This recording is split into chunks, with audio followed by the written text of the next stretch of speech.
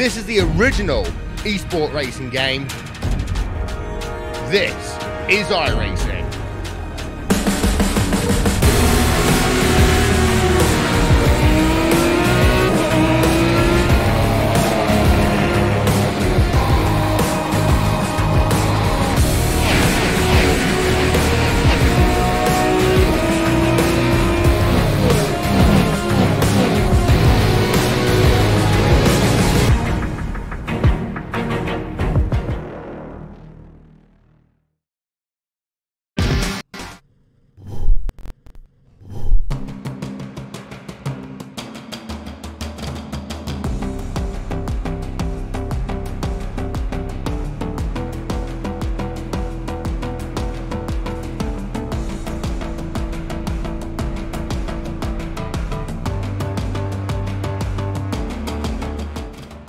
It's a new decade of sim racing, and we start with one of the hottest properties in all of sim racing. It is the 24-hour series Esports, and half the season is now in the books, but we still got ourselves 24 hours worth of racing in the series to go. 2 6-hour races here at the fantastic, beautiful Imola, that of course we'll talk about in more detail in just one moment's time. And then we've then got ourselves 2 races after this to go. We stay in Italy for our next round in Monza, and then we conclude with 12 hours of Barcelona.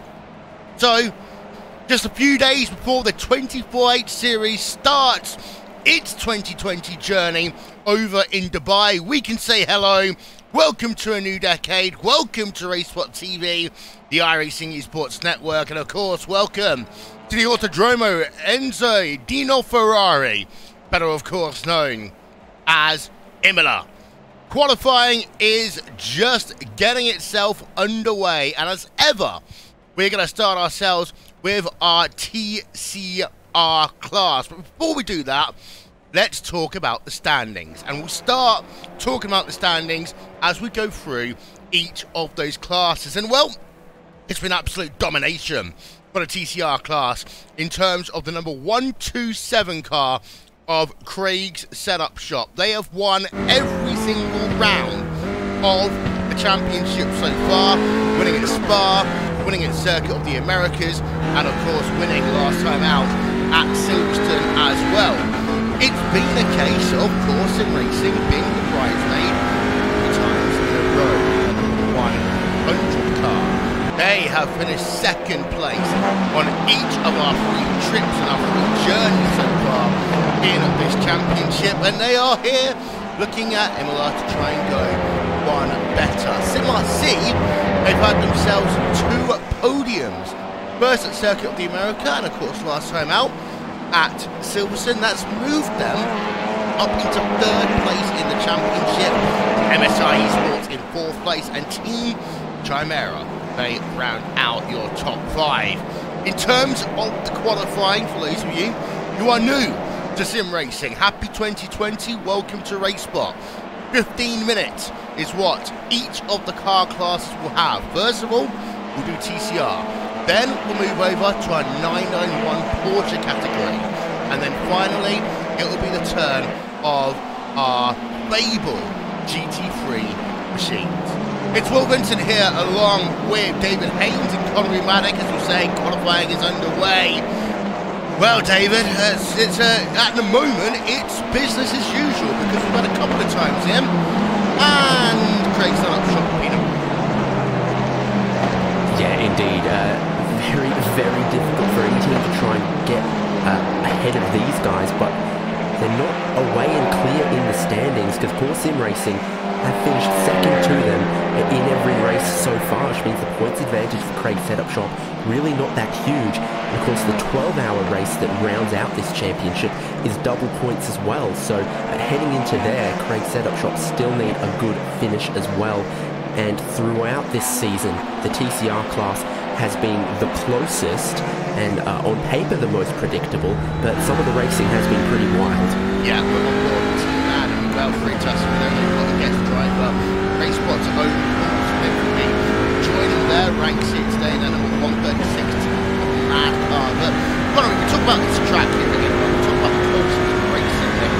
as reading through the great media work that of course happened as part of 24-hour Esports series. Last time out at Silverstone, lowest number of car-to-car contact incidents of the season so far. This is a very different track to Silverstone. This is a very old school, narrow track. Yeah, at Silverstone, you can see why if you look at the track layout, why there was so little distance there, big wide open spaces, inviting entries to the corners, so it's not that much of an issue for the faster classes to get through on the slower ones, but you're exactly right, it's the complete opposite here at Imola with the narrow racing surface, with that single line coming through the first sector of the lap, where it's not easy to go side by side. So the higher classes here today are going to have a bunch of trouble with traffic, more than they usually do. Yeah, so as we are looking at Team Chimera and the number 154 of Simon Trendell right now, just going behind the trees here, we go up a little bit and we look at Core Sim Racing because they have just taken provisional pole position. 153.776 for them in the number 100 car, and right now they are going to work themselves down towards the end of the lap out of Ravaxa, and now they'll just head themselves, and of course they've taken out that final chicane here for a number of the racing series that work. So in towards turn number 1 we go on board with Core Sim Racing. Williams Esports have moved themselves up into second place. Alpine Stars Geodesic Racing moved up briefly, but then Craig still up shop, moving themselves back up into second place. We've seen this before here, David, that the TCR cars in particular, as MSI Esports go to the top of the timing stands, what we normally see in terms of your TCR class is that you've got to stay out on track.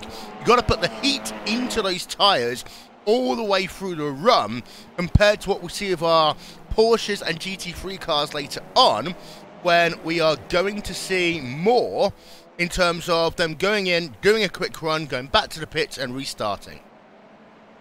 Yeah, exactly. First lap, always not the fastest one. Speed just keeps building up through the session, lap after lap, and all the cars have come out of the pit lane together, and they're all occupying basically the same section of the track. You can see a bunch of them on shot there, and that's why when they come across the line, the timing screen jumps around so quickly as the teams log their different improvements. And we saw MSI, great time out of them. They might have picked up a good slipstream, a good draft somewhere out there.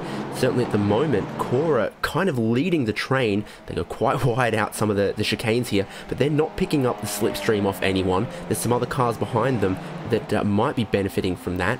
I think Williams might have picked up themselves an off track there, just being too aggressive across the curbs through Variancy Alta. Yeah, so it's MSI Esports then, number 177, who currently leads the way. There's 2 minutes left in terms of qualifying for the TCRs, and of course, they will get to complete the lap they are on once that checkered flag will come out for them. So 2 minutes left. The lap time around here is about 1 minute 53 seconds. It's going to be very close, actually, for MSI Esports, and I don't think they are going to make it. It's going to be ultra close, whether or not they get 1 or 2 laps in. That could be critical for them in terms of qualifying. SimRC, they are not going to get another lap in. They are on pit road, but they are fastest on track right now. Team Chimera in 4th place in the number 154 car. You can also see there's Craig Setup Shop, number 127, on board with Jack Cedric right now. Let's stay on board here, Connery, with Cedric. He's got 2 drivers ahead of them. It's not dirty air zone just yet. It might actually help him a little bit on his final lap with the toe.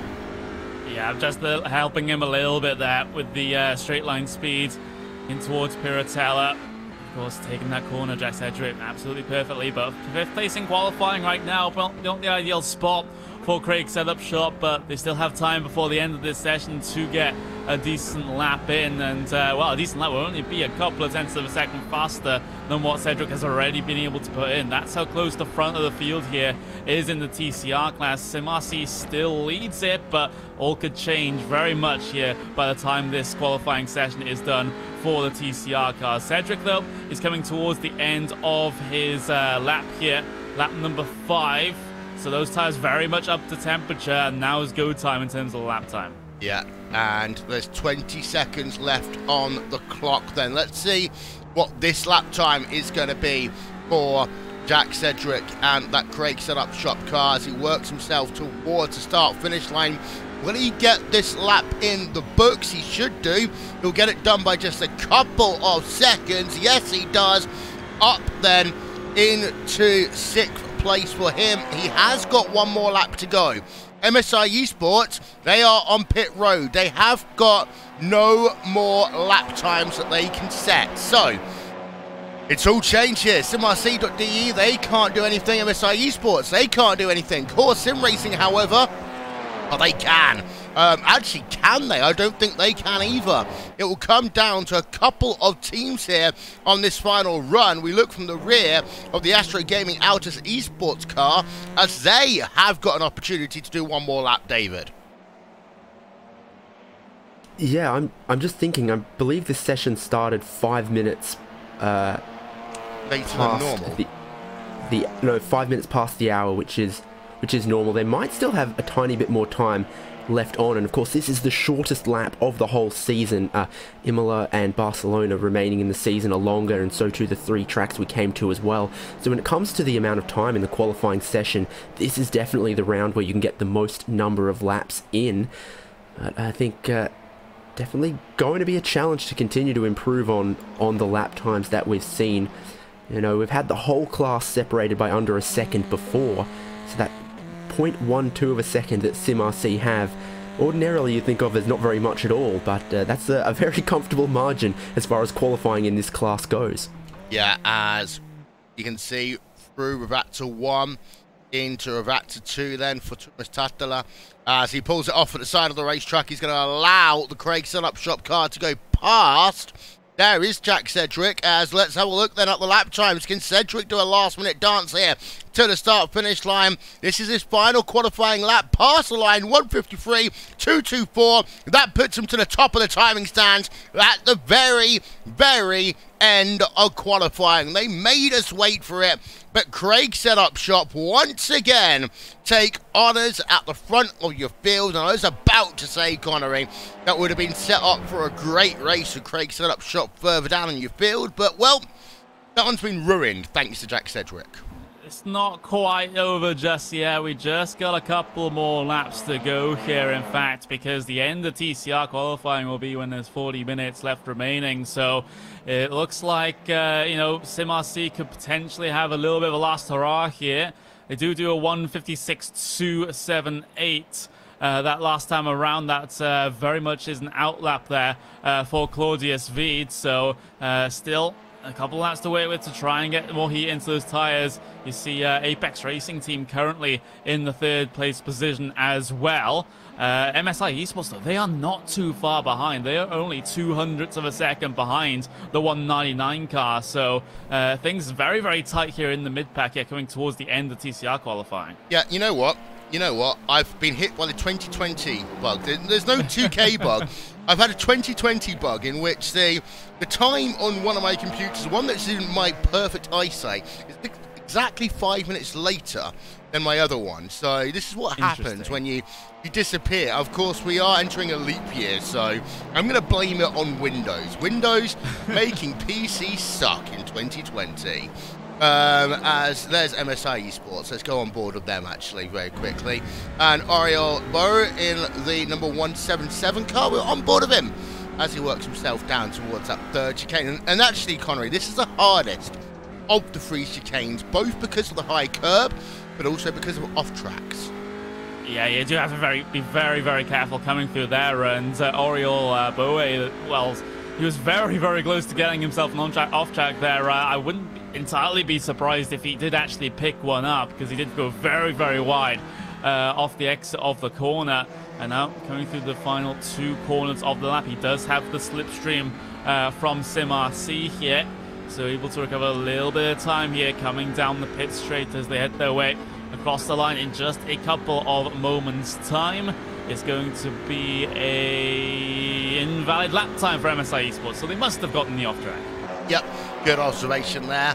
As let's turn our attention back to SimRC for a moment. They work themselves through Tamburello chicane, now through that little left-hand kink, and there are some sleeping policeman curbs there on the entry to that left-hand kink, and you can see there's sleeping policemen through Villeneuve as well. The second chicane here at Imola. Car goes off with the background of your picture as well. Can't quite see who that was, but for SimRC, yeah, prologue there, Lewis Gloana.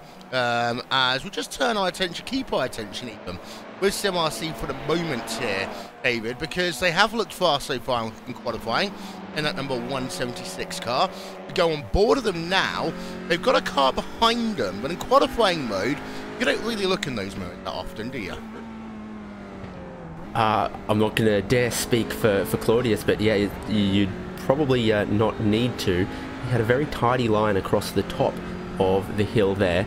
This is that corner coming up that has been so difficult in this class of car, and you see that when they land off the curb, the car really doesn't settle very well. It keeps bouncing as they're trying to keep turning and open the throttle on the exit of the corner. So I can only imagine that that is quite a difficult section of track to nail perfectly when every 10th of a second is so absolutely critical in qualifying. We've seen it from the offboard cameras, we saw it again on the onboard there. Really difficult in this car as it settles from bouncing off a curb.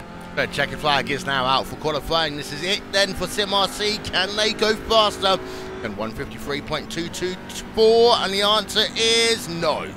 They remain in second place, and their qualifying is now done and in the books. Team Mad are the only car out on track, but they have actually way finished their lap time. So with that, what we can do is we can give you final confirmation of your results for your TCR class of category, and there we can see Brake Setup Shop. They get themselves the time of, actually, I have no idea what I'm looking like that, of Craig Setup Shop there, time of 153.224. SimRC roll off second place with a time of 1/10 of a second, shall we say. Slower.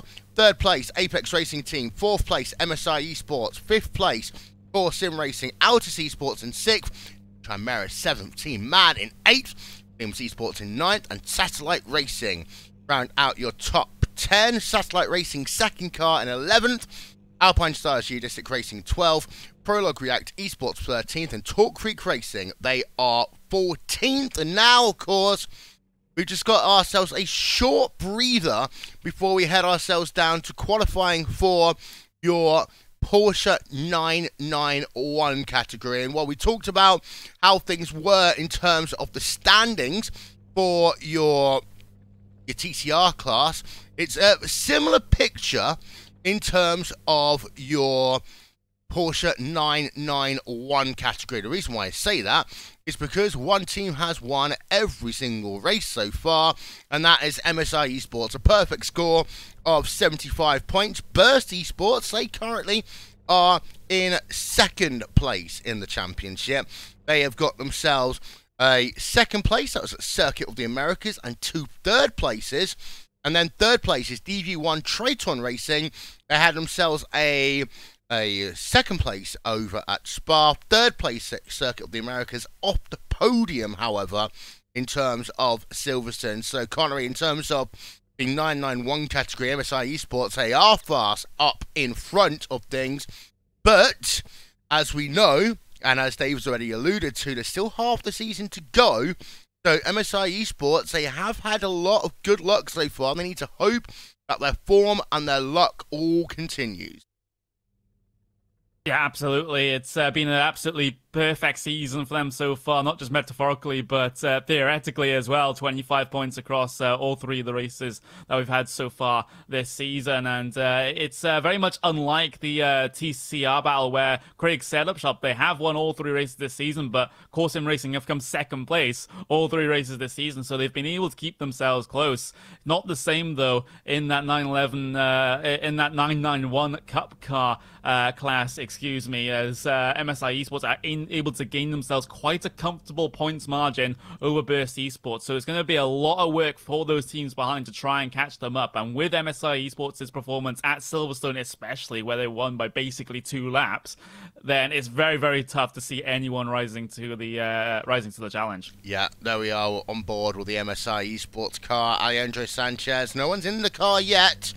They're all sat on pit road. They're all getting ready for qualifying to commence, which will happen very, very shortly. We'll start seeing the cars doing that little dance down towards the end of pit lane. There's the IRDK endurance car by Marcelo Mayo, and now we are going to get our qualifying ready to go for the 991 class. So, very different in terms of qualifying here, David, compared to what we saw in your TCR class. We touched upon it already, but these drivers, we expect them to go out, keep the tyres as cool as possible, do one blisteringly fast lap, then either try to cool the tyres down, or maybe just go out and do another run entirely.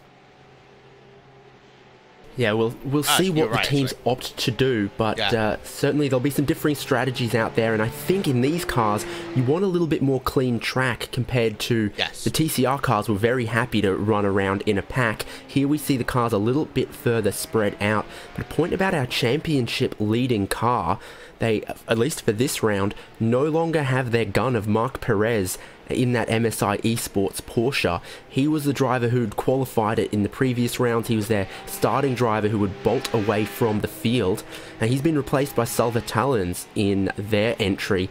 So certainly Alejandro Sanchez, who remains, has done a very, very strong job in that car, and all of the work they've done in figuring out the setup and all of those things will still carry over in that team, but a slightly changed driver lineup from what has taken all the wins so far in this season.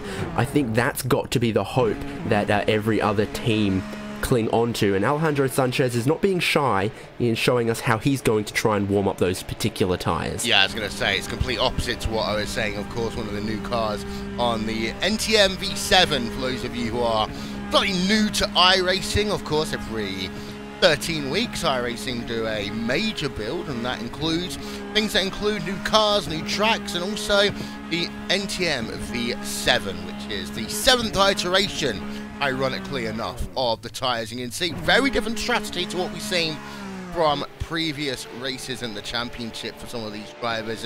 Now it is about putting the heat in the tyres rather than taking the heat out. So we are going to see these drivers actually remain on track, and you can see actually a lot of drivers, you've got to be a little bit careful here, Connery, because as I say, it is a narrow racetrack. I think back to the other Italian racetrack, Jenson Button in 2000 behind a safety car. He was warming up his tyres and ended up hitting a guardrail under safety car conditions whilst he was in the points. I think Ericsson hit us. Yeah, even though we were doing about 4 at that point, yeah.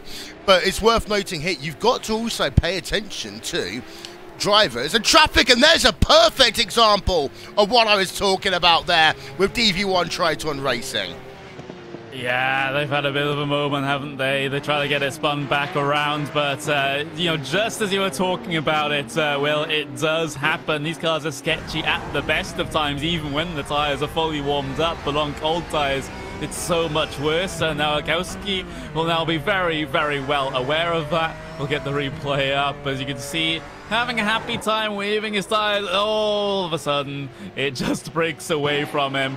And that one's a little bit embarrassing, as we see a lot of drivers coming towards the end of their what's going to be their outlaps here. I've seen actually Williams Gym Esports in a 908 go off multiple times trying to warm their tires, and they're going very slow around the racing circuit right now. They're trying to get as many burnouts done as possible, so really taking things to the letter of the law here with iRacing's statement of you must maintain forward momentum when warming your tires. Yeah, forward momentum. It's such an interesting phrase, and I'm sure that if we were talking about Formula One right now, there would be a number of interpretations. I'm sure all the teams in the 24-hour series that are heading themselves over to Dubai, they are not going to have to be worrying as much about warming up their tyres. I think they start their season on the hottest round of the championship at Dubai. And of course, you can catch that one all online. It starts in just a couple of days' time. You've got the Winter Endurance Championship, and then, of course, you've got the 24 Hours of Dubai as well. So 2 great races coming your way as a part of the 24 Hours series. And you can catch all of that online. I'm sure that I'll be watching it whilst I am marking many pieces of work over the next couple of days, and hopefully the racing will be good, because that means my students might get some good marks.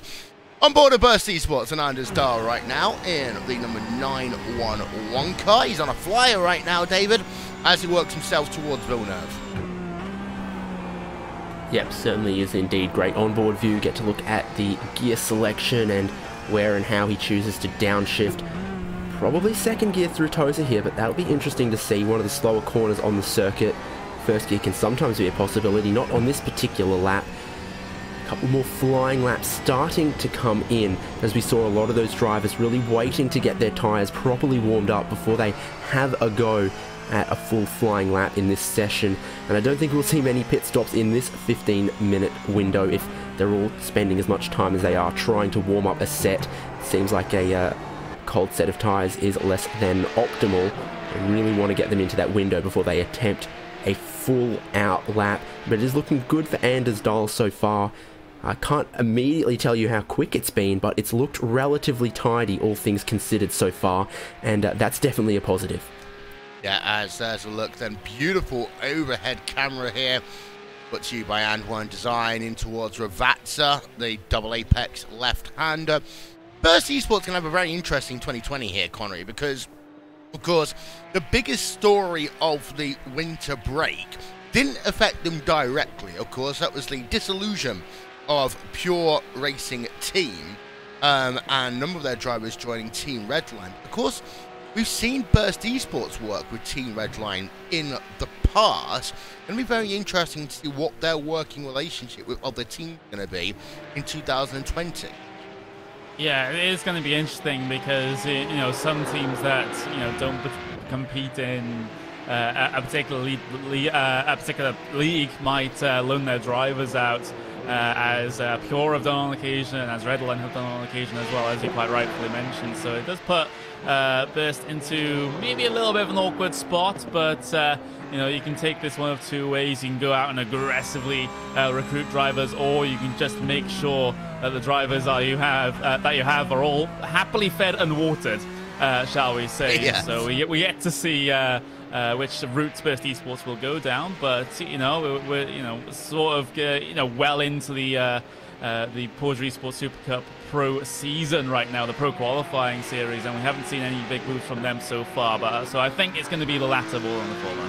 We're on board with Williams Gym Esports and Jorge Blasco Valls in the number 991 car as he works himself now down towards Ravazza. You brake very late into this corner, David. I think that for new sim races, unless you watched some form of endurance racing or some form of open wheel racing here, you never really appreciate just how late you can brake into Ravazza. It's corner I find relatively difficult there as well. Big downhill braking zone, shifts the center of weight and changes the grip you've got and how quickly the car slows down just because of gravity. And yeah, and then a double left-hander in the curbs there. You need to use all of them, but they're, again, a challenge to get right across there. So I think in the race we'll see a lot of passing happening down into there. We'll see a lot of cars trying to put lapping maneuvers on the way down into Ravazza. I think it's not an easy braking zone, though. It's not, no. It's complicated. In fact, many parts of this track are complicated. Tosa is a little bit of the opposite. It's a bit of an uphill braking zone, but it's so easy to push wide at that part of the track. Let's go on board on Inertia Sim Racing for a moment. We are hoping to get some proper times up for you in a moment. Let's see whether we can do it that way. No, we can't. So we will get you some lap times as quickly as we possibly can. For the moment, let's just enjoy Inertia Sim Racing, shall we? And Uro Truman in the number 900 car. All the Porsche 991 classes of cars use a 9 as part of their prefix. That will help you if you are new to the series. You can also go and download the Spotters Guide. Just visit live.neo-endurance.com. You can also get yourself live timing and scoring and up-to-the-minute incident reports from Race Control as well. We just saw a car pushing off a little bit wider, having to allow some others to come back on track. That was the number 979 Chartwell racing car who just went off down. Well, that was a big off, actually. I'm wondering if he was trying to... I want to see this one again, because talk about out-braking yourself down in towards Ravazza. Did he catch the grass on entry? That just looks... I think there's a lockup there because there's a slight right-hand kink just as or before you're putting the brakes on, and you want to be all the way to the right there, but you don't have a lot of downforce in these cars. You're carrying a lot of speed. So I think as the car's turning towards the right and he started braking, he's locked up one of the tyres, maybe a rear tyre, and then just really struggled to get the car back underneath him and get it slowed down and keep it facing forward, which Triton Racing have already shown us can be difficult to do. Yeah, we are going to try and get you those lap times, we promise, as soon as we can, but we do know that at the front of your field it has been MSI Esports who have been leading the way, and that doesn't help any of you at all, but that one does a little bit more. There we are, MSI Esports leading by 2/10 of a second over Burst Esports. HM Engineering, they are third, with Huber Racing Esports in fourth, and Inertia Sim Racing rounding out your top 5. 2/10 of a second then between MSI Esports and Burst Esports right now.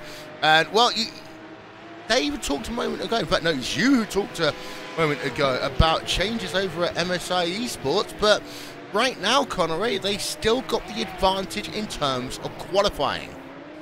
Yeah, and you know, that has been the case throughout the entirety of this season. We do have Alejandro Sanchez currently behind the wheel of that car, and we all know how quick he is. He has the backup of Selva Talent as well when it comes to the racing side of things. So still strong as ever in that MSI Esports car as they try to search for their 4th win of the season, and a good start to doing that will be getting pole position here today. They seem on track to be able to do that with the 2/10 of a second advantage that they have, but you know, there could be some surprises in store, that's for certain. But if you ask me, the Porsche class is probably where they're going to be the least surprises. Yeah, indeed. So looking at the lap time for MSI Esports, 144.881 is the fastest of the day so far. Let's see if they can go any faster now as they head themselves past the start finish line. 143, 144.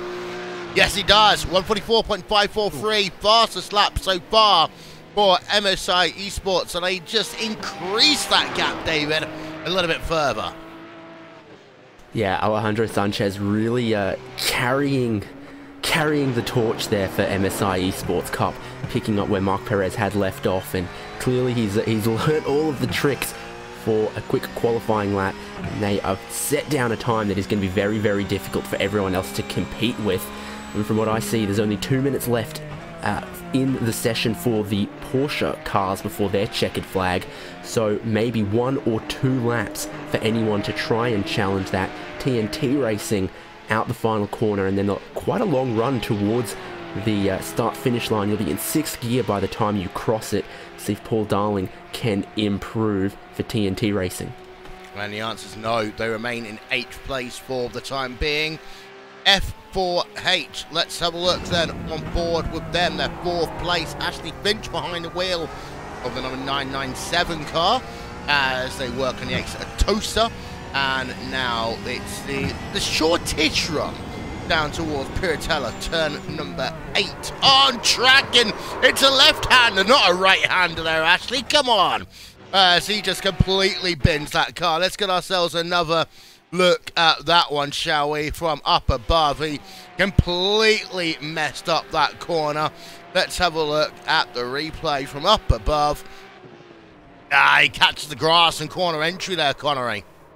Yeah, just completely, utterly destabilizes the car on entry there, and taking that huge drift through one of the fastest corners of the circuit, and that'll basically be the end of qualifying there for F4H Motorsports, and of course everyone else. They are actually, a lot of cars actually taking toes back to pit lane here, so obviously those first set of tyres they bolted on really coming towards the end of their sort of effective operating window, I suppose, as HM Engineering across the start-finish line. They are currently in P number 4 here, and we are really close to seeing that checkered flag come out.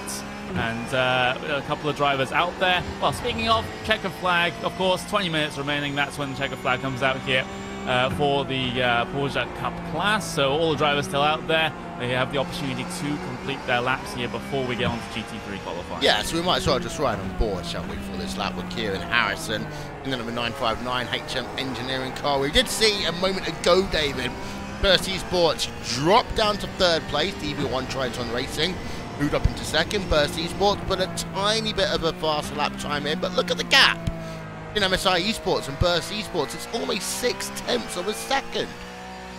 Right, that 6/10 is what covered our entire top 10 in TCR, and it's the advantage that MSI Esports have over the entire rest of the field around here so far. So yeah, that's a statement of intent that, while the driver lineup has changed, the way they go about it is not going to change what they're after and how they do things. So a couple more cars still out there with the opportunity to improve. HM Engineering, who we're on board with. Burst Esports, I think, a little bit behind them. Inertia Sim Racing still also with a chance to improve, but quite a few of the cars on pit road now. HM Engineering taking a very interesting line down towards Ravazza there. I think this is definitely the car with the longest braking zone, and the braking zone for Ravazza almost backs high enough up the circuit to that right-hand kink. HM Engineering not going to improve. They're just testing out the pit entry, which they're going to have to use a few times in the 6-hour race ahead of us. Yeah, it's always a good idea to get that that pit entry nailed. We will show you, actually, this one on board quickly with them as a replay, because I want to show you just how fast and narrow it is, coming down to 60 kilometers an hour to come on towards pit road itself. It's actually a lot harder than you think, and of course you're often doing a lot of just little checks and a lot of thinking before you come on towards pit road. So we don't want to see a Coulthard 95 to Australia for that one, shall we? But let's put up your results in terms of qualifying, and you can see that MSI Esports, well, look at that, almost 6/10 of a second faster than anyone else in their class. Outstanding for them in the 975 car over the 911 over Burst Esports. DB1 Triton Racing, 3rd place, with Darren Nowakowski behind the wheel. Very close, actually, between 2nd and 3rd, with HM Engineering in 4th, F4H Racing in 5th, and they are the last of the cars within a second of MSI Esports.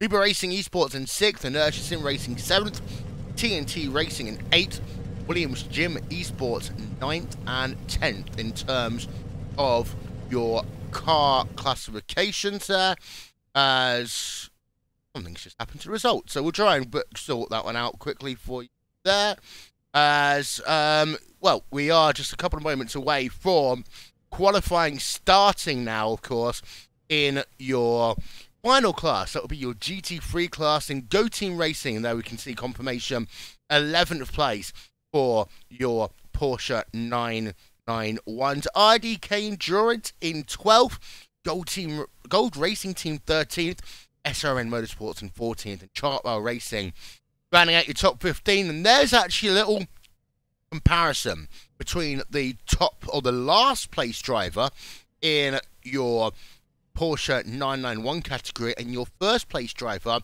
in your Audi TCR category. And you notice 6.5 seconds in terms of qualifying there, David. Yeah, indeed. This is one of the things that's always interesting to look out for in this series.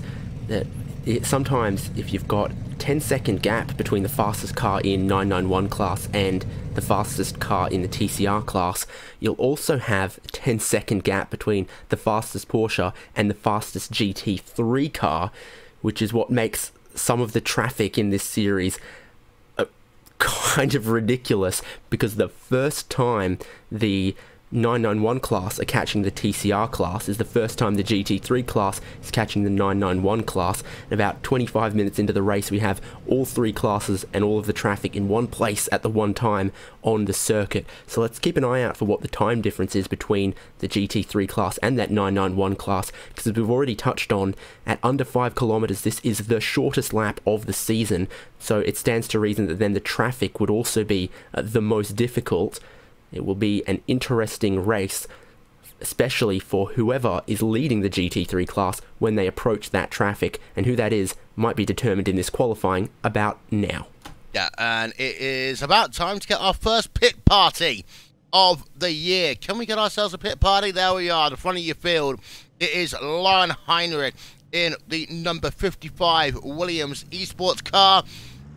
Green light. Let's go qualifying one more time. And now it's time for your GT3s to take to the field. And this has been the closest in terms of your point standings as well so far this season. Because, well, Williams Esports, they got themselves second place at Spa. They won at Circuit of the Americas. They were leading at points over at Silverstone, but they end up with disappointing 8 points overall.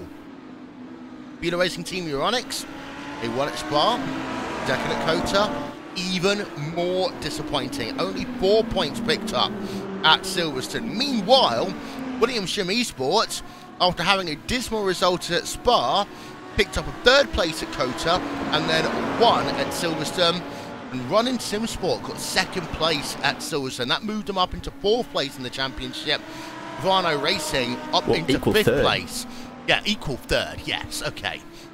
And then Vivano Racing, they are in fifth place as a virtue of them getting third place at Silverstone.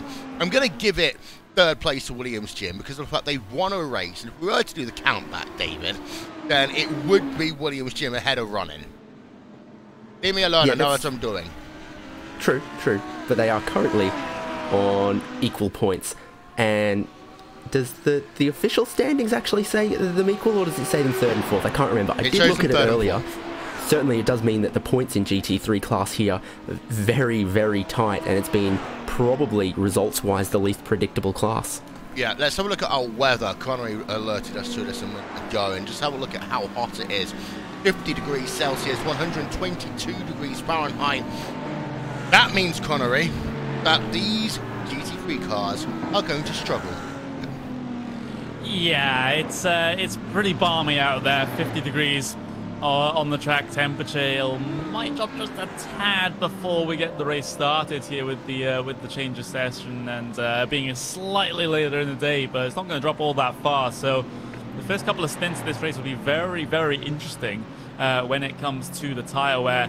That is for certain. We see the first couple of laps come through here. These are just out laps for these GT3 cars before we get ourselves up to speed in terms of trying to get yourself towards the top of those timing screens. And by the way, yes, this championship does have countback. Rule 3.4.1.1, as that is the actual place in the regulations where this is.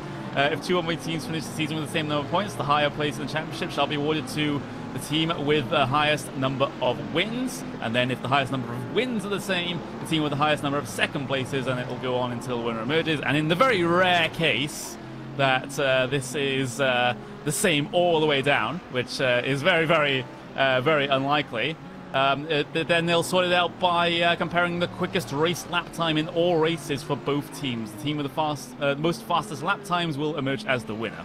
Okay. So that is, you know, in the very rare case that third rule will be enacted, at least they're prepared for it. Yeah, I'm just going to stick on this camera for a minute. I love a lot about Imola. There's one thing I don't like, and just have a look at how dull that logo is. I'm sorry, Imola. You're one of the greatest racetracks in the world, and that's all you give us. And of course, what we've also learned in the last few moments is that you can challenge me at times when it comes to what the has happened there. Oh, that's because they're already back on pit road. There we are.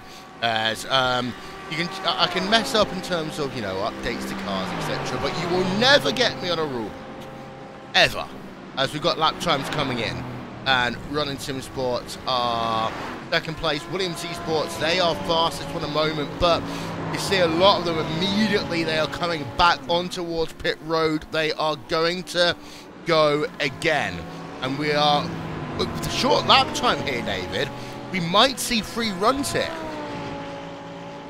Yeah, I mean, I mentioned that earlier. We're looking at lap times very, very close to a minute 41. That is miles quicker than what we saw around Spa-Francorchamps, for example, with a 7-kilometer lap that we have there.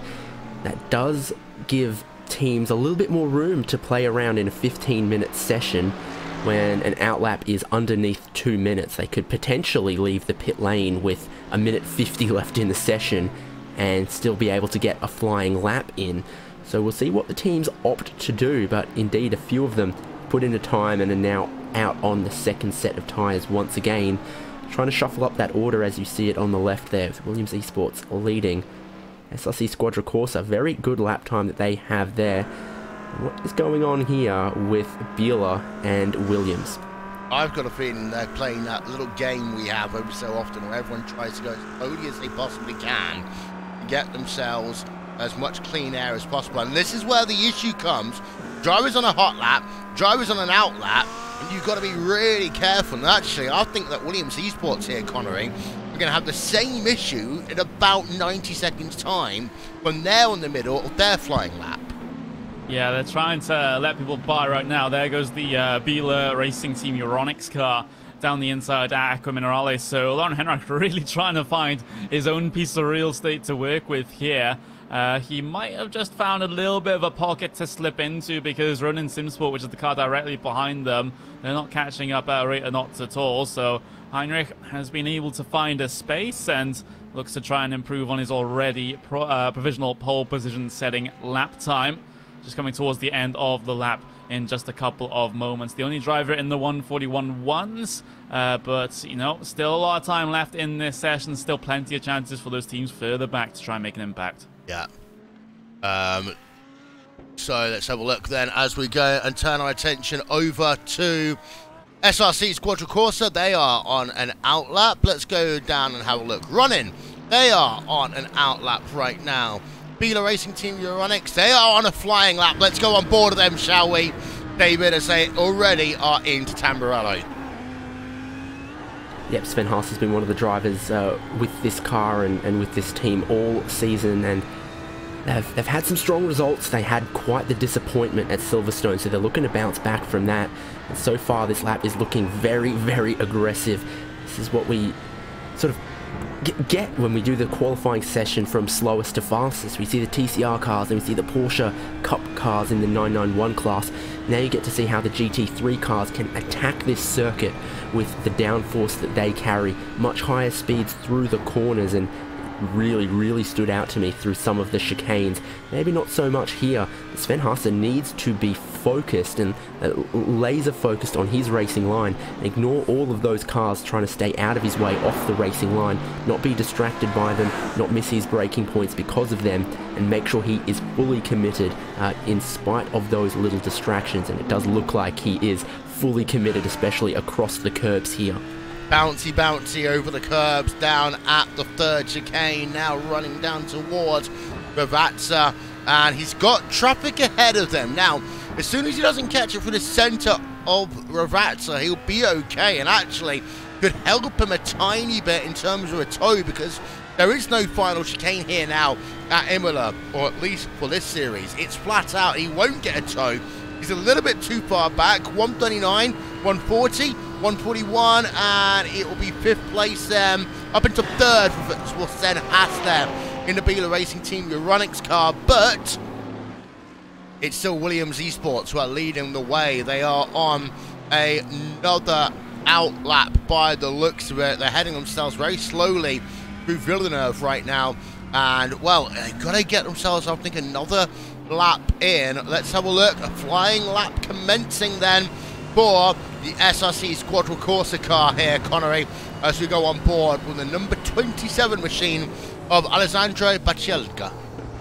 Yeah, the reason why Williams Esports is taking another outlap is because they had a bit of an off track on their flying lap, so they're going to have to get back out there again.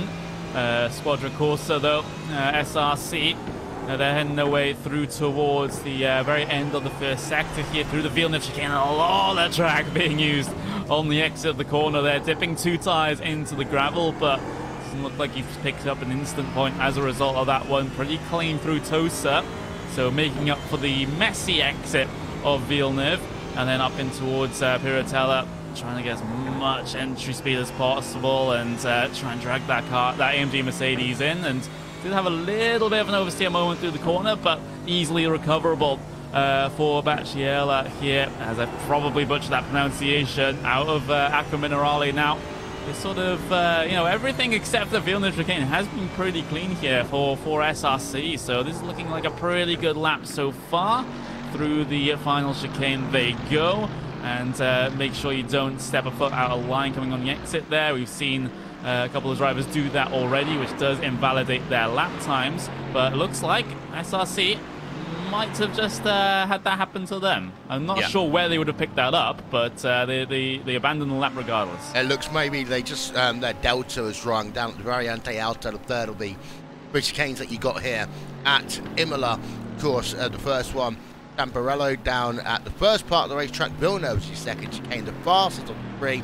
Variante Alta is by far the slowest of the 3 due to those sleeping policemen that we've talked about quite intensively already. Are they going to do a lap this time? We're on board with Williams Esports. Lauren Heinrich in the number 55 car exit a Tosa right now, as they'll head themselves down towards Piratella. Last time I talked about this corner, someone completely butchered it. Lauren Heinrich, is he going to be able to make it through this corner? Easy. Almost perfect there. The number 55 car. Now it's down to Acqua Minerale. It's a treble apex corner. First of all, the right-hander, then you slow it down, and then you've got to accelerate, right turning uphill and left through turn 10, and then you're into the Variante Alta. It's the right-hander, then immediately to the left. There's a wall on the outside. That wall actually is a little bit further back, David, compared to the good old days, because it used to be you went off a little bit down there, you'll be immediately into some concrete or some tyres. Yeah, very difficult to stop these cars on grass or gravel. No troubles there for Lauren Heinrich, though, and it's looking good so far. It's the final corner, and it can be difficult as well there. The AstroTurf on the exit, very, very slippery. Same too for up the top of the hill at Piratella, where he did so well to stay off the AstroTurf, give him a good exit. Across the line, it is indeed an improvement to 141.105. Buys him just the tiniest bit more margin. Bela Racing Team Euronics. Ben Haas in the number 45 car. Looks as though he's on an outlap right now. They've got to be a little bit mindful of the clock. Of course, we are in NFL playoff season, so clock management is always the phrase of January. But Sven Haas onto the power, and now it's flat out for him as he comes down towards the start of a lap, and you can just see how narrow this track is when drivers pull off immediately after the start-finish line. But into Tamburello, he's got a car ahead of him on track. That is, I believe, I can't even tell who that is. It's S2V Racing. There we are. They pull out the way to the left-hand side as they work themselves now on the exit. Tamburello down towards Villeneuve. 2 more cars ahead now for Sven Haas. He wants to hopefully either use the toe or they pull out the way, and he does the first one there. absolutely perfectly. The one ahead, I'm not certain, that could be the number 99 running, as he's going to go past them. Yes, it is. They're on the inside, or outside even, on the exit of Tosa, now in towards Piatella. Turn number 8 on track, using a little bit of the curb there, David, on the inside of Piatella, which he can do because it helps the car rotate. Yeah, indeed, and he's using all of the curb down here at Aqua Minerale as well, hitting sort of all 3 apexes through there, and doing very well for it indeed. He's only got 2 more braking zones left on his lap to see if he can snatch pole position, and he'll know he only needs 0.12 of a second. 1.5 tenths will do it. This is kind of make or break for Sven Haase, because he's not going to be able to do another pit stop after this. He might just reach the line before time expires and be able to do another flying lap, but I don't know if the tyres will be up to it, so we're really seeing the first flying lap is where the pace is at. Yeah, now it's that run towards the start-finish line. 1:41.105 is the time to beat then, and Sven Haase is not going to do it. In fact, he doesn't even improve on his own time then. So second place only. You might as well stay out on track and give it one more boot of it if you want to. Let's turn our attention over to SRC's Quadricorsa in the Mercedes AMG number 27. They're heading themselves down towards Ravazza right now. And after we had ourselves a wide open qualifying in terms of your 991 class with absolute domination by MSI, well, here you've got your top 12 separated by the same gap between MSI Esports and Burst Esports in terms of your your Porsche GT category. And it's worth noting that the SRC Quadricorsa car did get past start-finish line in time. I'm not sure whether he's going to stay out and do another lap here. He did look very slow there, Connoring through Tamburello. I think he's abandoned all hope that as Checo flag is out on the session. We have a couple of cars coming towards the end of their laps. You can see S2V Esports heading their way through towards Aqua Minerale right now. You also have Ronin Sim Sports also out there looking to get themselves a qualifying time set right at the very dying moment of this session. And let's just see what happens here, especially with David Jimenez currently in the seventh spot of the grid. But looks like at this stage, as he comes towards the end of the lap, it must require a Herculean effort to try and get himself anywhere near that top 5. But, you know, with just the final couple of moments here, we'll see if there's any late session shuffles. Yeah, as we are just waiting now for those last drivers to come past the start-finish line. Red Sim Sport number 99. They move up to 4th, actually, in the very, very, very end of qualifying. So they are up 1 place, and that's their qualifying done. Phoenix Racing, they've just finished their qualifying. Huber going to be the last person past the line there. And Antoine Steiner is going to come past the stripe. And they remain in 17th place, so no improvement for them. So let's then have a look at your full starting grid for this round number 4 of the 24H Esports Series. We will start over in the world of GT3. And in a very tense qualifying, actually, 2 Mercedes in the front row of the grid, Williams Esports and Bila Racing Team Euronic, separated by just over an 1/8 of a 1/10 of a second. Very close also between P2 and your entire second row of the grid. SRC's Quadricorsa in 3rd place, Ronin Simsport in 4th, and Williams Jimmy Sports in 5th, Vivano Racing in 6th, SCV Esports in 7th place. Note there, 5 Mercedes in a row, 5 Audis in your top 10. DV1 Triton Racing, Leo Racing Team, and Zorg Rennsport Esports, they round out your top 10. There is the remainder of your GT3 classes. Team Rennsport Online, 11th place. Team Hoeksenveld in 12th. Phoenix Racing Esports, 13th. MSI Esports in 14th. Beta Racing Team Euronics round out your top 15. Worth noting that 16 of the 18 teams, they are within a second of your class leader. In terms of your qualifying results for your Porsche 991 category, it's very, very different. A huge gap between MSI Esports and the rest of your field. First Esports in second place, EV1 Triton Racing third, HM Engineering in fourth, and F4H Racing rounding out your top 5. Then you got Huber Racing Esports, Inertial Sim Racing, TNT Racing, Williams Gym Esports, and Williams Gym Esports rounding out your top 10. And then we head ourselves over to your TCR category. Craig Setup Shop in a very close qualifying now over SimRC. Apex Racing Team third, MSI Esports in fourth, Core Sim Racing round out your top 5. So the order of the day, very close qualifying in TCR, very close qualifying in GT3, not so close in terms of your Porsche 991. So let's look then at your racetrack conditions. You can see it's cooled down, but the wind speeds remain at about 8 miles an hour. That's 12 kilometers an hour. It's also very humid here today. Clear skies, 83% humidity, track temperature 30 degrees, air temperature is 23 degrees. That means the start of this race at least will be hot, it will be sticky, and as the race goes on, going offline will become potentially more and more difficult. Let's look at some of those drivers in your Porsche 991 category. As we can see, the drivers are starting to move away. It's a very short pace lap here, and the restart zone is basically after the turn entry for what would have been the Variante Bassa down at turn 16-17. But as we say, these days, most drivers, most teams, most series will just go straight on. They'll be flat out from Ravazza all the way down to Tamburello chicane. So, welcome to round number 4 of the 24-hour esports series. The pace car is going to make that journey on towards pit road any moment now, and we wait for the drivers to head themselves down towards the restart zone. We've had incidents at the start of races so far this season.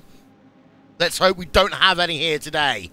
Good bunching up here from your field. They enter the restart zone now. We are racing here at Imola for round number 4 of the championship.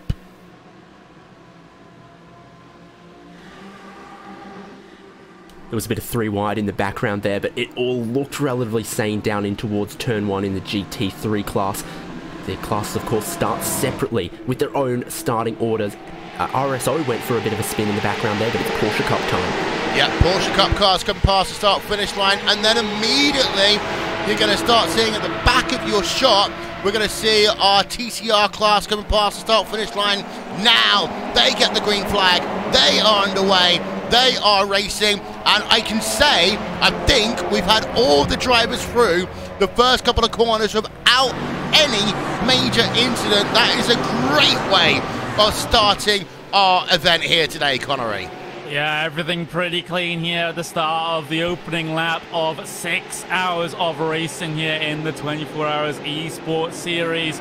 You can see the Porsche field, hook their way through, but just as we were singing their praises Williams Gym about around. being very clean on the first lap, Williams Gym Esports will be your first casualty. They take a bit of a spin coming through Tosa. Was it helped by anyone else? Well, they sent a little mighty dive down the inside there, and of course cold tires in the Porsche that just swung the back end all the way around, and now Williams Gym Esports are all the way at the back of the Porsche field. Yeah, and Team RSO also went for a little spin in the GT3 class, but they managed to pick it up, get it facing the right way again before the Porsche field come through. And critically here, Alex Arana got that car spun around, moving in the correct direction just before the TCR field behind him caught up. So that was very good and a clean start there. Movano around in the wall. Yeah, big incident there from Ivano. Start of lap number 2 of this race. Ivano, and you can see the cars are scattering behind him right now. So after a clean start to the race, it's been a little bit of chaos at the start of lap number 2. They were going 3 wide into Tamburello, guys. Oh my word. As you can just see, he was coming back across the track there. Where's Luke Van Schrik in the number 33 car? I want to get another look at this one as they come in. This is the start of the incident. We haven't seen the start of the incident yet, but they go 3 wide, and then we go on board with Luke Van Schaick. And you just see that car's going to roll all the way back across the racetrack. And well, oh my word, Connery.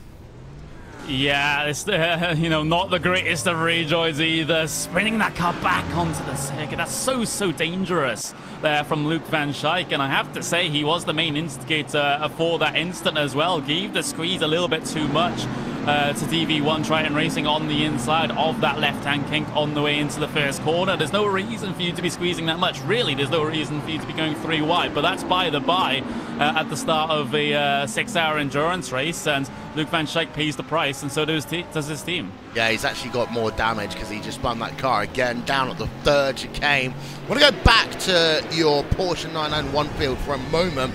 Go on board with Ashley Finch in the F4H Racing car, as he is just behind a Hoover Racing Esports Cup car. They are battling it out for 5th place on track.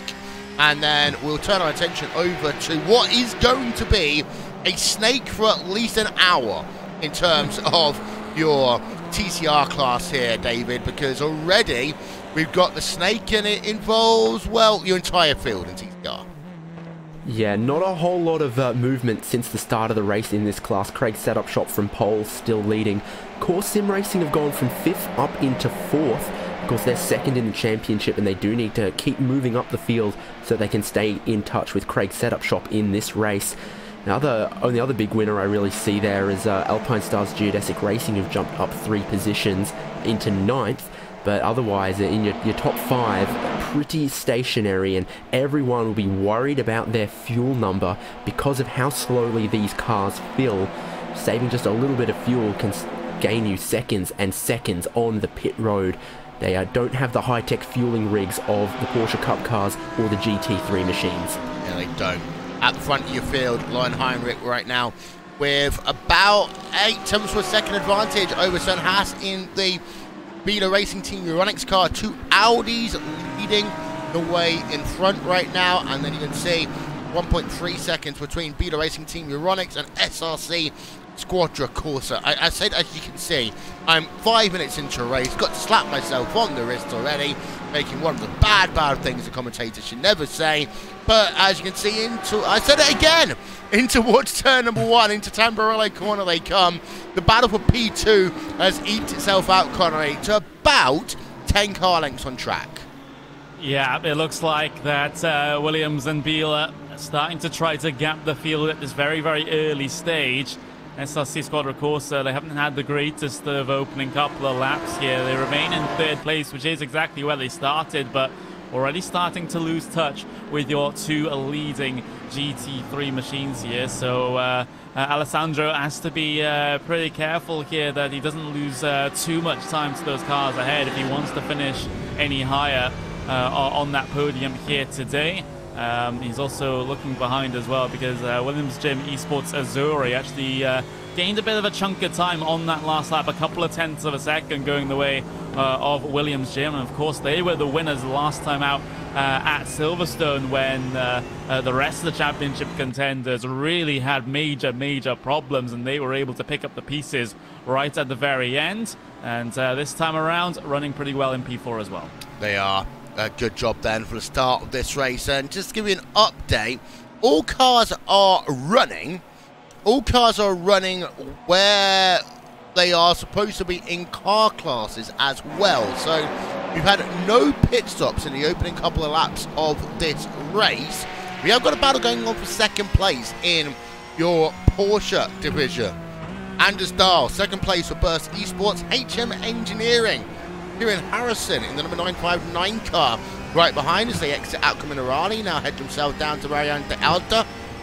And this is where those curbs, we'll see in the racing conditions, really can come into play. It's worth noting, David, there has been a change to the penalty system for this event, and it's not because of Neo, it's because of the way the iRacing system works, in that if a driver, and they can now, of course, in the 24-hour Series Esports, if a driver wants to take themselves their penalty with their pit stop, they will end up basically serving another 25 seconds compared to what they would have done in previous rounds.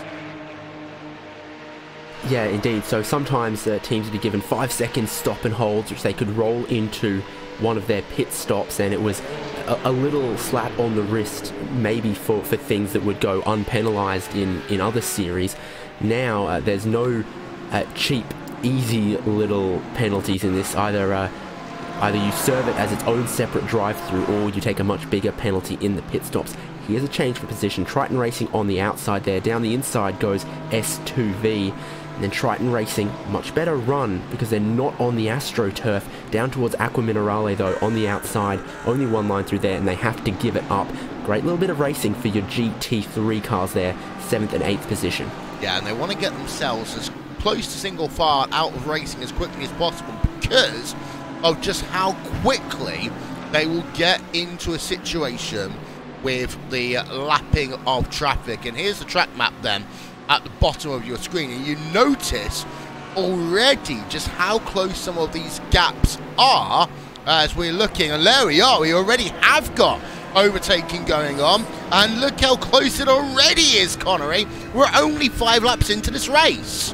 I had a little bit of sharp intake of breath there as Henry got very, very close to multiple of those TCR cars, really leaving no time left out there, trying to sieve his way through and try to gap the Bela Racing Team Euronics car behind him. But, you know, the vast majority of this TCR class are still in one big train, so it's one of the tougher situations for these drivers to work their way by here, and it doesn't help that they're side-by-side in the process of doing this as well, coming up towards Piratella there.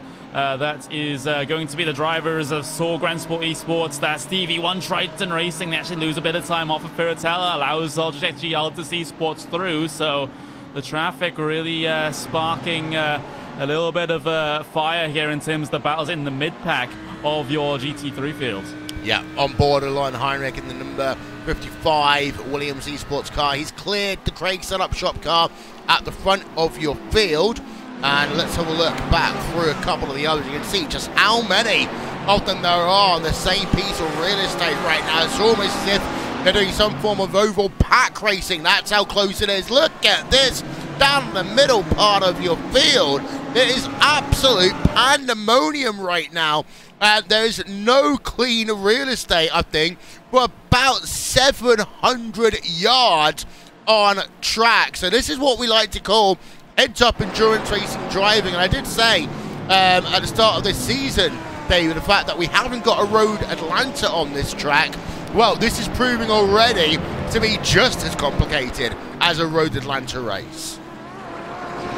Yeah, indeed, look at this. It is a time where you need to have just a little bit of patience. This is kind of the point in the race where we saw a couple of dreams come unstuck last round.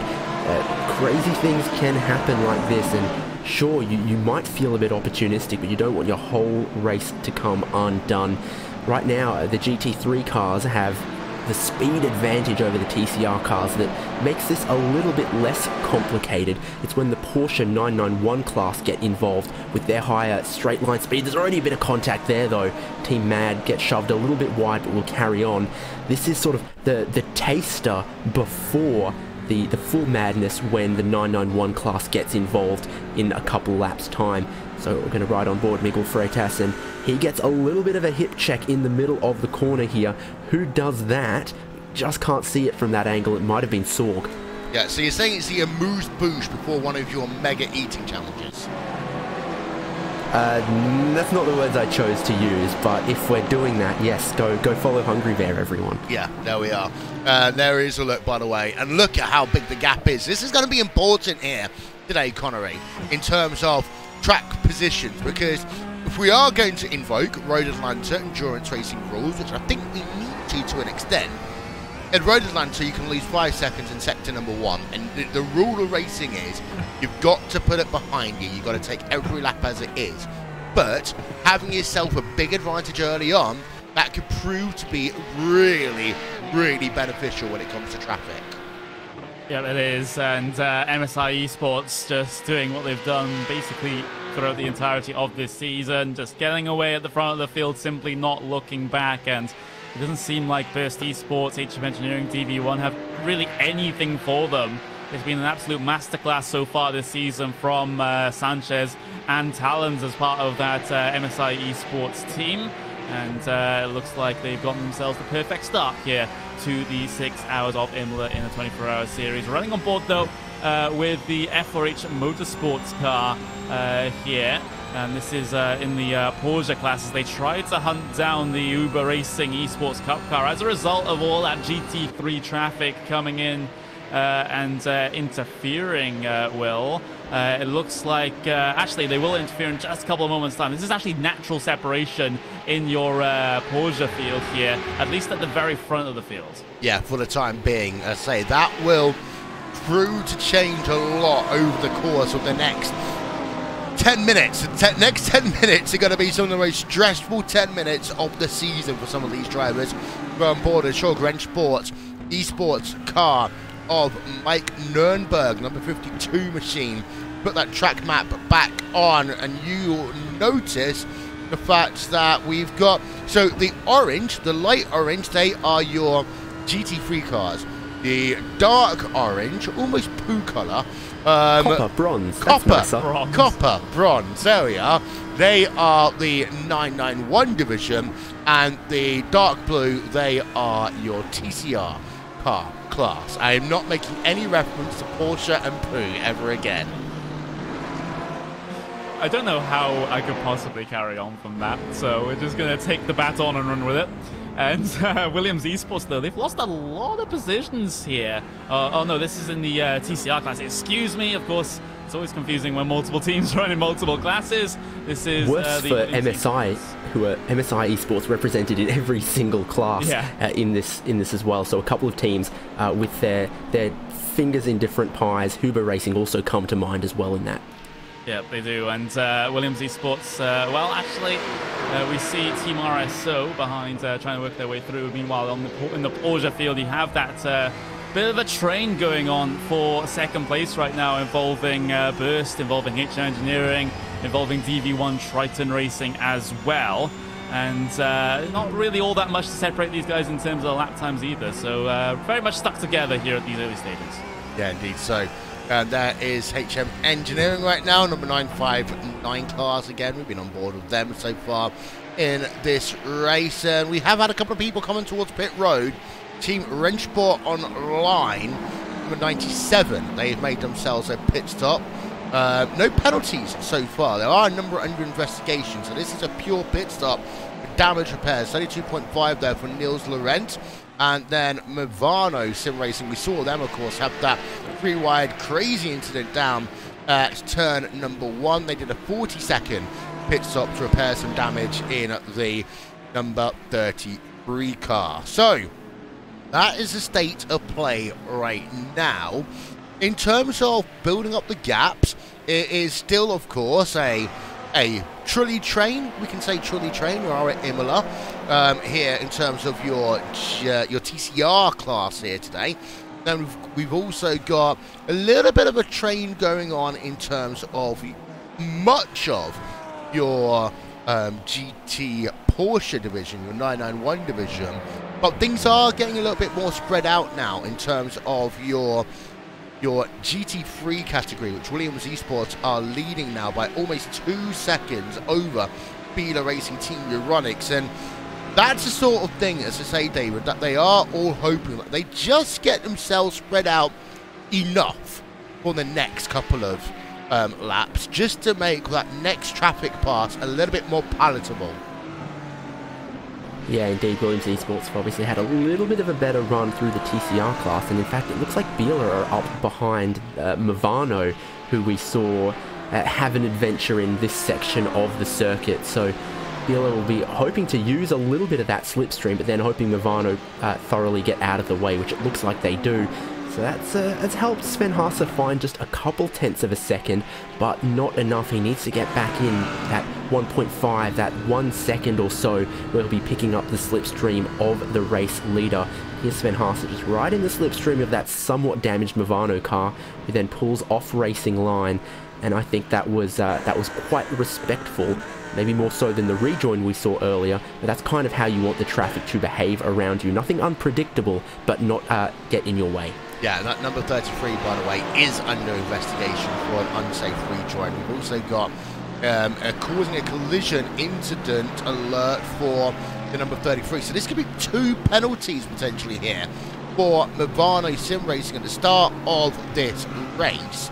Number 911, and oh, we've got 2 stop and hold penalties then for the number 33 car, and they're each 15-second penalties. Now, I really want to know whether or not they're going to be allowed to combine these, Connery, because they do. That doesn't seem quite fair to me.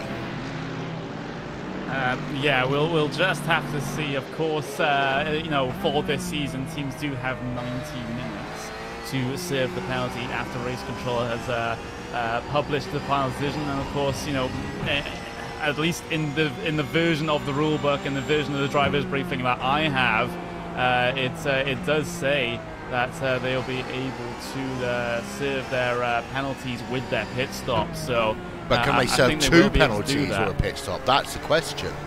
Yeah, that's the thing. You know, we have to see whether they actually give them a 15-second penalty, and then after they serve that 15-second penalty, they give them another one. Because I think, don't quote me on this one, but I think iRacing, if you give someone 2 15-second penalties, it just makes up 30 seconds. Yeah. Yeah. So that'll be an interesting one. We need to get someone to go and talk to race control over that one. As we go on board, of course, iRACING and TCR, they're right behind SimRC, but as David alluded to earlier on, in this class, what you really want to do for the first couple of hours is save some fuel. And this is where the next couple of laps are going to become very, very interesting, because that is the first major car in class. It's on number 974 that your overall leader, Lion Heinrich, has just gotten past. At number 974 is the SRN Motorsports orange car. We're going to go on board with Lion Heinrich for the next lap or so. He will start catching a lot of this traffic around, I'd say about Villeneuve, maybe Tosa.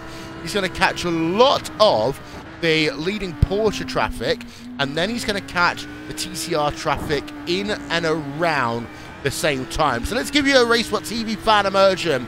Let's experience this one with you.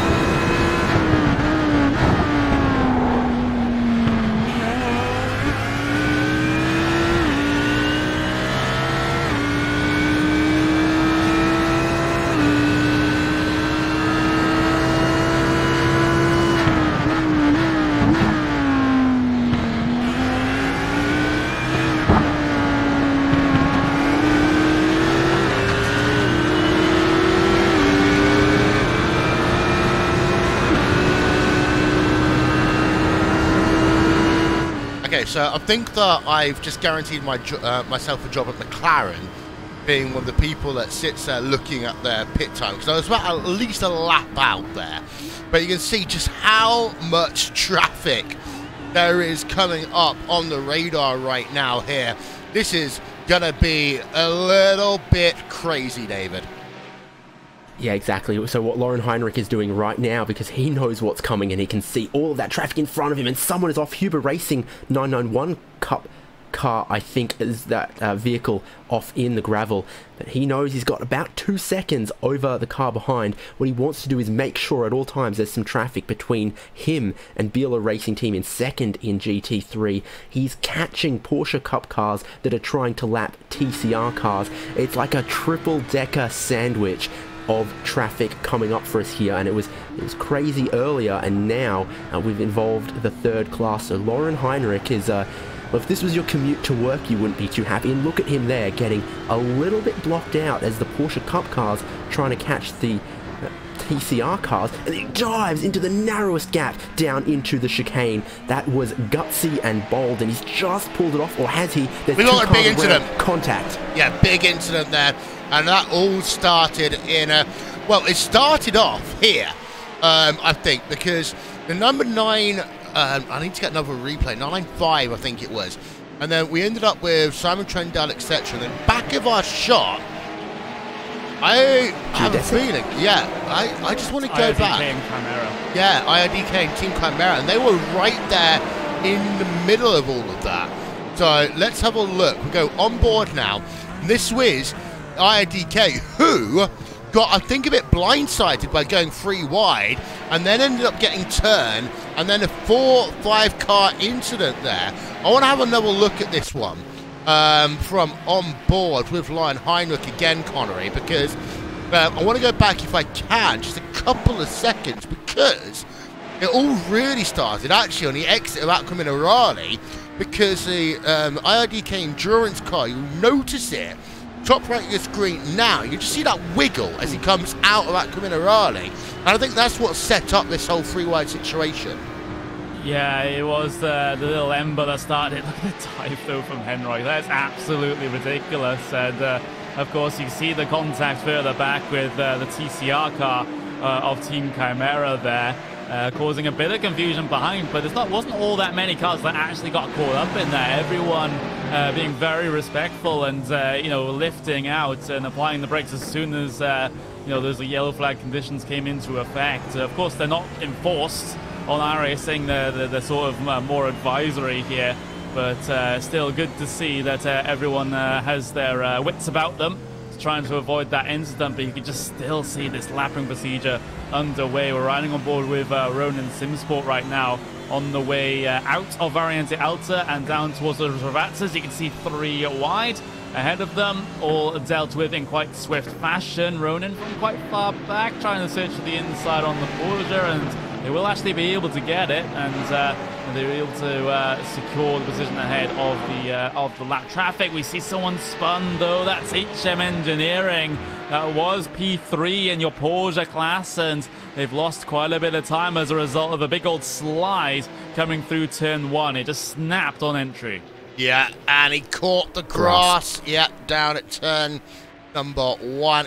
There's a little bit of damage to that car as well, the number 959, due to early incidents. I think that might have just upset the handle of that race car a tiny, tiny bit. By the way, we've had ourselves another stop and hold penalty. That's a 959 car. Ironically, the car we were just talking about, HM Engineering. That was for causing a collision, and that's the reason why we have got some damage to the front end of this number 959 car, and it's because they tapped the rear of the number 911 Burst Esports car several times before the start of the race. So that explains the damage a little bit there, David. Yeah, it's put 2 and 2 together and get 4 there. It certainly would make a lot of sense. That all definitely adds up for them, and they're doing a very, very solid job in what's the first HM Engineering entry in this series to be up there mixing it with the podium positions. Unfortunately now they're going to drop down a little bit. We'll see what they can do later in the race. It was a promising start, not quite so strong now. Yeah, as we go down and have a look, and you can see, well, there's still a lot of traffic going on around on track. And let's actually go and have a look. Solga Sport Esports is going to start capturing a lot of this in a moment's time. Let's go on board with them. They've got themselves Logitech G Autos Esports just ahead on track with Lasse Sorensen and the number 43 car as the number 52 car, the car we're riding on board with right now. Like Nürnberg just exits Final corner through towards turn number 1 he comes now. Almost half an hour of this race is scored complete here at Imola in the 4th round of the 24H Series Esports on Racesport TV and on the iRacing Esports Network. Let's go 3 wide again, shall we, ladies and gentlemen? As they'll head themselves through, and well, the number 988 car there was just the meat in a crazy, crazy sandwich. And by the way, David, you did make me very hungry when you said triple-decker sandwich earlier on. Yeah, I'm thinking turkey and cranberry. That would do well for me. Okay, sure. Welcome to, I guess, Racesport Food Talk, when we've got fantastic racing going on, and some of it is Inertia Sim Racing looking to gain some positions. As it stands right now, they're going to get 1 when HM Engineering serve their penalty, but they get pushed well out, lose a bunch of time in their battle, so GT3 cars dive down the inside, and of course on the brakes is really the only time the GT3 cars are faster than the Porsche cars. Very, very similar in a straight line. It's through the corners and on the brakes that the GT3 cars are faster, so that's where they have to be bold to get their moves done, and that's one of the reasons we've seen the GT3s have to be so aggressive through traffic to get those moves done, is that they're a very similar top speed to the Porsches. The TCR cars a little bit lower down in the straight line speed, the acceleration, and so they present a little bit less of a problem than that difference in speed in traffic between the GT3 cars and the 991 class. The 101 car of Prologue React Esports, and Lewis Glania has had himself a 5-second penalty. That was from an attempt from quite far that tapped the number 1514 Chimera car around. Under investigation is the number 5 and number 97. That is Phoenix Racing Esports Neo car, and then the 97 Team Wrenchboard online car. And then finally we've got an incident involving the number 154. That's in your TCR class, of course, and your 902 and 955 cars. So that is the Gold Racing Team, and then also the IRDK Endurance Team cars. So under investigation, as well as Team Chimera number 154 car. That was the incident that we saw 3 wide down at the Variante Outer a couple of moments ago, Connery. Yeah, so relatively busy in the steward's office then at this early point of the race. So we'll get the news through on each of those investigations once they become available. You can see right now, the Porsche's heading their way through on TCRs at the moment, and it's going to be a little bit tight coming in towards the chicane there, but they're able to get through relatively okay there in that situation. And looks like down towards Ravazza they'll be able to deal with a bit of that traffic as well. So no problem so far in this Porsche field, although there is a car without a hood there. Of course, not really exposing all that much given the position of the engine in these Porsche Cup cars, but still not exactly ideal in terms of the aerodynamics. No, it's not there for the number. That is the IRDK Endurance car. We can just see as I'll come down into turn number 1. Actually, won't be able to see anything there. That angle, as they'll just head themselves through the first couple of corners. On track, of course, Cambarello corner, one of the 2 chicanes that was reprofiled in 1995 after the incident involving Ayrton Senna that took his life from the 1984 San Marino Grand Prix. The Villeneuve chicane named in memory of Gilles Villeneuve, who his last ever race took place at Imola in 1982, which is the race that he and Diddley Peroni were scrapping it out for the race victory after actually not that many teams turned up. It was one of those political races between FISA and FOTA back in the day, and Ferraris were told to hold station. Diddley Peroni decided he'd do other thing, and unfortunately in the next race we lost Gilles Villeneuve. Williams Gym Esports Azzurri. Let's have a look in and check in on them, shall we? Because they are currently running in 4th place in class, and it's 2 Audis leading from 2 Mercedes right now on track. We'll go on board of Williams Gym Esports, and Moreno Sirica as he's about 4 tenths per second, 5 tenths per second back from Alessandro Bacilica as they work themselves on what is now their 20th tour around this racetrack, David. Yeah, of course, this Williams Gym Esports car, the winner last time out, in 4th right now, but part of that was the dramas that Williams Esports and iRACING, currently in 1st and 2nd, had in that race. They've been a little bit cleaner so far, but my goodness, is there still a lot of racing to go. Marino Sirica had a good run down the pit straight in the draft. What about through the traffic in the sort of back section of the track? A lot twisty, a lot more difficult to get the traffic dealt with. It's been fine so far. They'll get a little bit more down into Acqua Minerale and then through the chicane. So far, a great job keeping the pressure on 3rd place. And they're not really losing a whole lot of touch with the lead. They are 8 seconds back at the moment. And we can't be sure how much of that was through the traffic though. So the pace is still reasonable for 3rd and 4th. Yeah, there we are looking at Marino Sirica. Stop talking about her, everyone. This is iRacing. And I still have nightmares about Amonte, guys. So I will continue. Let's call it her for the time being as they work towards the end of the lap again. The gaps come down in half over the last lap. The draft then could prove useful as they are not going to think about going 3 wide. I'm sure they're not. The SRC's Quadricorsa car remains in 3rd place as they come down into Tamburello corner again. One of the other things about this racetrack, Connery, that a lot of people don't realise is that you have to really abuse the first part of the curbs. And actually got to a point that the reason why there's so many sausage curbs around this racetrack is because the fastest way around the racetrack used to be to almost have all 4 wheels on the curbs at every single corner, because they're low curbs compared to the higher curbs you get at other tracks.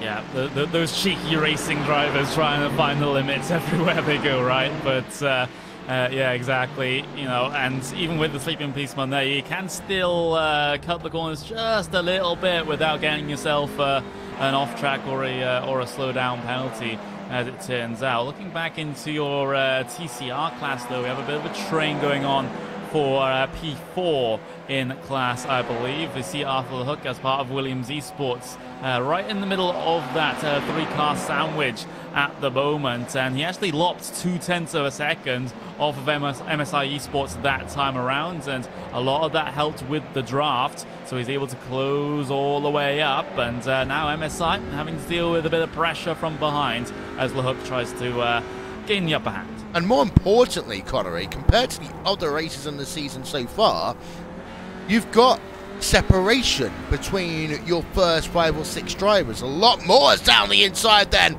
We'll go to Williams Esports driver looking for that 4th place. They exit Tosa and now work themselves down towards Piatella, and they're not going to be able to do it.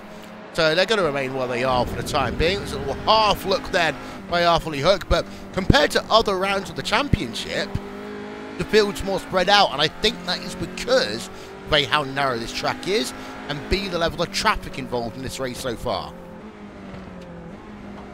Yeah, but it's been absolutely huge in terms of being a factor. You know, we touched on it at the very, very start of the broadcast, and sometimes we do know what we're talking about here, but Williams Esports, again, looking to try and close up on the brakes in towards the chicane. A lot of curb being taken in that instance. It seems like Arthur the Hook really, really does have a lot of pace behind the wheel of that Audi TCR machine. Just teasing a little bit of the grass on the left-hand side there before getting in towards Ravazza. Is it going to be a little bit better luck this time around, coming in towards turn number 1 to start that off? Get a good entry out of that final Ravazza. He's got a competent one indeed, and now he can just sit inside of that toe all the way down the pit straight here and maybe look to have a bit of a move in towards the Tamburello chicane for the 20th time in this event for these TCR cars. He's gonna go for it. Williams Esports down the inside once again. Can he complete the move this time around?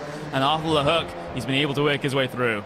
Yeah, it took him an extra lap in order to do so, and it did also allow the Astro Gaming Altus Esports car to close back up a little bit as well.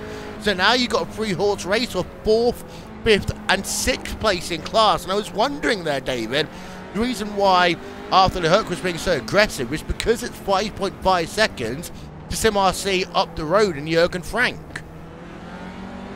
Yeah, if they feel like they've got a lot of pace in that car, then they can't afford to ride along here and continue to lose time to the cars a little bit further up the road. And of course, shoe on the other foot for MSI Esports. It's really not worth fighting for too long because both of you are just going to lose too much time. So if he thinks LeHook is faster and LeHook thinks he's faster, let him on through, follow along with him.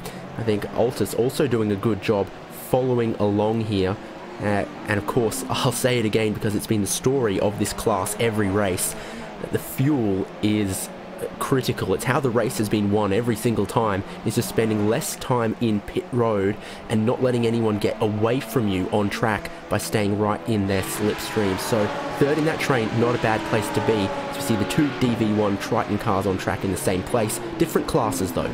They are, as the DV1 Triton Racing GT3 car is not that far behind Mike Nürnberg right now. The gap between them, the 10th place is, well, about 0.3 of a second. It's actually a little bit closer up the road between Logitech G Altus Esports and MSI Esports. So we go from one MSI Esports car to another one on track.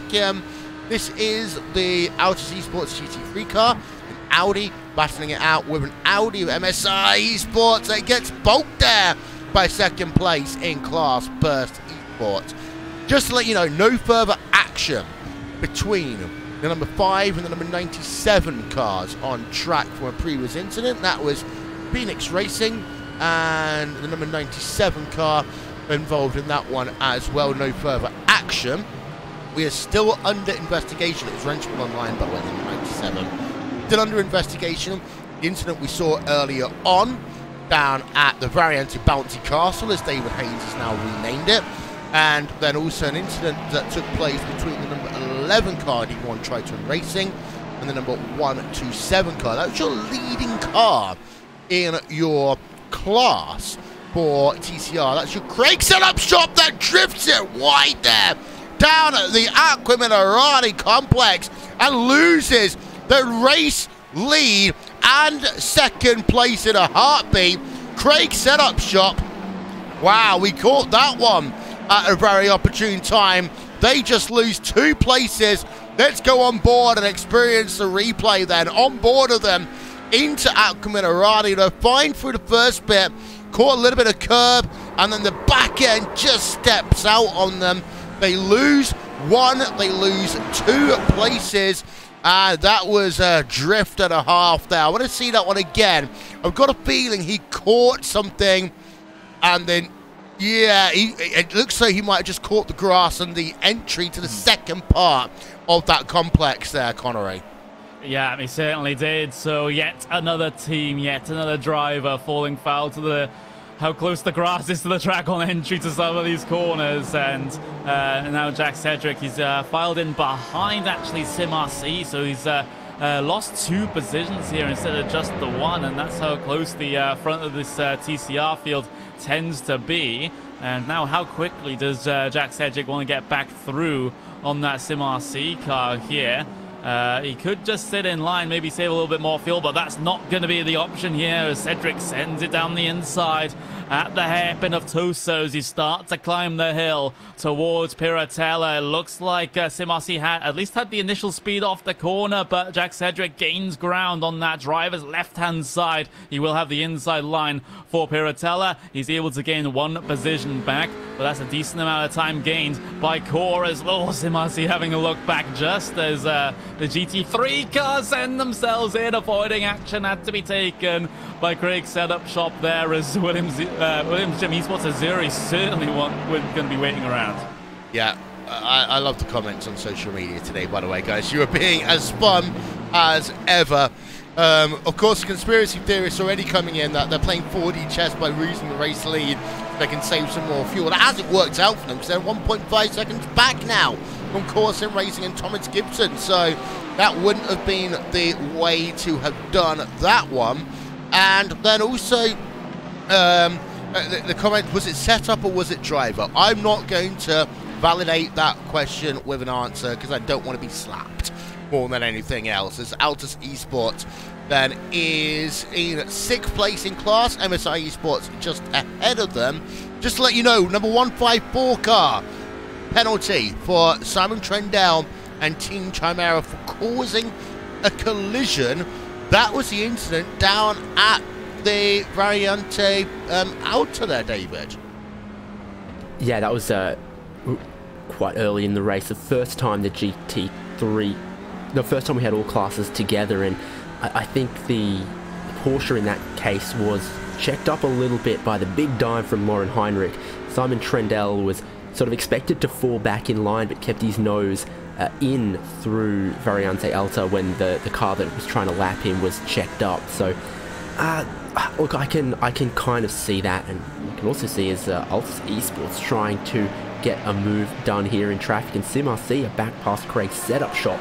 So the traffic once again playing a huge role in shuffling the order around in a couple of these classes. Yeah, and it will happen for the next hour or so until at least we get ourselves through the next, well, this first round of pit stops, which are due to start in about 15 minutes time. As we said before, it's a short run on the pace lap, warm-up lap, call it what you will here. So that does mean that these drivers would not have had much time to do much fuel burning, and see just how aggressive some of these drivers are as they exit themselves out the Variante Alta. This was a battle going on in terms of your GT3, and actually I want to turn our attention over to that one if possible, because that is between MSI Esports and Logitech G Altus Esports. This is a fascinating battle right now, and they're both trying to use the traffic any which way possible. We're on board of Lasse Sorensen as they come past the start-finish line. Has he got the overspeed to make the move in towards Tamburello corner? He goes to the outside. I have seen moves work here on the outside into Tamburello corner as they break for the corner, though no, not able to do anything, Connery.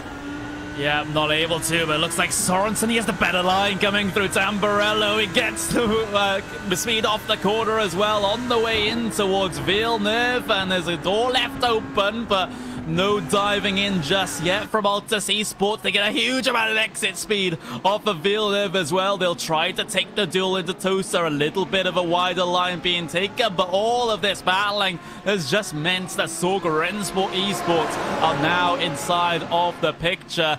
Alexander Desana has to put up an amazing defense here if he's able to keep these two behind, because you can't help but feel that these the two behind are getting held up. Yeah, as we see, it's now a 3-horse race, and well, because someone said it, and because it's the new year, I will say it once only. It's time to bring the action as they head themselves in towards the Variante Alta. The right-hander, the left-hander that comes up immediately, and you've got 3 drivers separated by 0.6 of a second right now. It's worth noting that you've still got that battle for 3rd place in your GT3 class between Williams Gym Esports and SRC's Quadra Corsa, who are ahead of them. However, there's no major battles that I can see really going on, David, in terms of your GT Porsche 991 category. No, they've started to spread out a little bit more. There's some ones a couple seconds apart, like maybe Williams Gym Esports 991 will start catching inertia sim racing. So that Williams Gym car with Jorge Blasco-Valls has been one of the big movers. So that's a possibility as well, but we'll see what shakes out through the pit stops a bit later on. The first pit stops we expect to see is out of our GT3 cars, then probably the TCR cars, then the Porsches, but you never quite know. Yeah, it's just having a look through. There's Core Sim Racing, 1.1 second advantage over SimRC. It's worth noting that as this battle will hot up, it will allow the battle we talked about earlier in Williams Esports, TCR, and MSI Esports to start coming a little bit closer back together, because at one point it was only 5 seconds between them. It's come down by about a second or so over the last couple of laps.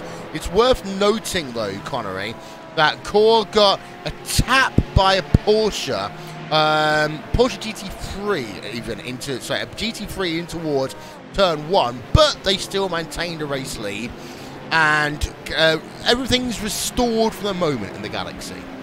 Yeah, there was a little bit of a hopeful dive from the V1 Triton racing car, the inside of turn 1, that actually punted Sim Racing into the gravel, but those TCR cars are built relatively strong, and just having a look at Thomas Gibson right now, of course this next lap will be a more representative lap time in case we can see any damage affecting his times here, but like you said, he does maintain the race lead for the moment, and coming through those final couple of corners at the moment, and let's see if his time has really been affected here as a result of that. He hasn't really lost all that much time, all things considered, to the cars behind, even though he would have had to take a slowdown penalty by going across the gravel, but it is a 1:54.478 that last time by for Core, a 1:55.3 for SimRC, but that's because they're still embroiled in the battle with Craig's setup shop, as well, Jack Cedric had a sense to go down the inside at turn 1, as we just saw the replay of the incident I was just talking about there. Well, yeah, indeed. So, as D1 Triton Racing, the number 11 car, not yet under investigation. I think because of the fact that they were so slow on the outside of turn 1, they wouldn't have had to have served a full slowdown penalty. That would have helped them the tiniest amount. But I was going to say built Ford tough, and then I remembered the fact that these are all Audi. So built Audi tough is a phrase we can use for this one, between those drivers. So that was a pretty mighty whack there, David, to the rear of the number 100, and I actually don't see much damage at all to it. No, the Audi TCR is a bit of a tank as it stands at the moment. So, I mean, it certainly could have been a bit worse. Thomas Gibson somehow dodged a little bit of a bullet there in the battling behind, where SimRC are not willing to give up on second place. I think that's letting him build that gap back out again, which is of course what Core Sim Racing need. They had a bit of a gap last round at Silverstone, and it wasn't enough. They still got quite significantly undercut on the strategy and through the pit stops. So if they're going to win this race, I don't think a second is enough. I think they need to build out 10 seconds or so, because we know Craig's setup shop, I don't know how they do it, but they're magicking some fuel out of thin air in that car so far this season. Yeah, they're doing it better than Volkswagen were doing on their diesel fuel use. They're just doing it in real sim racing life right now. The number 127. I'm going to get fined at the end of this race by someone, I'm absolutely certain. But there is Jack Cedric into second place again as he goes past SimRC, and he manages to make the move stick. So there we are, pass complete. And back up into second place with Cedric and the Craig Setup Shop car. For those of you just joining us, it's worth noting that they have been perfect so far this season in terms of their points haul, have Craig Setup Shop. They have won each of the 3 races so far today. You actually made a good point, and I'm still struggling with this one here, David. The new SimRC livery, it is so radically different from the yellow and black one that I have grown to love over 5 years. I still struggle to recognize it on first glance. Yeah, indeed. It's definitely a departure from what we were used to. Some of the newer liveries on some of the other cars are definitely more in the traditional style. I think at some point they've just decided to mix it up on the TCR car. So, I mean, power to them. I've adjusted to it now, but I think the first race or so it was definitely noticeably different. Yeah, we have got a battle going on, by the way, in terms of your Porsche 991 division. This is Williams Jim Esports and Alex Arana in the number 908 car, and he's got himself Uber Racing Esports and Colin Dunker just 2/10 of a second ahead. They work themselves over the bounces at the Variante Outer, just 3/10 of a second. Let's have a look at their last lap gaps as well, quickly. You notice the fact that it's a net gain of a second for Williams Jim Esports, and in the number 908 car hunting down Uber Racing here, David, and the gap is now just 4/10 of a second, but there's no traffic ahead to potentially help Alex Arana. He's going to have to do this one all by himself over the next couple of laps. Yeah, we saw him manage to not pull off a move into Tosa earlier that cost him a bit of time early into the race, but what about into Tamburello now? He had a great run, he's down the inside, and I think he's just about got that one done. Pretty textbook move. He'll have to defend it though, and there's a bit of traffic coming through. Yeah, into Villeneuve, and actually this is going to help Williams quite heavily because it means that Uber Racing couldn't have gone back and done the undercut back through at Villeneuve, so that really did actually help Williams Gym Esports down into the Tosa corner. And even though we've got two sets of Williams here, they are two completely different teams. But for this occasion, Connery, it was Williams helping out Williams Gym. Yeah, looked like that was the case there. Uber just keeping themselves relatively close in this particular battle, though you do see the GT3 scrap going on right now. That is currently behind the Logitech Esports House. So this is MSI and Sorg that are currently still very, very close. They've been this way for a while. Looks like Altus Esports has been able to gap the two of them just a little bit, and now it's Mike Nürnberg's turn to maybe try to do something about Alex Adesanya here in that MSI Esports GT3 machine. But Sorg, you can just see that they are gaining time hand over fist here compared to MSI Esports. MSI, they did a 142.3 that last time by compared to the 141.4 by Sorg Rennsport Esports. So that's a healthy chunk. It is, but of course, a race like this, you sometimes will lose. Oh my word, they are so high over those curbs.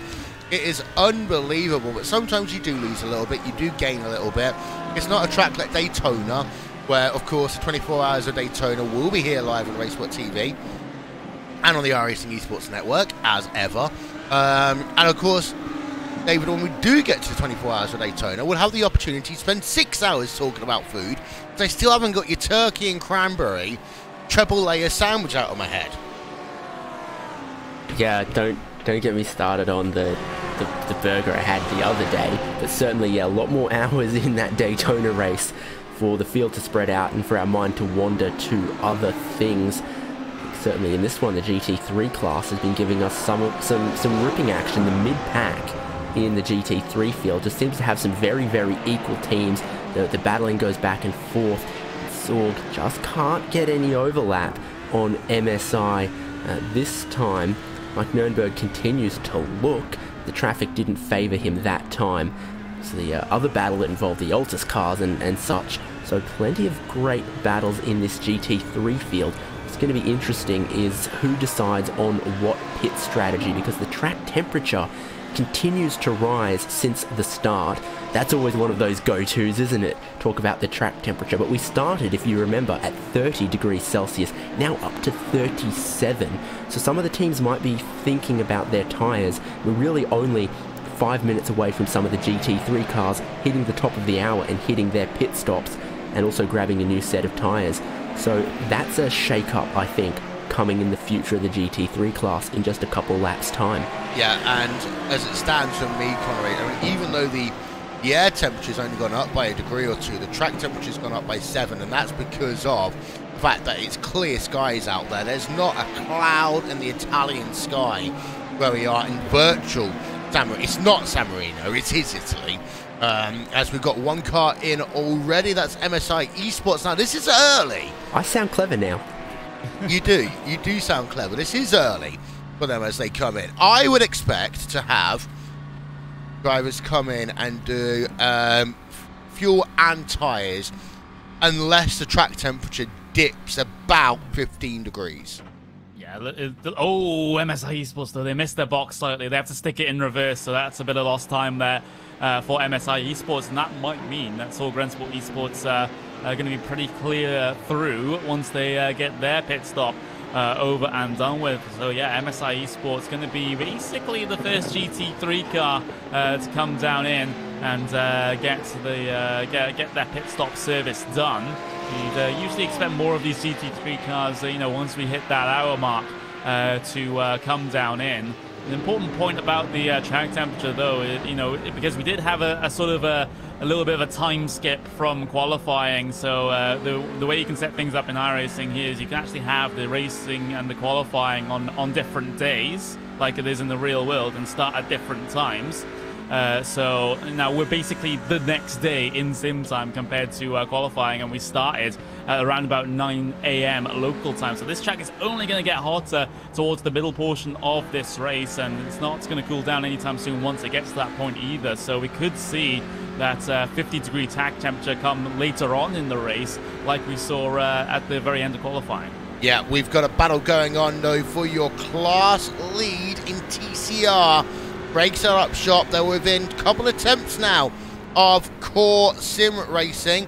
They would have made a move into Tamburello. However, there was just too many cars lapping them to really be able to do anything. But as we see on the exit of Tamburello towards Villeneuve, they'll head themselves now.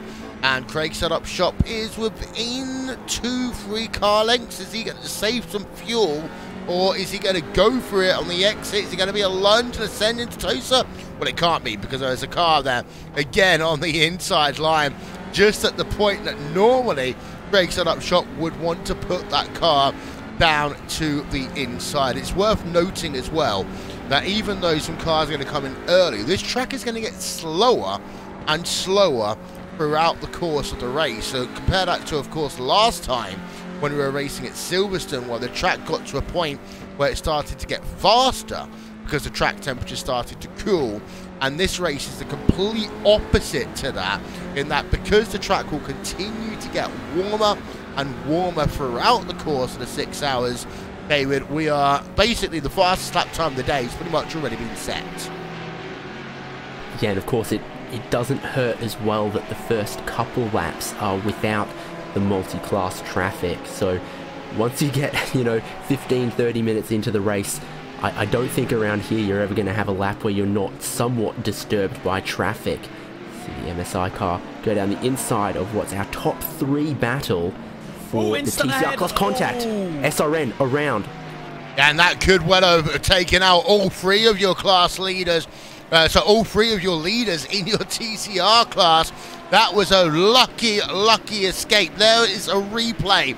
We're looking at SRN. They loop it, and then they're on the apex, and the MSI car from GT just hits them. That could have been so much worse, Connery. Yeah, it could have been Mike Young. Unforced error coming for the second Ravazza, and there was absolutely really not all that much Alessandro could have done. He's just pick one direction and hope you work your way through. And I'm not talking about the boy band as MSI Esports. They just completely plow that Porsche, and that's going to be a huge amount of front-end damage to that GT3 Audi. Well done for the TCR leaders, though, to try and avoid that, because like you said, well, it could have been so much worse. There was a big lift from Core Sim Racing, similarly so from Craig's setup shop as well. Very much well aware of the situation, but that was a massive smash at the final corner. And that did also mean that SimRC got back ahead of Craig's setup shop.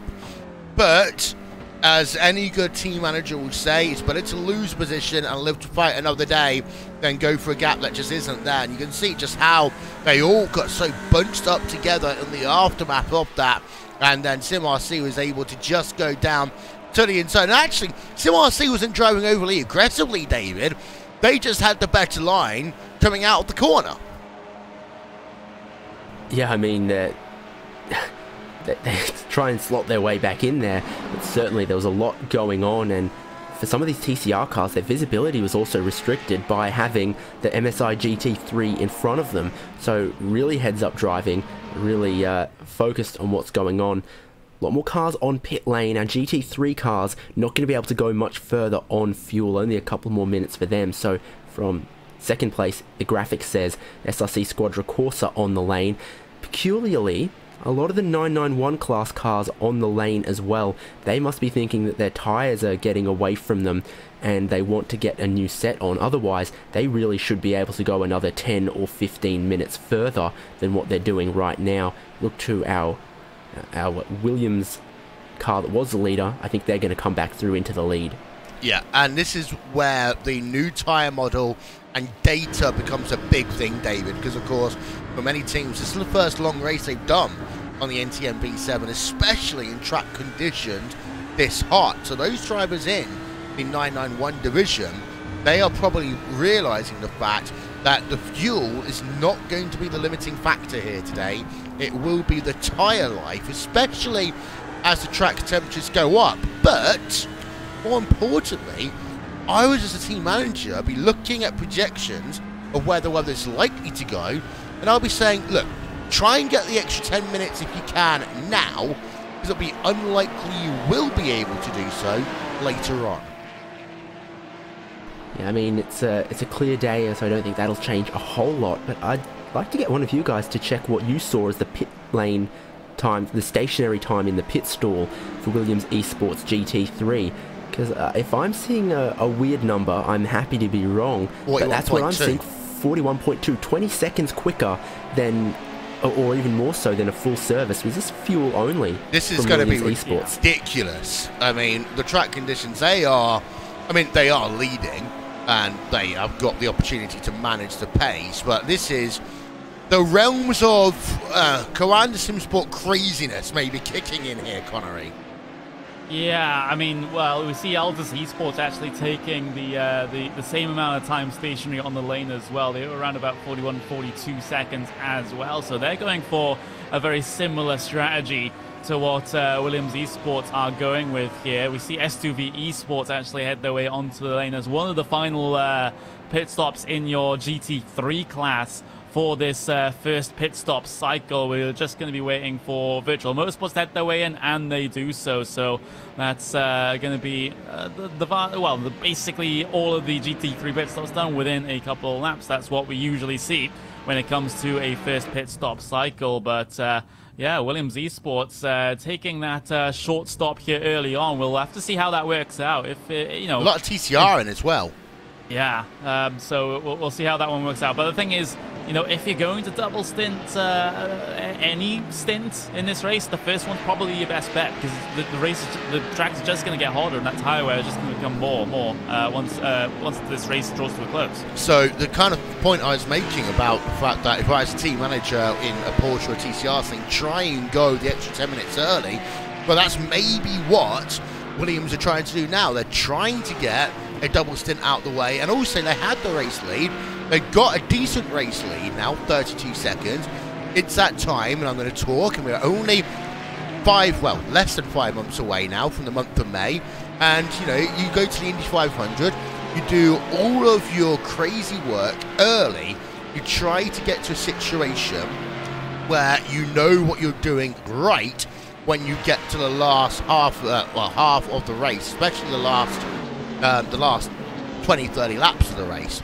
As look at that, 1, 2, and 3 all on pit road, David, and these are your top 3 leading TCR cars. We'll go through some of the other ones who have already come in, and we noticed the fact that they've spun on pit road.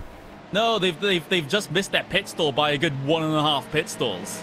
Wow, so had to reverse quite a way. So yeah, so they are going to fall back behind Craig's setup shop as a consequence of that.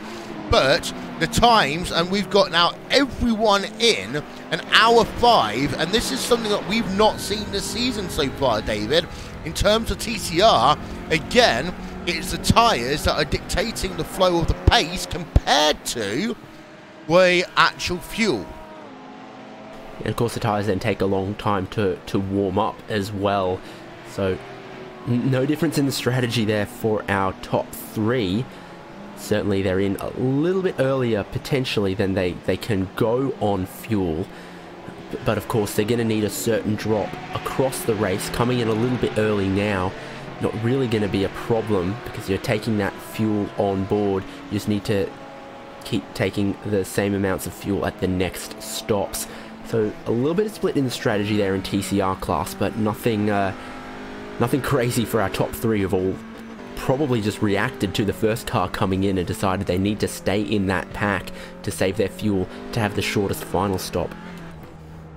Indeed so. There's Jamie Fluke in the Apex Racing team. Car as out and away goes everyone.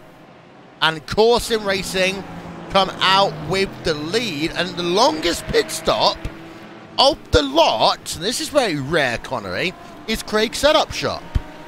Well, they did spend a lot of the time at the front of this field early on, so that's quite high fuel consumption from them. But yeah, they have the longer stop of the 3 of those cars, and they even come out still behind SimRC, despite SimRC having to stick that car in reverse and try and get it back inside their pit stall. So very interesting call here from Craig's setup shop, and we'll have to see how this one works out for them. You know, they've grabbed the 3 race wins in this season already, and there's still a lot of time left in this race for these strategies to start to play out. So it's not a huge concerning moment for them right now. They certainly do have the pace to catch all the way back up if so required. It's just an interesting little point here in the first set of stops. Yeah, indeed. So as look at that Leo Racing team. They're close right now behind SRC Squadron Corsa. We've had this shuffling order a little bit because of Logitech G Autos Esports and Lasse Sorensen jumping up a number of places because of the fact they took no tyres. But we've already got some data in, and they are, well, slower. They are slower. They're about a second slower than Bila Racing Team Euronics, who did take tyres, or ahead of them on track. They're half a second a lap slower than Williams Gym Esports behind them last time around, David. Yeah, I mean, that's always the gamble on double stinting your tyres, is that it saves you a lot of time on pit lane, but then you're paying that penalty every lap for the next stint.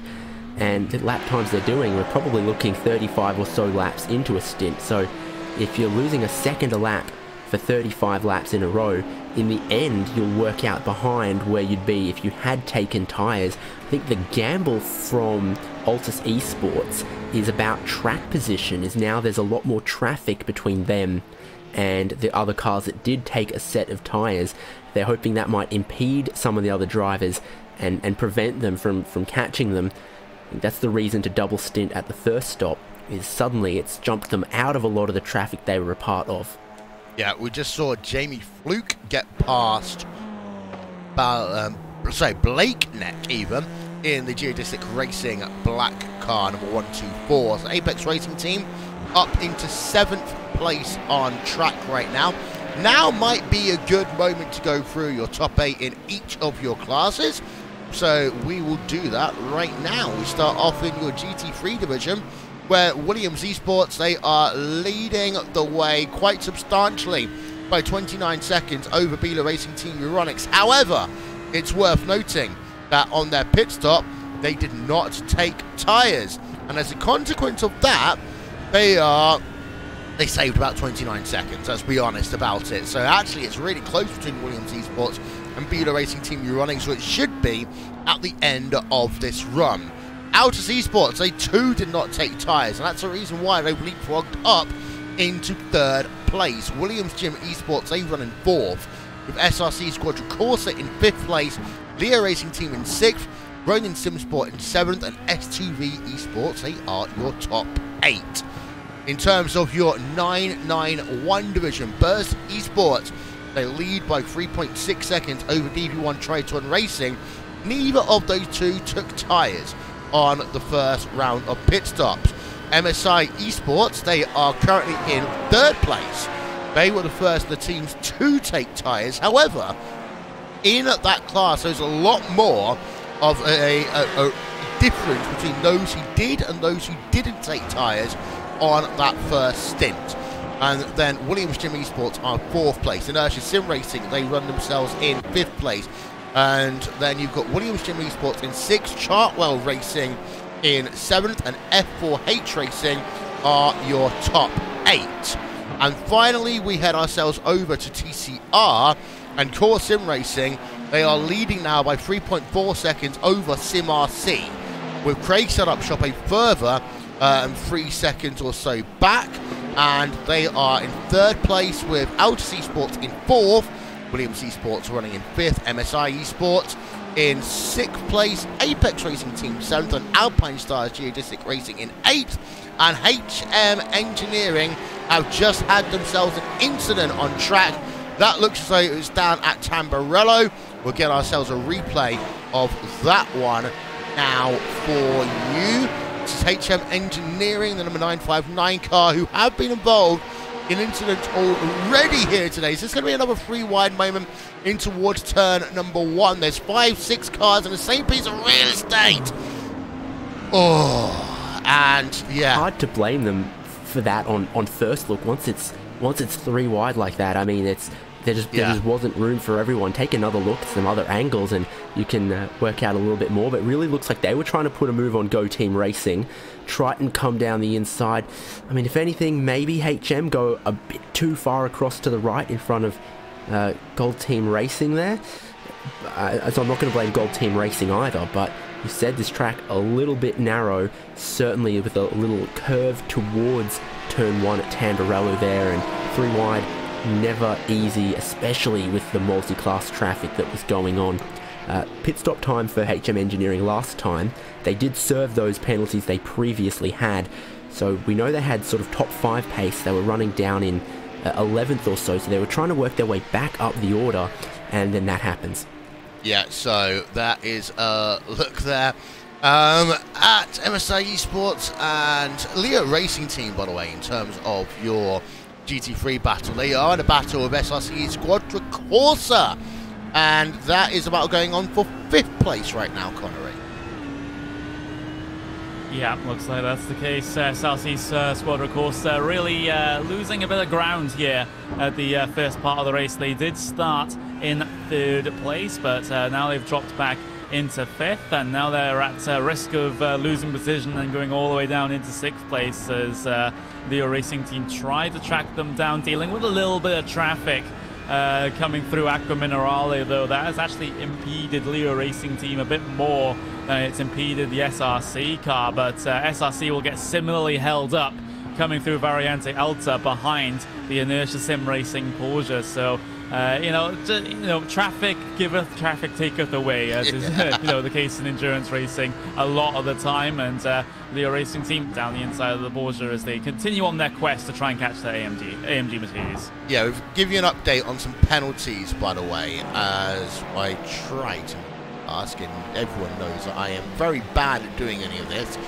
So, using top right-hand monitor, I can have a look, and we've seen there's a penalty for number 88 car.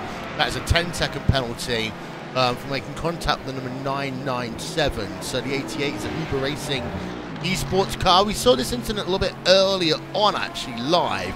That is with F4H Racing. And then a warning for the number 55 car. That is your race leading GT3 car, Lon Heinrich. And that was... Okay, so that one there, Connery, was a follow-up from the 3-wide incident that saw the collision down at the Variante Alta. And I think what the warning is for was the fact that it actually was started because that was a huge send-it moment by Lon Heinrich in the number 55 car.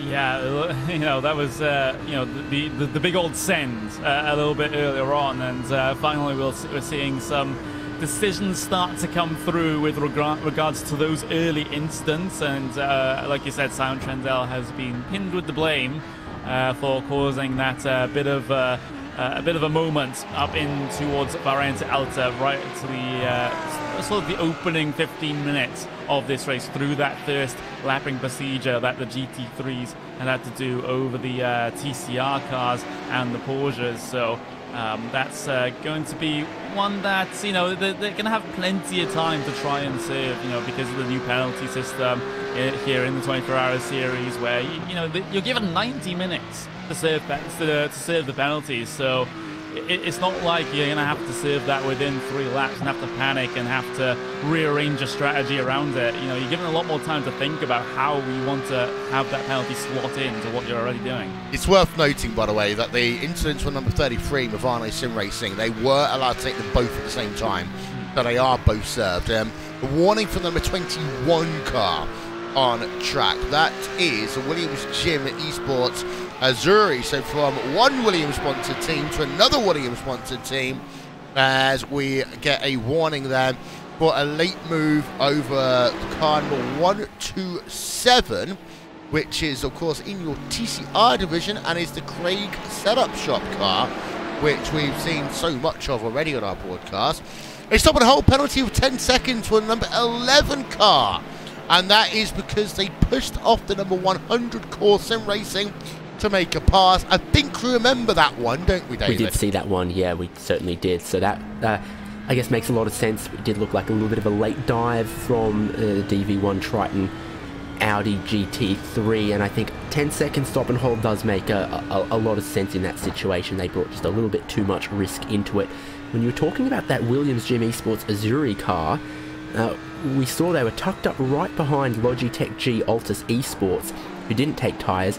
Williams Gym did take tyres, so that's a move for the final step of the podium in GT3. I think we might see happen pretty soon, given the grip advantage Marino Sirica is going to have. Yeah, as...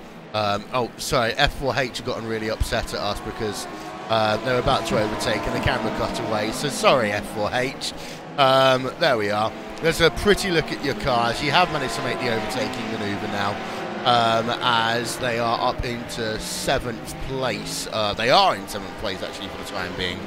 As, let's just have a look, as there was, in terms of the number 11, I wanted to make my little joke before I forget it. DV1 Triton Racing car wanted to make a tripod out of the number 100 Core Sim Racing car. There we are. This is the reason why I'm retiring from commentary, ladies and gentlemen, because you can't deal with jokes like that. But we have got the Leo Racing team versus SRC's Quadricorsa. It's apparently a third of a second as they work themselves down into Piatella right now. That long sweeping left-hander down towards Acca Minerale. 1 hour and 20 minutes of this race is in the books. Look how close it is between these two drivers. And the good thing is now, actually, we put the track map back up. The track, on one hand, it's now better, Connery, because you're not going to have to deal with huge packs of drivers, but you're now into that situation where you are going to have to basically deal with traffic every single lap. Yeah, so it's going to be very, very tough for you to get a representative clean lap time in, especially if you're one of these, one of the faster classes where you're just hitting traffic just constantly. So it's going to be a bit tough to see the pace differences between all the cars, in those classes. But still, we will manage. And Leo Racing Team GT3, will they manage to try and get past the SRC Quadricorsa Black car? That's the issue at hand for them at the moment. They didn't really get the best of runs out of the final corner. It's really compromised their opportunity into turn 1 that time around. But the thing is, we're still very early on in this race, still plenty of chances for Leo Racing Team to make their way by on that Mercedes inside of their Audi. So, they can take their time over this. Yeah, indeed. As Craig set up shop in terms of your TCR class, they are back within a second now of SimRC and the number 176 car. Let's actually ride a lap or so on board, shall we, with Craig set up shop. Give you a little bit of Race One TV fan immersion.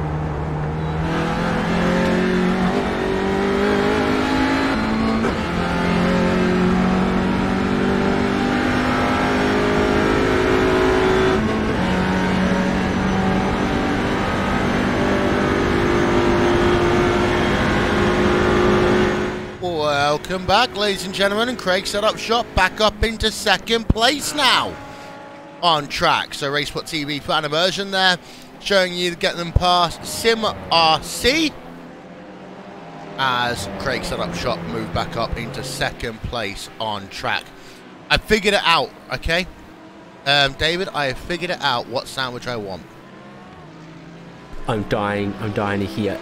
Can I make a guess first? I think you want ham and cheese. There are ham and cheese components. Ooh, a BLT? I haven't got any bacon. That's the only issue. That's the only issue. Otherwise, I would certainly do so. I do fancy. Well, fill me in then. So, Philadelphia in place of butter on the first layer of, on the first top layers of bread. Then I would like a little bit of mayonnaise as well. I've got some nice truffle mayonnaise.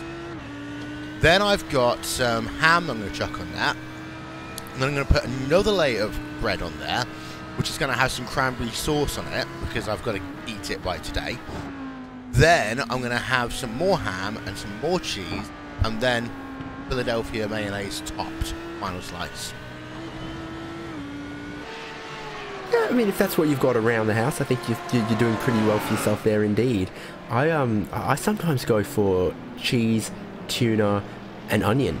That's actually pretty good. I've had that before, but normally that would be a toasty there. Did you know, Will, by the way, there is a race going on? Yes, I was going to say, there is still a race going on. There's 4.5 hours of it left remaining here on Racesport TV and on the iRACING Esports network as we have a look. And of course, if you are new to iRacing, you can use promo code PR-248 series. Get 3 months of iRacing for just $10. That is available to new members only, and you can join the world's most realistic racing simulation platform. That is iRacing by using promo code PR-248 series. Get 3 months of iRacing for just $10. As we continue our coverage here live on the iRacing Esports network, you can also, of course, subscribe to the iRacing Esports network right now. If you're on and you're watching on YouTube, I'm going to say it, just hit that like, share and subscribe button right now, because that is your opportunity to do so. But of course, there's so much more racing coming from the 24-hour series Esports. We've still got 2 great races after this. In a month's time, we'll head ourselves over to Monza, and then the final round of the championship, 12 hours at Barcelona, Circuit de Catalunya. But of course, we've also got ourselves all of the World Championships for 2020 starting soon. Year 11 of the iRacing World Championships, and it is bigger and better than ever. So check out the iRacing Esports network. Hit that like, share and subscribe button. Connor, I'm going to hide under a rock as the car goes off, and that is Chartwell Racing, who they were trying to hit the like, share and subscribe buttons whilst trying to drive. Don't drive whilst doing all the above actions. Don't drive on YouTube. And, well, Chartwell Racing having a bit of a moment there out of the Variante Alta. Just completely unstable coming over that second kib. Not quite being able to recover it. Spins towards the driver's left-hand side onto the grass there. And that's a lot of lost time as they have to try to find some way of getting that Porsche back on the racetrack. But they are still out there. Of course, they didn't get any damage as a result of that one. The damage that they do have was what was from earlier to the front end of that Porsche. So things not exactly going well here for Chartwell Racing, but you know, it's still a long way to go, and there's ample opportunity maybe to get that damage repaired in the pit stop if so required.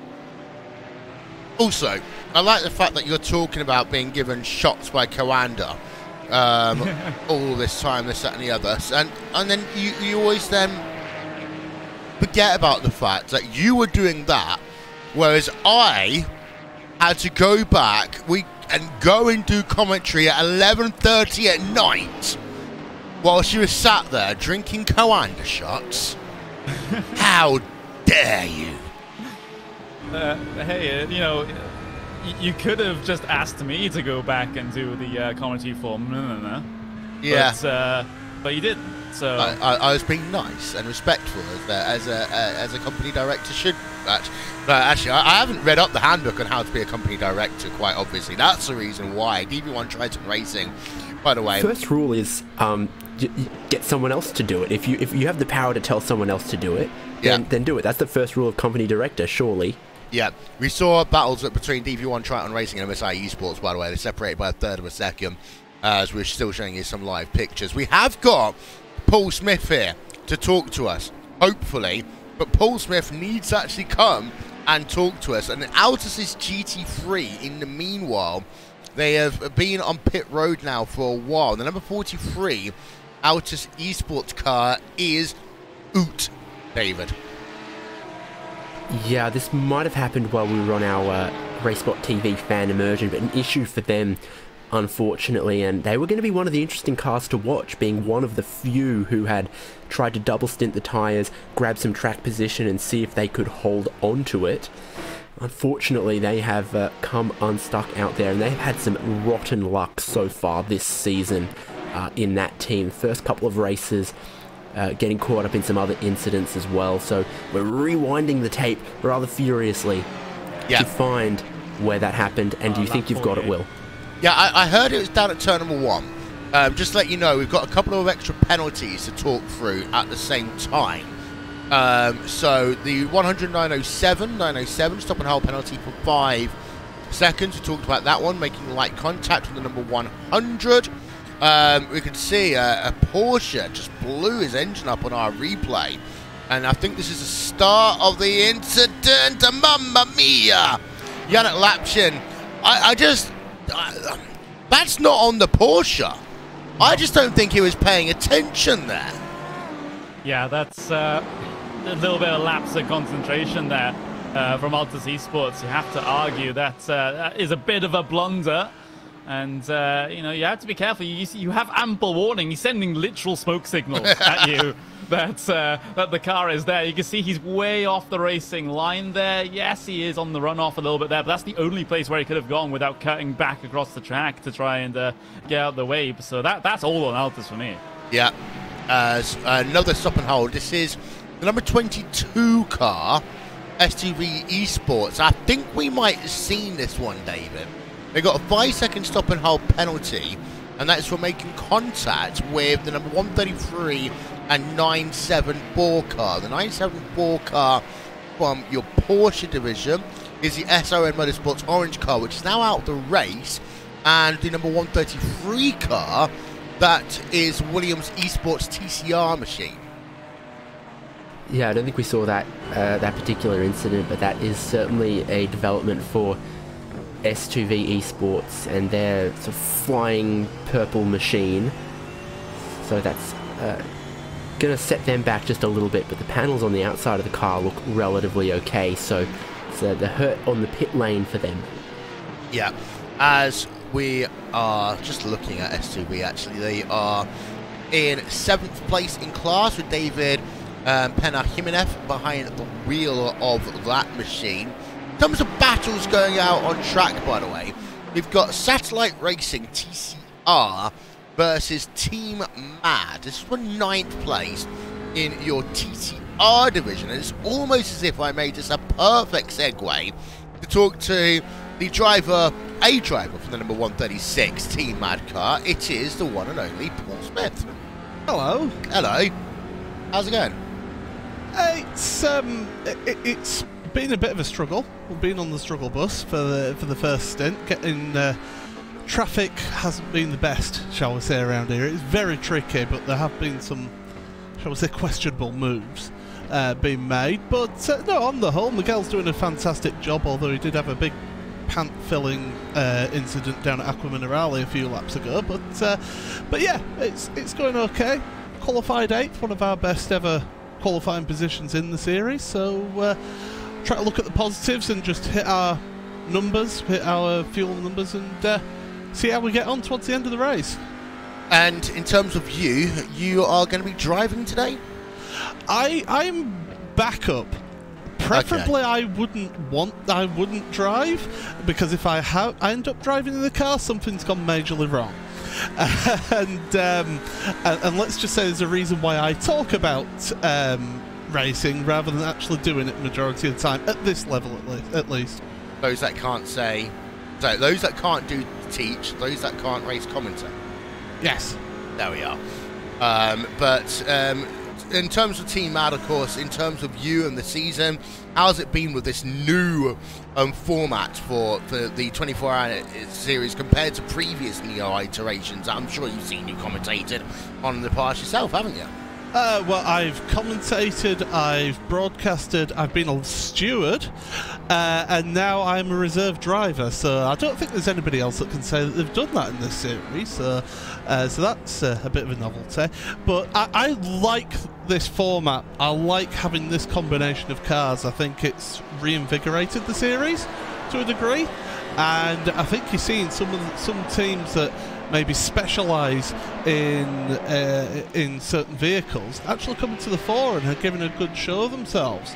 So that's really that's really good to see how other teams are starting to come to the fore. I mean, who would have thought that Craig's setup shop would have been a whitewash of the TCR so far this season? But you know, it shows how strategy can still come into play. You look at last round at Silverstone, we finished 5th because we pulled an absolute blinder with the strategy there. So my tip, one that could be a dark horse for this race, could actually be the Altus Esports guys in the 143. They left it about an hour and 10 before they made their pit stop, so they might be trying to go one stop shorter than everyone else. Well, that is very interesting. Thank you very much, Paul, for joining us. Before we let you go, shout out sponsors. Who gets it? As always, Fanatec for supporting us, along with Overclockers UK, Simortal, the Simon Racing Report, some podcast that Johnny Simon does. You can find that online. Of course, Calder Rescue. We support Calder Rescue, which is the motorsport rescue unit, who are completely voluntary and rely on charitable donations. So please go and find them online and donate to them. And all the guys at the team as well, doing a fantastic job. And yeah, we'll see how it goes. Thank you very much, Paul Smith there. Race Spot Zone, but today he's gone just ever so slightly mad. Right, the backup driver for Team Mad also helping him out with the strategy. And actually, that's a good thing to talk about very quickly, David, for new viewers. Those, you know, you got here, it is a team race, so you're going to have at least 2 drivers, but most of the teams won't have just 2 people. They'll have to have backup drivers. They will have to have some form of strategist in the way as well to help them out, especially that first half an hour, understanding where the traffic was and what to do. That would have been crucial. Yeah, certainly. Some will have a spotter who may or may not drive, and yeah, the more eyeballs you can have on what's going on, the better the decisions you can make. And obviously, we've seen that, you know, being able to put in one quick lap, it can put you on pole position. But to win a multi-class endurance race like this, the strategy calls have got to be perfect. The calls through the traffic have got to be perfect. The racing is really won and lost in the racecraft and the bigger picture decisions you make, rather than just how fast you can be through one of the particular corners. So that's part of the aspect of this racing that I think is what makes endurance racing interesting for some people. Is that not only, you know, is it about a driving skill, but it's about, you know, working together as a team. It's about some of the strategy decisions and how those play out, what's the correct call on tyres. So lots of racing, and we just don't quite know who has the upper hand until the end of the final stint sometimes. Yeah, and Connery, I mean, some of the world's best in races, and I never say anyone is the best in a certain category, because there are so many talented people whose eyeballs we never actually get to see outside of a World Championship broadcast, or even in a World Championship broadcast. But some of the world's best endurance races might not be the greatest pure one-lap races. Vice versa, some of the greatest one-lap races, or some of the greatest races in short races, have often struggled when it comes to endurance racing. There are a number who are great crossovers, but actually, as we look at the battle between SRC Quadricorsa and running SimSport, which is just inked out to 1.5 seconds, it takes a different breed to actually do endurance racing. And I think also it takes a different breed at a type of race like this compared to your traditional tracks, a bit like Spa, a bit like Daytona, a bit even the Nordschleife. Yeah, a race like this, where traffic management is paramount, this is where the sort of the pure endurance racing drivers really find their footing, and they can do particularly well. And it's where the opposite of that, the more sprint race style drivers really do start to struggle.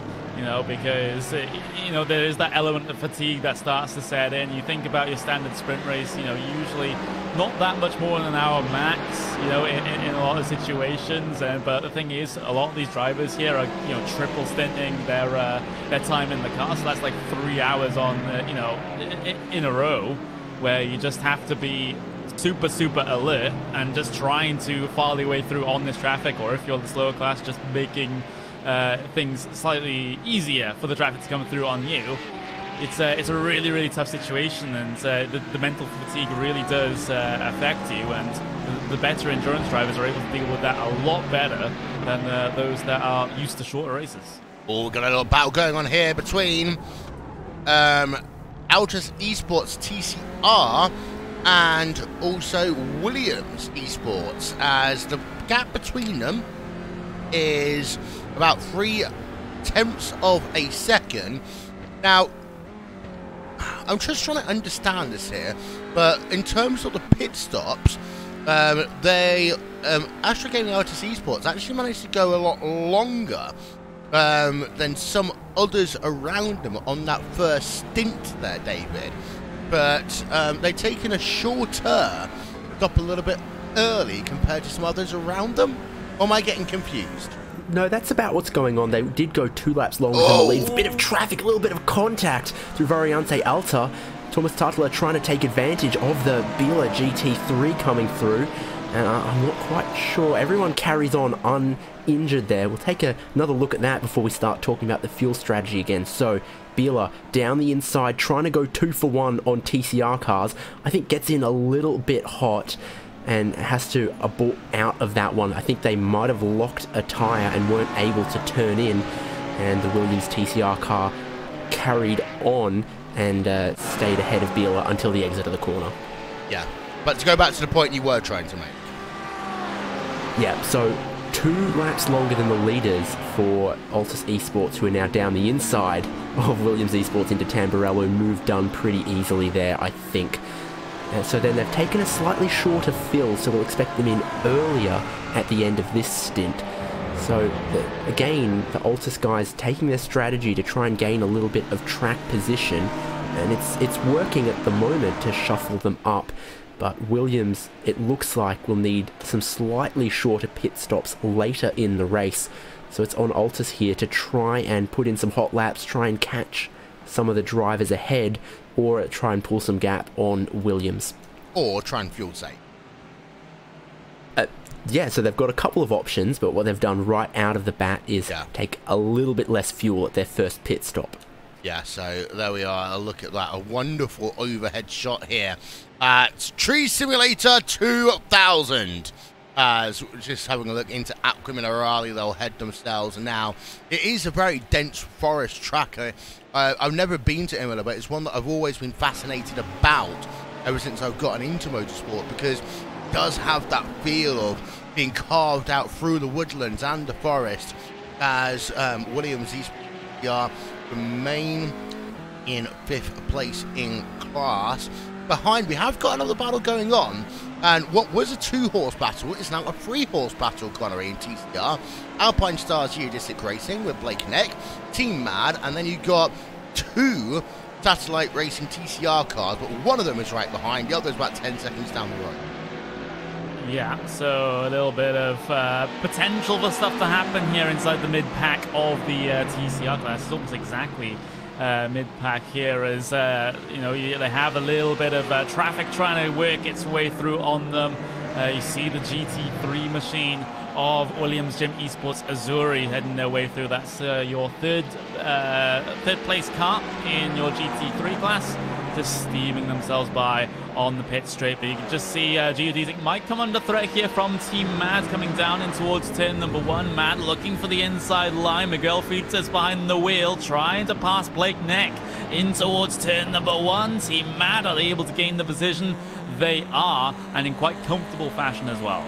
Yeah, so Miguel Freitas able to get past Blake Neck up into 8th place in class. Imad was saying how they used strategy to their advantage so well last time out at Silverstone.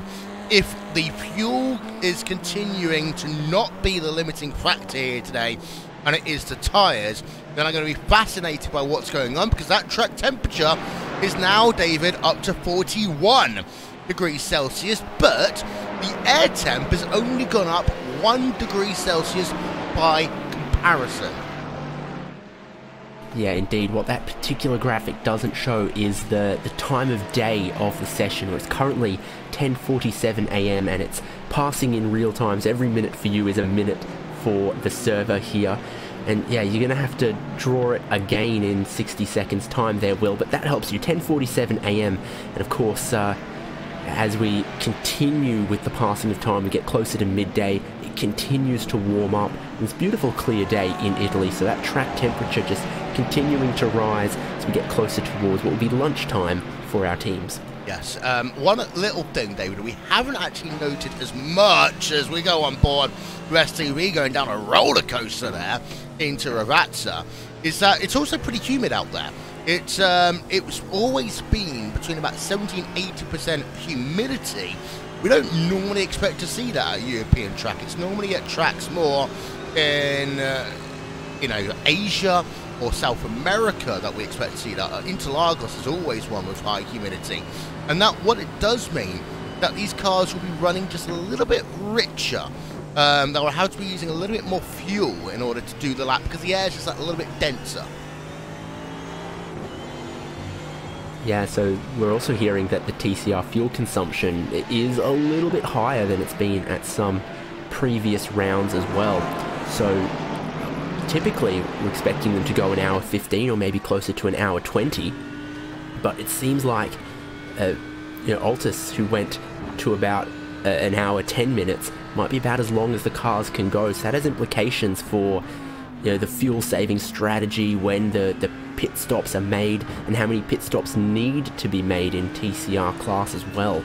So probably they're still looking at 4, but it won't be quite as easy to do, and maybe that final stop won't be so much of a splash and dash. Yeah, and that's the graphic that you really want to be focusing on, that 75% humidity. And that is the reason why the fuel consumption is a little bit higher for the most part. The other part of it is, and we're going to see this, of course, different again, Connery, at Monza in a month's time, because Monza, you are flat out for so much of the lap that on one hand we're going to see fuel usage higher, on the other hand fuel saving in TCR is just going to be crazy.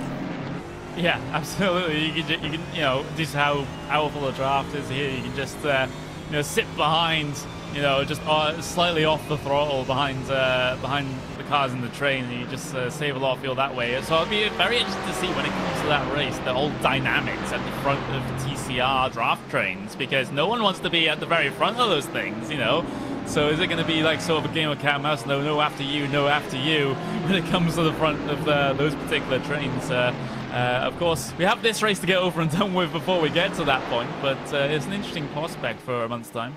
Yeah, I just saw a Williams gym car, and I think that was this one. I want to confirm, but just going very, very wide. This is that whole thing when you see so many cars, you've got the similar liveries, the similar teams even. When something happened, I saw one of the Williams gym cars, I'm certain, just go off track a little bit. I thought it was down at Villeneuve. It might well have been down at Piatella.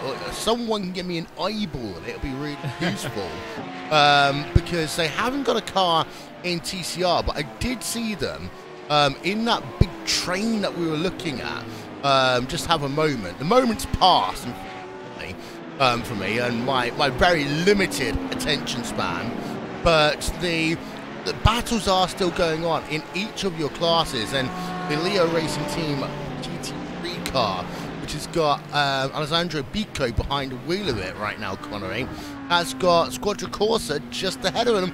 Every time we see Squadra Corsa on track, they've always got someone right behind them. Well, this is actually very recent, because Leo Racing Team looks like they've dropped the position here on this previous lap. So That's the SRC squad, of course, are actually working their way back through in this situation. So finally, though, they're the ones pulling off the passes instead of the other way around here in this race. But Leo Racing Team, big look towards the inside of Tamburello. That's actually forced a mistake from the SRC car. Leo can take a much better line coming through Tamburello, trying to find the exit, trying to find the speed, but that AMG Mercedes holds station for now. But, you know, that's sometimes the showing the nose and how it can be so effective. Yeah, indeed. I was right. It was a Williams car. It was down in sector number 1. I just couldn't find it on the replay. Our replay guy basically is just probably worn out from all of the ESPN bowl games that's been going on at this time of the year, when every single college football team seems to want to play a game where they get all their players get a gift bag because they can't make any money because the NCAA suck.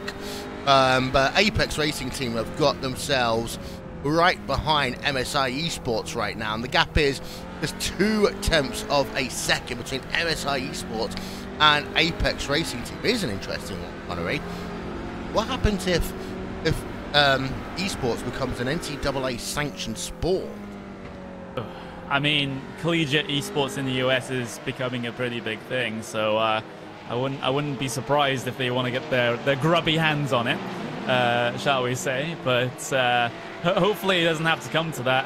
American college sports is a mess as far as I'm concerned. But, you know, at least they get viewers, unlike here in the UK. Yes, and I mean, the action's always great. The entertainment's always great. It's just 4 letters at the end of it, unfortunately, that we always seem to have a bit of an issue as we look from the rear of Lucas Navarrete in the number 177 MSI Esports car, except Nebraska. I knew someone was going to make a joke about a college football team, yes, except for Nebraska. Lucas Navarrete in the number 177 MSI Esports car. Got Jamie Fluke behind in the number 199 Apex Racing Team car. Jamie Fluke, of course, had a great season in 2019, Connery, in terms of things like the Porsche Esports Super Cup. And Jamie Fluke is one of those drivers that is always on the drivers to watch list. But I think this year, more so than ever before. Yeah, absolutely. This year, very big one. As Leo Racing and Squadra Corsa still stuck together as ever, coming through Piratella, and they are actually going to be joined by Ronin Sim Sports if they're not too careful here, because with the battling that they've been doing, it's allowed Filip Matrevsky to really drag them back into his sights, and now this might be a 3-car affair for P number 4 in the not too distant future, unless Leo I think Racing it's Team 3 really cars get now. past. I think it'll be 4 cars is. in a second. S2V Esports and their purple machine, I think, closing up a bit as well. That last lap for SRC Squadra Corsa was about 2 seconds off the pace that some of the guys behind are doing, I think. Ronin Simsport flying along with some of the best pace that anyone's got. Yeah, and we're on board with Ronin Simsport right now in the copper-coloured car. I actually do like this car. The dual wheel timing response to 99 Mercedes. Battles between Audi and Mercedes, of course, in your GT3 here. There was the option, of course, for more classes to be represented in the 24-hour series.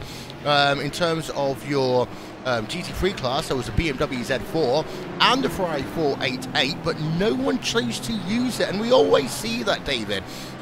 You might have well just added in the 4GT for the love of it, because no one was going to run that anyway, because no one seems to run the 4GT GT3 anymore, unfortunately. But the Battle of Germany, it is in this series, because, of course, 2 German manufacturers who we see in GT3. You've got German manufacturer in terms of Porsche, naturally, and then Audi is the TCR class for the moment. Yeah, our big group of Deutsche Marks, or as they're called these days, the Euros. So that's how it goes. I mean, when you think about it, the car selection in GT3, where they're allowed to choose a make and model, but then have to stick with it for the whole season, that's why we end up with everyone picking the Audi and the Mercedes, because they're pretty decent all-rounders, and you know you'll be able to find some pace at all of the circuits we go to. If they were allowed to switch manufacturer from round to round, which I'm not suggesting is the best way to run a series, but then that's where we see teams say, oh, for this one particular circuit, the BMW Z4 might work really well, but then be weak everywhere else, and the teams just don't want to take that gamble on a one-hit wonder of a GT3 car that might, you know, potentially maybe give them race-winning pace at one circuit, but be a bit of a pig everywhere else. That's why the Mercedes and the Audi is the only two cars these teams have chosen, just because it's the safe bet across 6 very different circuits that this 24-hour series esports championship goes to. You know, we've got circuits like this that are a little bit more technical, a bit slower, a bit tighter and twistier, and then of course we've got Spa where everything's high speed. So that's why some of those other GT3 cars aren't getting the love, just because they'd be such a gamble when you're locked into that car for the whole 6 races of the season.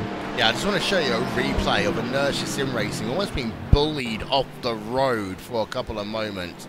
And this was heading first of all into Villeneuve and then out of Villeneuve. We saw it, and they took a bit of curb on the exit of Villeneuve, and that's what allowed the first part of this to go through. And then Inertia just having to go to the outside, and then Ronin, and you start seeing the lights flashing here, because Inertia just gets a little bit squirty on the grass. They start flashing the lights in desperation, in memory of, I don't know, and then Ronin finally gets down to the inside. But for Inertia, that's the whole thing. You have a moment like that, David, where you essentially lost a second and a half in sector number 1 compared to what you're used to. The great teams will just put that to one side, and they'll know that they've lost some time, but they're not necessarily worrying about the impact of that on every single stage of their race. Yeah, that's why you build up that buffer and then hope you can maintain it. But they had a couple more problems going through Variante Alta, and dramas for who is it, Connery? Leo Racing Team. They had a bit of battle with Ronin Simsport up in towards Variante Alta, but going side by side through there isn't ideal, as they have to back out and they actually lose the position to S2V Racing as well.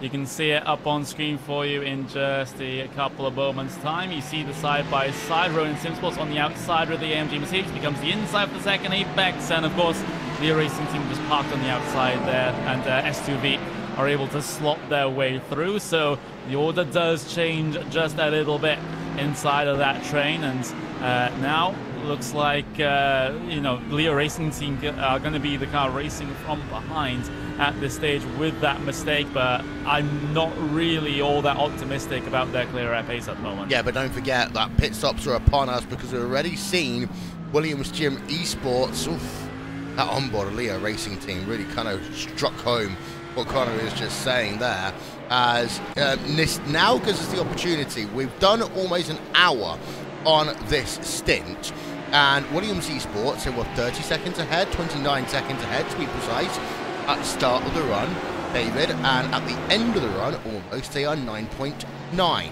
seconds ahead. So it looks as though the gamble has somewhat paid off there for Lloyd Heinrich, and I think part of the reason is because of the fact the track temperatures have gotten so hot that those drivers who have one stinted haven't actually been able to, who did take tyres, I'll say that properly, they haven't been able to fully maximise the value of that new rubber. Yeah, and then of course there's traffic everywhere, isn't there? True.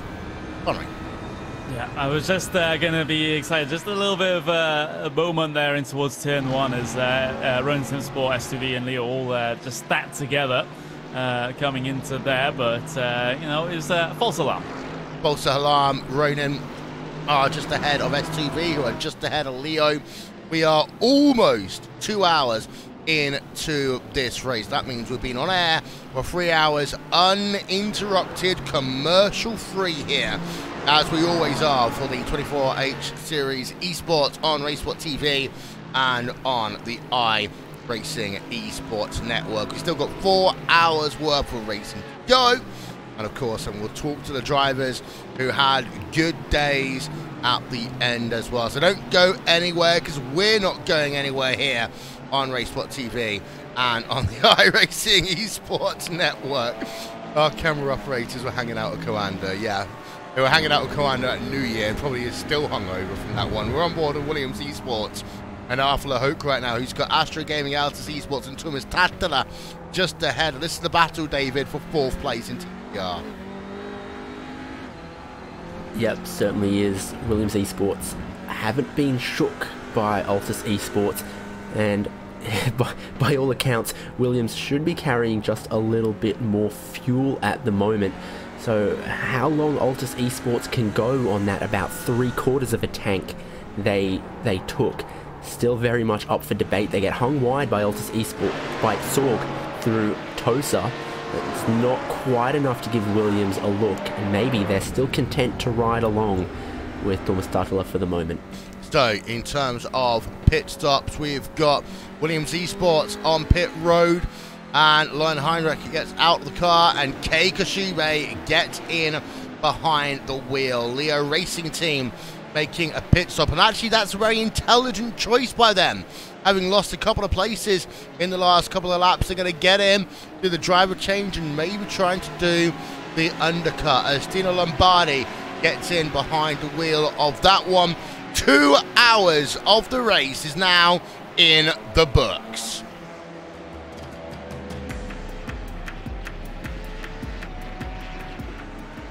So welcome to continuing coverage then on Racesport TV and on the iRacing Esports network of the 24H Series Esports from the Autodromo Enzo Edino Ferrari, Imola in Italy, as we're seeing pit stops underway for GT3, and we're likely to see pit stops underway for your GT Porsche 991 division in just a couple of moments' time. It is currently Beta Racing Team Euronics and Sven Haas leading the way, but that's because of the fact that your overall leader, the number 55 Williams Jim Esports team, have just had a fuel change, a tyre change, and a driver change, as it is now Kei Koshube who's behind the wheel of the number 55. In terms of your GT Porsche 991 division, well, it's Burst Esports who's been leading the way actually for quite some time. It's actually not been leading the way for quite some time.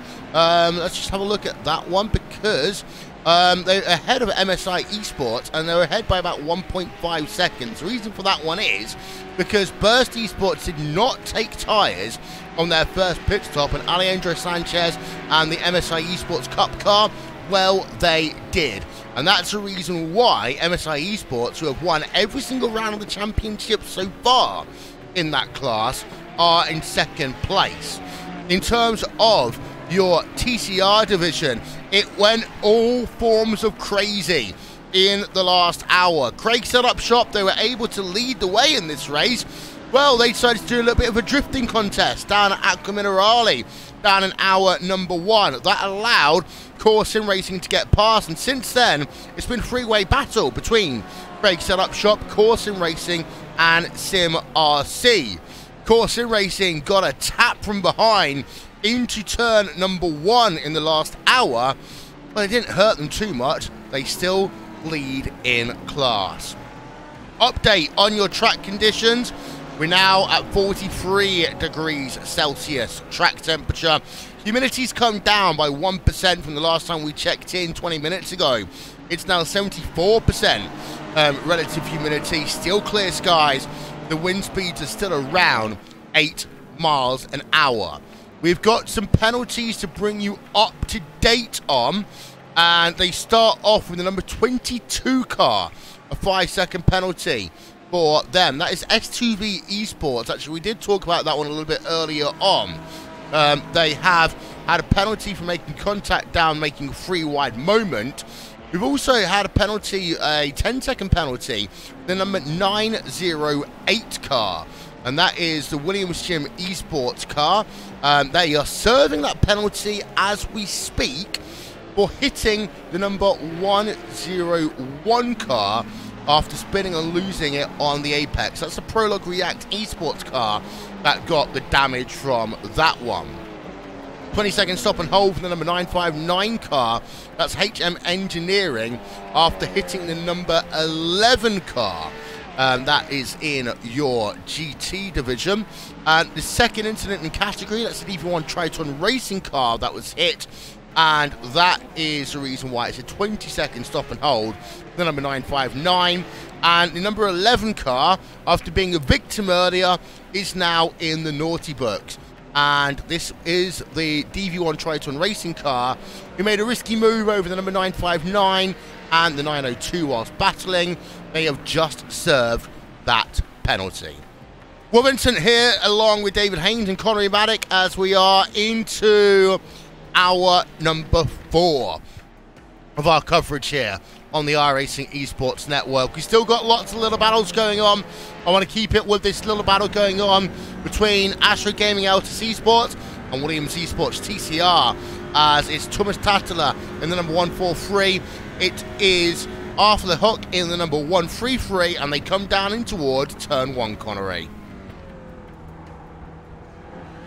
Yep, absolutely. You see Williams Esports on the onboard right now, trying to track down that Altus Esports car coming through the first sector.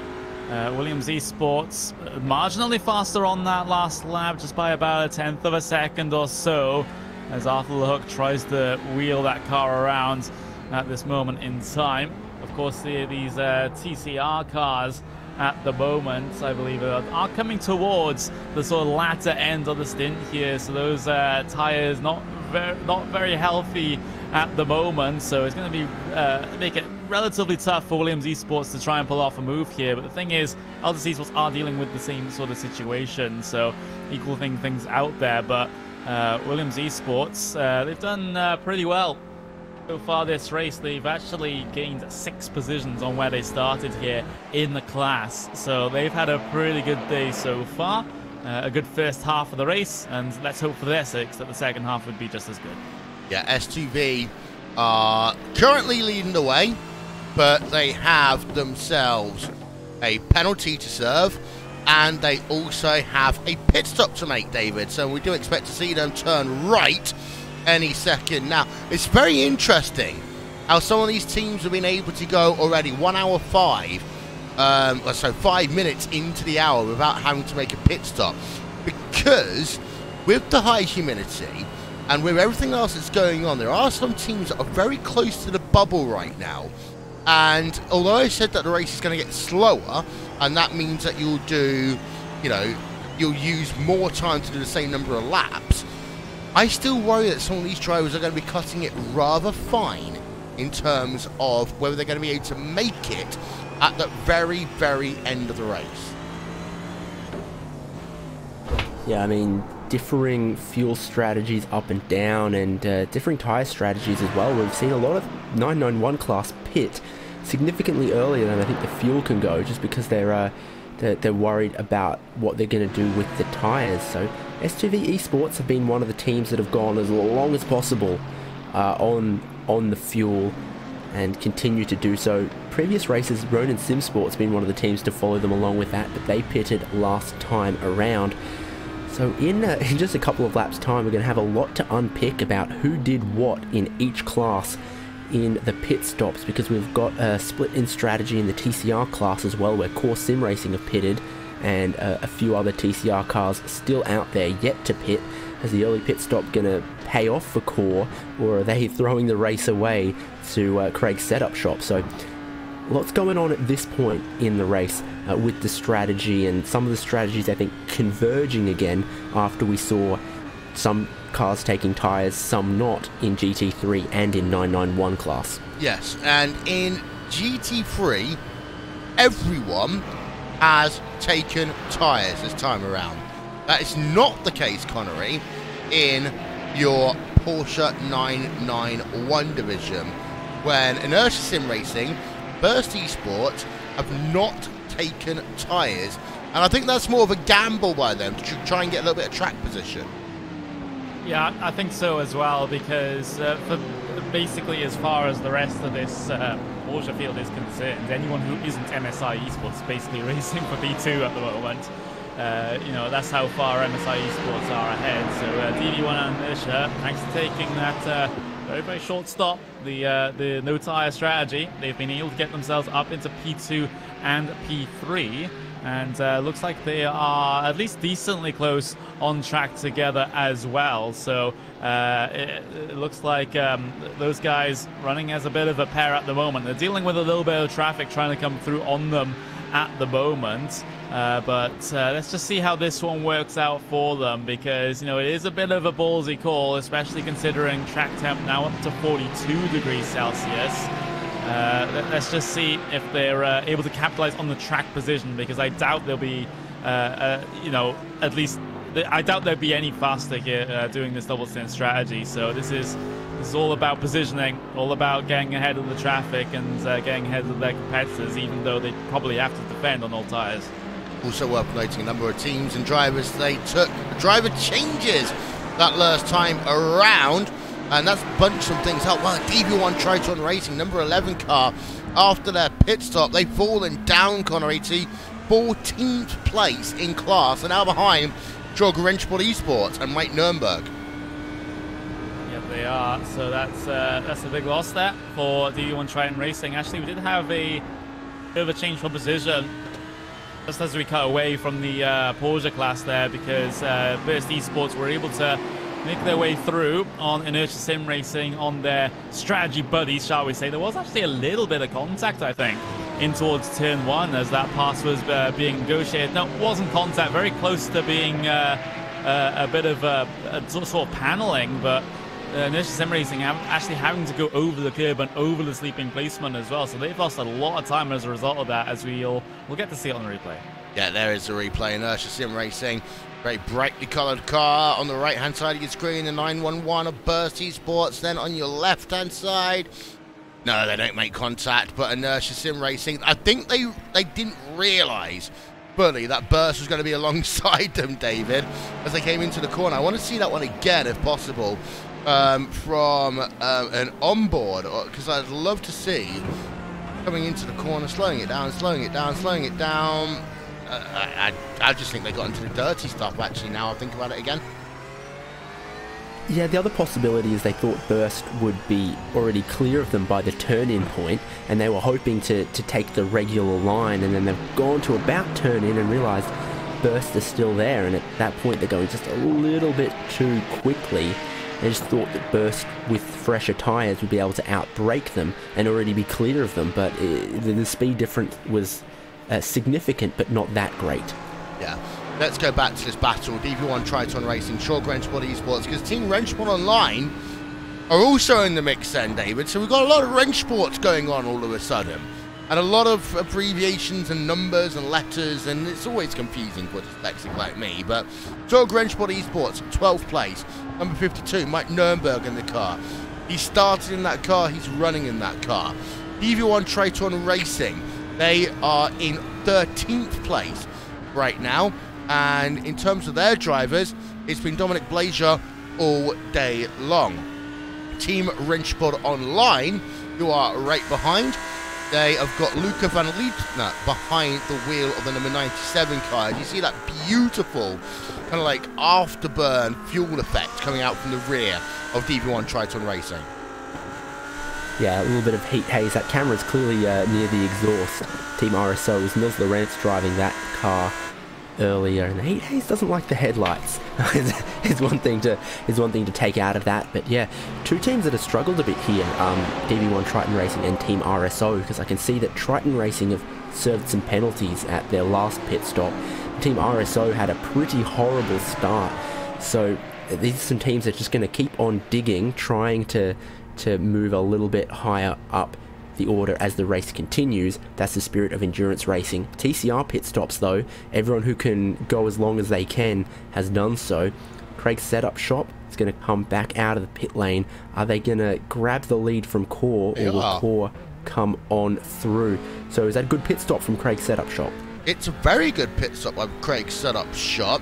It's actually only 6 tenths of a second faster, but the gap was only 1 second, and it looks as though they're going to be side by side as they come down in towards Tamburello, and forcing his way through there was a Burst Esports car, and that allowed Ross Balfour to close up just a tiny bit.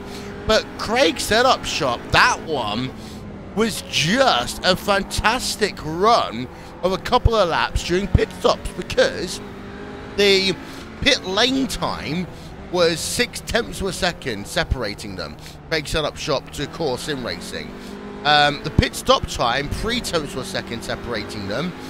But in terms of the stint length, it's 3 laps longer there for Craig setup shop. And I just think, Connery, they just did 3 blastingly quick laps.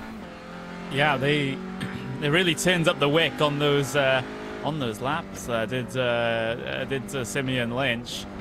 Brilliant stuff indeed, coming out from the 127 car. But the thing is, they've been doing stuff like this throughout this entire season, just, finding so much time inside the pit stops. So, you bring up the good point there, David, that, the tyres would still be cold there for Craig setup shop coming out of pit lane. So that makes it doubly miraculous.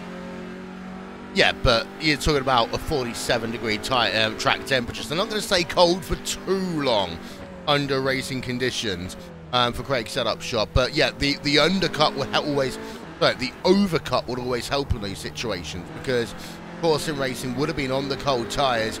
Even if it is a lap is, a second, and that could have been the difference maker. But here is Ross Balfour. He's right behind Simeon Lynch. And, of course, driver changes for each of these 2 cars in the last pit stop. Ross Balfour getting in behind the wheel of the Core Sim Racing car. Goes down to the inside, makes the pass complete, and that was a run over the sleeping policeman there for the Craig setup shop car. So Ross Balfour getting in behind the wheel over Thomas Gibson, Simeon Lynch getting in behind the wheel in place of Jack Cedric, and a replay required there for Simeon Lynch as we go on board of him.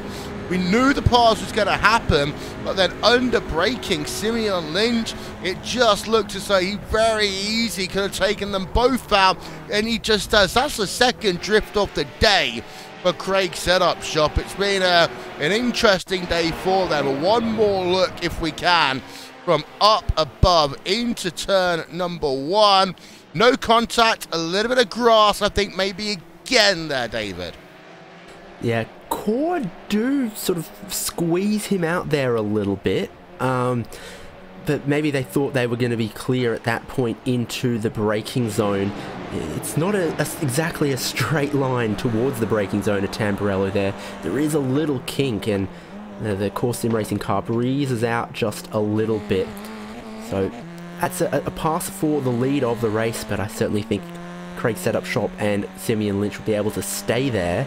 And we'll see how that pans out. This is looking very similar to what we had at Silverstone. Meanwhile, as they fight each other, Sim RC, they're in 3rd, still right with this battle. So they're having a great run to maybe grab themselves another podium. They've come on leaps and bounds in this sort of second half, latter section of the championship. They look like they've got the pace to take it to the leading cars, which I'm not sure they really had in the first 2 rounds. Maybe they got a setup from Craig setup shop for Christmas. That would be possible. There we are. What did you get for Christmas? I got a keyboard, and I got some stuff for my iPhone, and I got many things. One thing actually I have to say, I did get the most important Christmas present of them all. Go on. Link's Africa gift set. The classic. The classic. Of course, I don't get chocolates being diabetic, because otherwise I would be dead. But yeah, Sim RC, by the way, they are really close behind. And the same 3 drivers, the same 3 teams even, who have been at the front of this field all race long, are remaining at the front of this field. So, well, what did you get for Christmas, Henry? I got a new electric shaver. Very nice. Yeah. Quick setup shop, though. They're dealing with still the cold tires, I think, at this point, because they are losing time to Core at the moment, and like you mentioned, Will, it has allowed Sim RC to get back into the party as well here. So that's just the pitfall sometimes, on this new tire model. When you come out the pit lane, you're not going to have the greatest of times for a couple of laps until those tires come up to temperature, and that's what Simeon Lynch is having to deal with at the moment.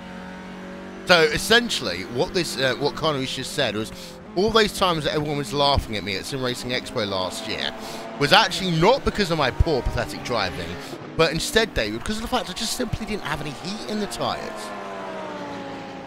Yeah, certainly. I'm sure that's exactly what it was. Good run from SimRC out of the final corner.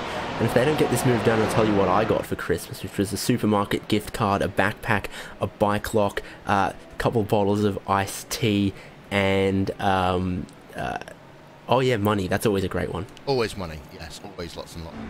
Best gift card that there is. No expiry, any store, brilliant. Well, technically there is an expiry because banknotes go out of circulation, but yes. SimRC, we're on board with Felix Lunding right there. There are other battles going on. We were going to keep it on this one, but it looks as though that SimRC, and let's not forget, SimRC and Craig's Setup Shop has been one of the best battles of the day so far. But it looks like that one's calmed down for the moment. I'm going to keep it with TR though, and let's go on board with another car. This is Satellite Racing and Ferris Stanley still behind Blake Neck, and 4 tenths for a second separate them as they'll head themselves down into Tamburello, David. Yeah, Ferris Stanley driving one of the Satellite Racing TCR cars. His teammate in the 112, that very handily sequentially numbered their satellites, is right up behind him as well. So Ferris Stanley not going to get the move done there. He's got quite a lot of traffic that's going to come through, and Ronan Simsport on a charge, going to try and go around the outside at Toza. Ferris Stanley, an Indonesian driver there, so a lot of different nationalities represented here in this race, and iRacing is good for that because you can log in wherever you are around the world with an internet connection. Yeah, that is great, and the fact that we have almost universal participation. I think that I've seen drivers from at least 5 continents around the world now. It's absolutely great to see the level of participation growing around the world. As TNT Racing, by the way, battling out with HM Engineering. This is going on in your Porsche 991 division. Number 959, HM Engineering. They started off well, Connery. They qualified in the top 5. Penalties and incidents have pushed them back down a little bit, though. Yeah, they haven't had the greatest of times inside the steward's office. They've lost 6 positions from where they have started in class, and that is not ideal by any means. But, you know, we've got 3 hours, 38 minutes left remaining in this race. Still enough time to try and get a recovery drive going. And sometimes this is a decent test for a lot of teams. How much can you keep your head in the game here when things go wrong? How much can you recover? And that really shows a good character of a team if they're able to keep going and able to pick up a couple of spots before the end. Yeah, and let's actually go on board with TNT Racing, shall we?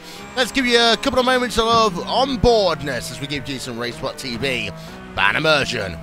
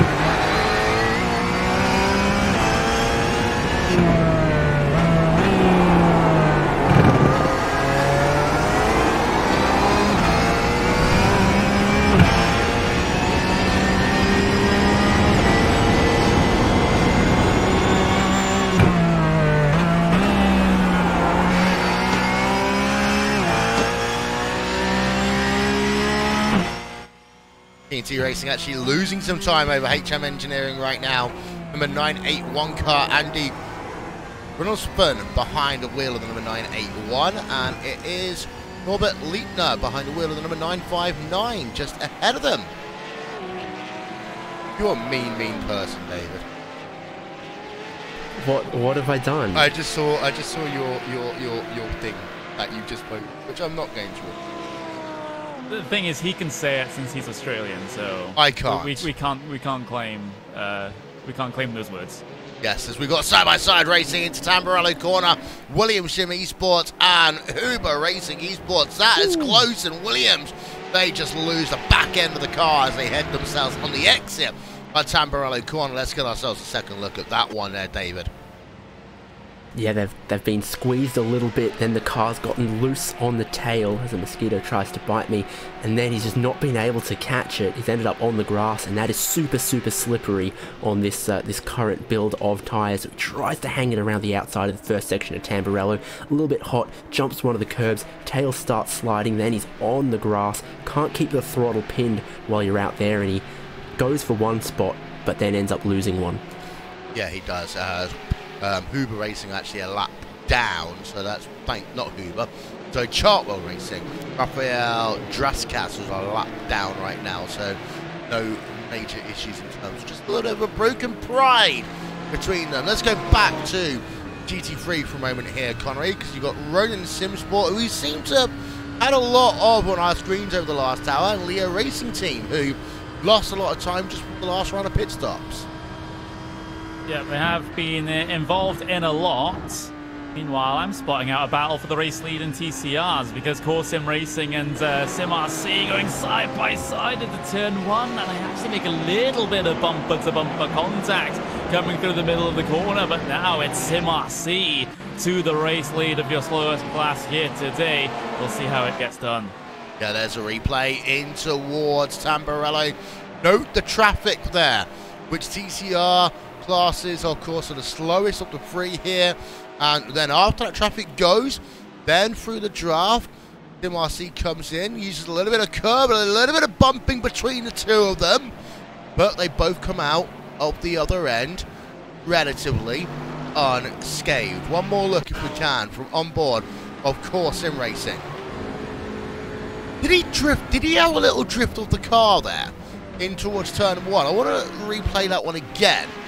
And this is through Tamburello Corner. This might explain a little bit, as we'll notice through the final corner. This is on board with Core Sim Racing, Ross Balfour. No, it wasn't. It looked as though he just slid that car a little bit in towards the first left-hand kink. The two of them come together, and you see just how close it is between them. But David, they managed to make it through, but now Sim RC lead here. Sim RC, Core Sim Racing, and Craig set up shop, putting on a great race in TCR. Yeah, elbows out stuff from Sim RC and Felix Ludding that time, but it's worked. And I said, you know, they've found some pace somewhere, somehow, in this TCR car, trying to build a little bit of a gap over Core Sim Racing. It also helps Craig's setup shop stay in the picture, and I dare not say that Sim RC have broken the draft to Core Sim Racing yet, because I do not believe that for a second. And a second is about how much you need to break that draft. So Core Sim Racing might still be able to come back at it. They really got hung out to dry by Sim RC. I think that move was right on the limit of fair, but I don't think it was especially dirty. Let's have a look at outstanding penalties, by the way. Number 52, 2 penalties for them. And that's going to be a very interesting one to have a look at. Number 52 car, that is Sorg Wrenchwood Esports Black. Penalty number 1 is for cutting off the number 176 car going into the pit lane, and then another late move coming out of the pit lane with the number 997 car, which results in number 997, that's F4H Racing, having a spin. So that is the incident there. Incident between the number 12 and the number 88. About blue flags, well, blue flags are informational, not mandatory like in Formula 1, like you talked about earlier, Connery. Yeah, but you still need to be very, very wary of them and don't take the metaphorical, shall we say, as the car in front, you know, no blocking, no intentionally impeding the car behind, trying to work its way through. You can get penalized for that, but it's not a instant move out the way now sort of thing like it is in Formula 1. But having a look at that Porsche battle that's going on right now, you can just see Williams Team Esports involved in this one. We also have the Goat Team Racing car, also with the onboard on the top of their roof as they head their way in towards the first of the Ravazzas. The Audi going down the inside, that's the Phoenix Racing Esports car.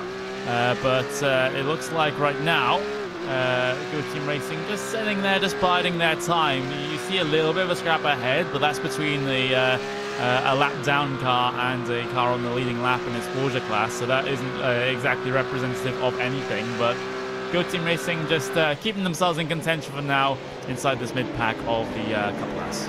Yep, racing car, sponsored car there for Goat Team Racing and Johan Venstrom and Williams Gym Esports just ahead. And you've got to remember as well, David, Uber Racing Esports and Dennis Aris Fabry right now isn't that much further up the road in that very pretty pink and green and black and blue car.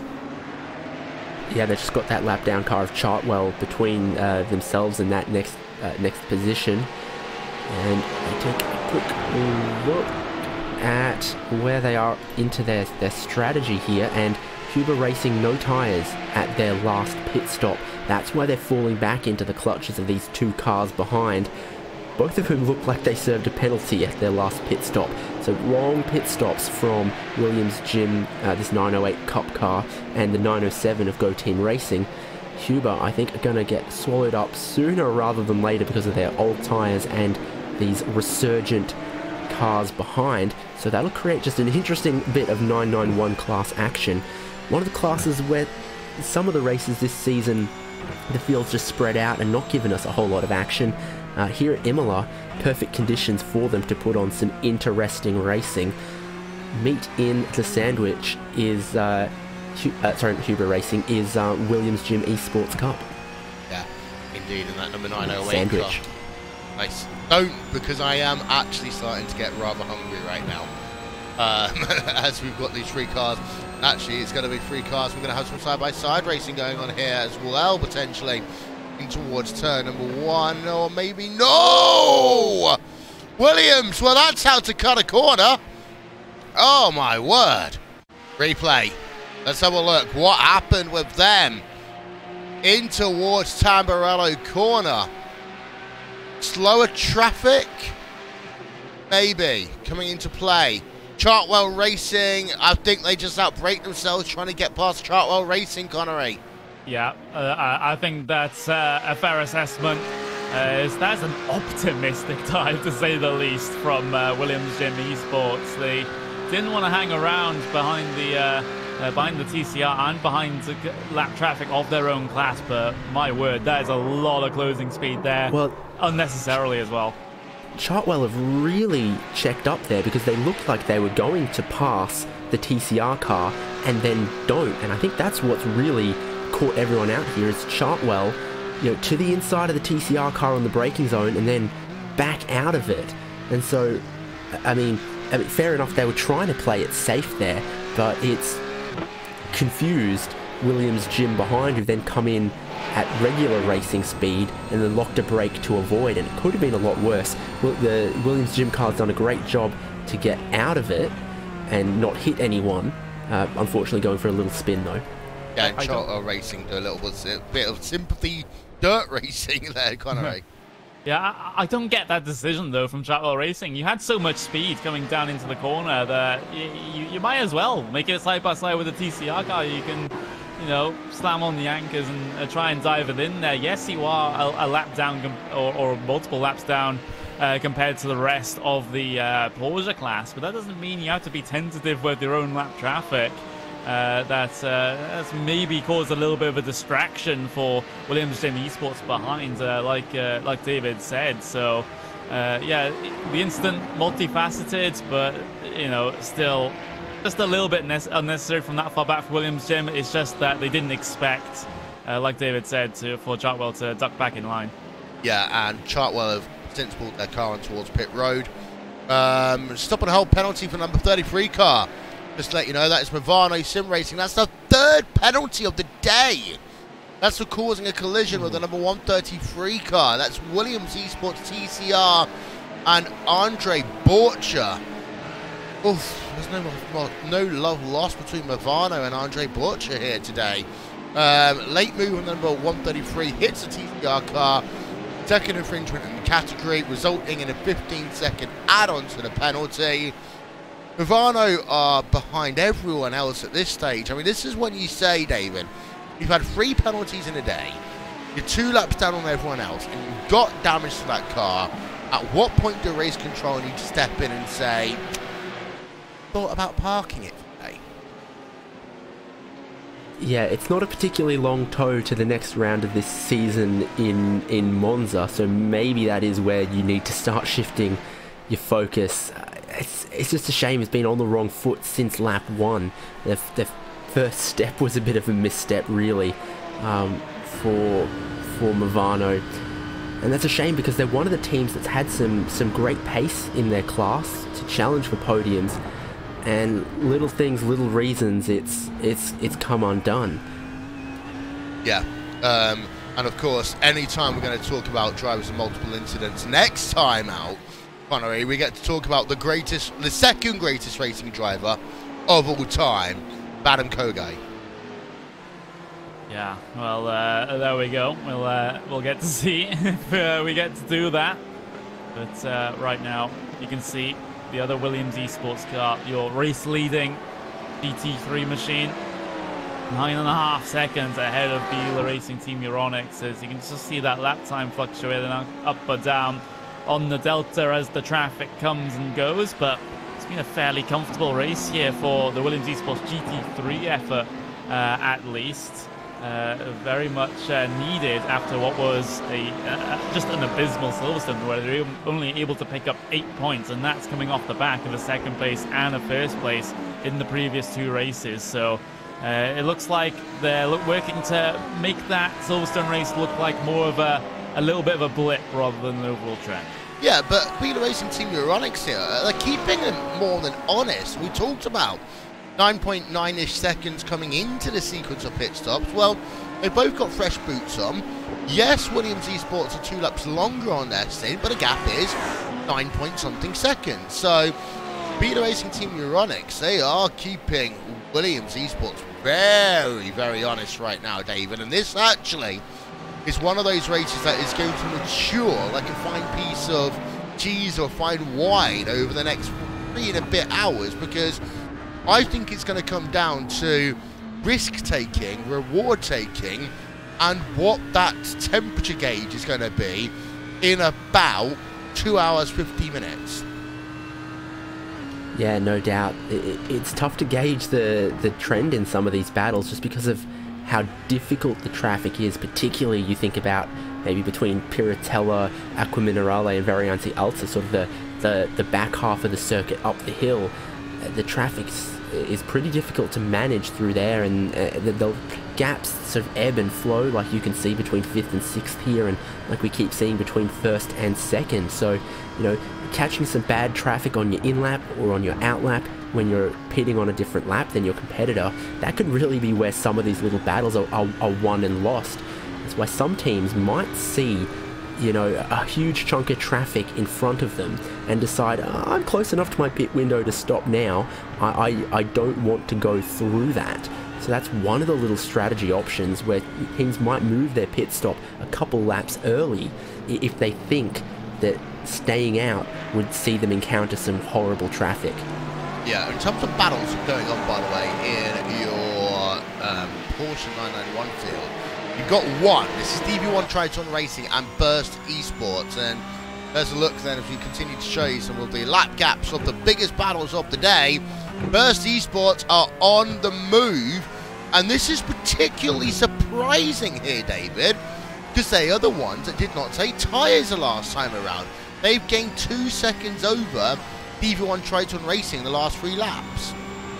Well, unless my timing screen is playing funny buggers once again, Burst Esports have taken 3 stops to 2 for almost everyone else in class. Did they have a problem at one of their pit stops, or did they have a penalty that they've served separate to their pit stop?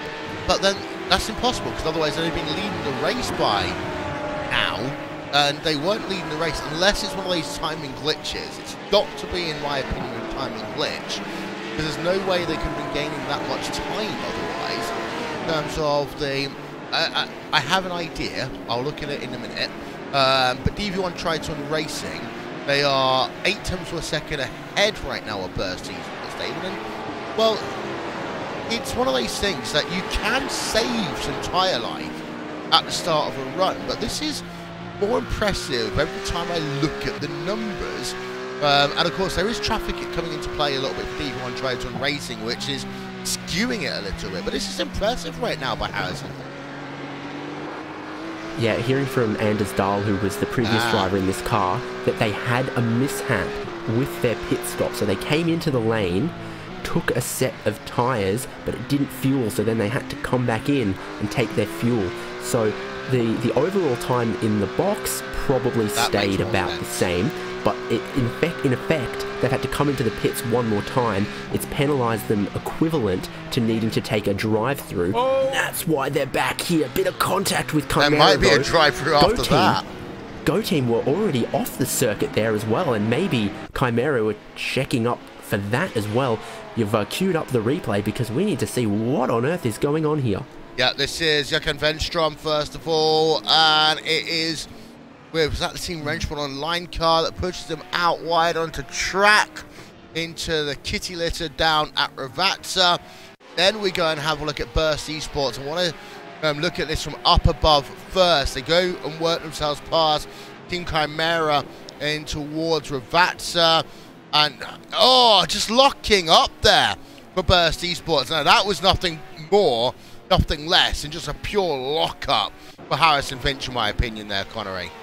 Yeah, so easy to do in these Porsche Cup cars as well. You know, they are very, very tricky on the brakes at the best of times, let alone when you're trying to battle close quarters with someone while also dealing with that traffic. So it's so easy to pinch the tire and just have a bit of a lock-up into any one of these corners. And the team that I feel the worst for here is Team Chimera and the TCR car, because they got shoved out and had a little bit of a spin in an instant they have absolutely nothing to do with. Yep, and let's have a look at the Team Chimera car. There's Ben Tusting looping it around. Now that will force a replay review, and I think that will cost a penalty. So it's gone from not being a good day to definitely not being a good day. Let's have a look at the incident from this angle for Team Chimera, and you can see just there, catches the curb, loops it around, lost quite a bit of time, thankfully keeps it out the wall. Now let's have a look at the rejoin, just to be safe, because there's a lot of traffic right now going on. Yeah, that's a fine rejoin there for Team Chimera. I'd have no issues with that one, but potential incident review, I would say, for the DV1 Triton Racing, no, the Burst Esports car even, the 911, and I can confirm it is already under review, Connery. That was quick. You know, team submitting their protests rather swiftly here. But I believe that one is going to be pretty cut and dry as far as I'm concerned. So Burst Esports might be looking at a penalty here in the not too distant future, but you know, in this series you do have to, you can take a lot of time until you serve that penalty, upwards of 90 minutes before you get yourself another penalty for not having served the first one. But yeah, not exactly ideal there for Burst Esports. You can see, you know, we heard that they had that pit stop mistake, which forced them to come down towards the line, towards the lane another time. And now staring down the barrel of a penalty, not great at all. But meanwhile, what is great though, SimRC Craig Setup Shop within 2 tenths. Yep, again. So Craig Setup Shop's got himself past Core Sim Racing. Core Sim Racing spaded a little bit. They're now 2.2 behind Craig Setup Shop. So Core Sim Racing, they must have had a moment away from our screens, David, to have lost essentially 3 seconds in the space of a lap or so. I'd love to just put up a graphic to see whether we can work it out. But no, it's just been Corsa racing, just been slow lap on lap. Yeah, well, certainly, again, the traffic is more difficult here than it's been any other race in the season because it's a shorter lap, the traffic's more dense. TCR cars are being a bit of a punching bag in some situations through the traffic here, so Core Sim Racing are now a little bit of a distance back. They're not working together as a block where the passing cars need to wait for a good opportunity. I'm sure as a solo TCR, there's a couple of places that they're just being forced off their preferred line and not being able to get their momentum, get their rhythm, and keep it up. Yeah, as there is SimRC, Felix Lunding behind the wheel of the car. Brake set up shop right, well, that's actually not right behind anymore. It's 4 tenths to a second between 1 and 2 as they'll work past the stripe. Let's have a look at the gap though, it's coming down to 3 tenths to a second. Let's take a brave man to make that move in towards Tamburello, and SimRC just smooth as ever through the opening corners there at Tamburello on track. The iRACING team's got themselves past Red and SimSport, Connery, and are now knocking at the door of 4th place because they're not that far behind SRC Quadricorsa, and they've picked up massively the last couple of laps. Yeah, they had a bit of a moment around about 30 or so, 45 minutes ago where they didn't have a lot of, at least in my view, a lot of pace, but now with Dino Lombardi behind the wheel, a fresh set of hands getting behind that Audi, and now looks like they're making forward progress once again. SRC Quadricorsa Black, they are once again having to be on the defensive here. 4 tenths of a second taken out by Leo on that previous occasion, and it looks like with the exit of the corner here, you see Leo Racing going very, very wide. Meanwhile, SRC had to take a bit of a shallower line off the corner to get past this Porsche, and now Leo, he's going to sit in the slipstream of that Porsche, transfers to the slipstream of the AMG Mercedes, and now into the braking zone of turn 1, deciding not to go for the move, but Leo just in the perfect position to capitalize on any little mistake from SRC. Indeed, as Leo Racing team, they'll remain within a half a second over SRC's Quadricorsa. Okay, Siri didn't understand what I just said, but there's another battle going on. Team Hoixenveld is right behind. We've got 2 battles going on at the same time here. Leo Racing team not able to make the moves. I'm going to switch it back here to see Rennsport, Esports, and Team Hoixenveld. They are separated by 2 tenths to a second. Leo Racing team, though, remain close. They're hunting on the outside. Are they going to try and stick it down the inside at Minerali? No. Nowhere near close enough. They now come through Aqua Minerali, work themselves up the hill. It'll be a quick breather then, if anything, for Dino Lombardi as they'll come down into the Variante Alta, because no one really wants to pass here, but you want to get a good run over the bumps as you now head yourself down towards Ravazza. And it will be a case of maybe now for Dino Lombardi, can he just get himself a good run on the exit of Lavazza 2, and what is those 2 cars, these 2 pieces of traffic ahead going to do? DB1 Triton Racing Trouble 9 car is ahead, and then you've got another Porsche 991 car in the mix as well. Now this is useful for Dino Lombardi because he can use the tow, use the draft for the moment as they work themselves past the lap traffic. Now it's a case of, is he close enough? Well, probably not yet, no, not into Tamburello corner. Dino Lombardi, David, having to stick behind. We've seen Leo haven't really had the overtaking pace. They've had good race pace, but not the best overtaking pace in this race. He took a good line through Tamburello though, which let him get a good exit, but then again he wasn't close enough into the Villeneuve chicane here, so we'll see if he can force a mistake or do something through traffic as an opportunity presents itself. Go Team Racing balks SRC a tiny bit. Again, yeah, not quite managing to find a way to get past despite some of these slightly opportunistic weaves to make sure he appears in the mirrors of Emmanuel Petri in front of him. As just to go back to the other battle, Shore Grensport versus Team Hoixenveld.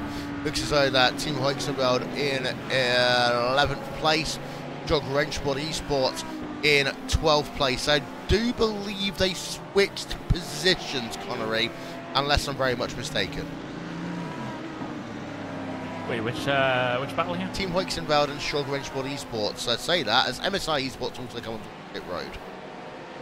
Yeah, looks like, well, Team Hoixenveld, you know, they're going to have a bit of a task to try and hold on to this one, because Shore Grensport Esports coming at them at a rate of knots here, coming down the pit straight as TCR car that's just going to block the lane that Shore Grensport Esports wanted. They wanted to take sort of a more of an outside line coming in towards turn 1, but the TCR car at the wrong place at the wrong time as far as Sorg are concerned. That Team Hoixenveld car has a little bit of damage to that rear wing. You can see on that onboard view, you can see from our perspective, the right-hand side, the rear wing being bent up just a little bit, which will do no favors in terms of Jan Sinkowski and his straight line speed. So that's why Sorg has been gaining so much ground on the pit straight. It's a Valley Girl accent to it. It's now Team Hoixenveld. It sort of flicks up right at the end of the word, so it changes the pronunciation. Surely, no, I'm the only person who thinks that. Okay. We'll go on board with Shore Grensport Esports. That's easier for us to digest at 5 o'clock on a Sunday afternoon.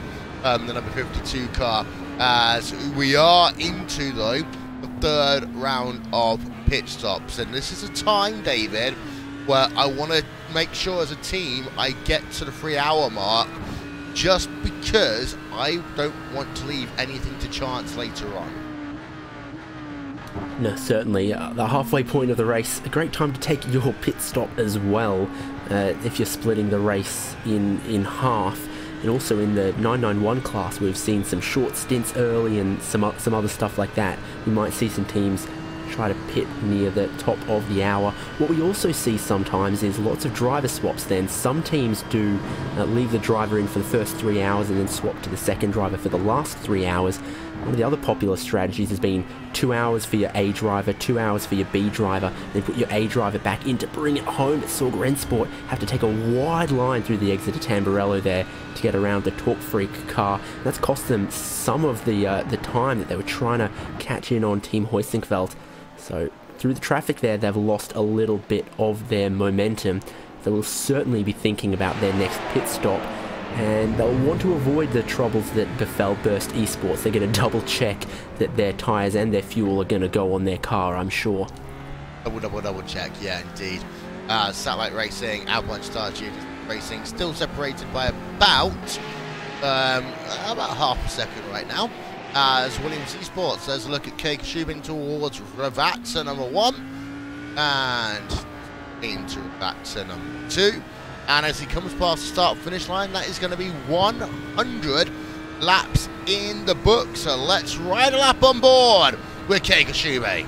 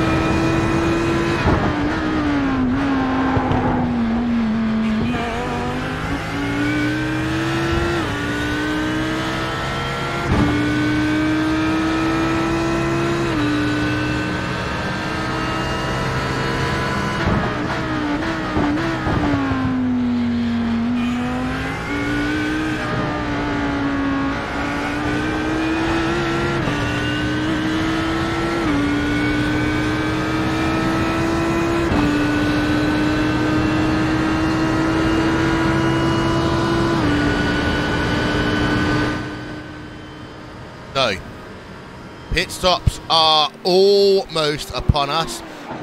As actually, Leo, by the way, did get themselves past there, Connery. SRC's quadricorsa black away from our screens. Look at the gap they pulled out over just a couple of laps. 2.5 seconds.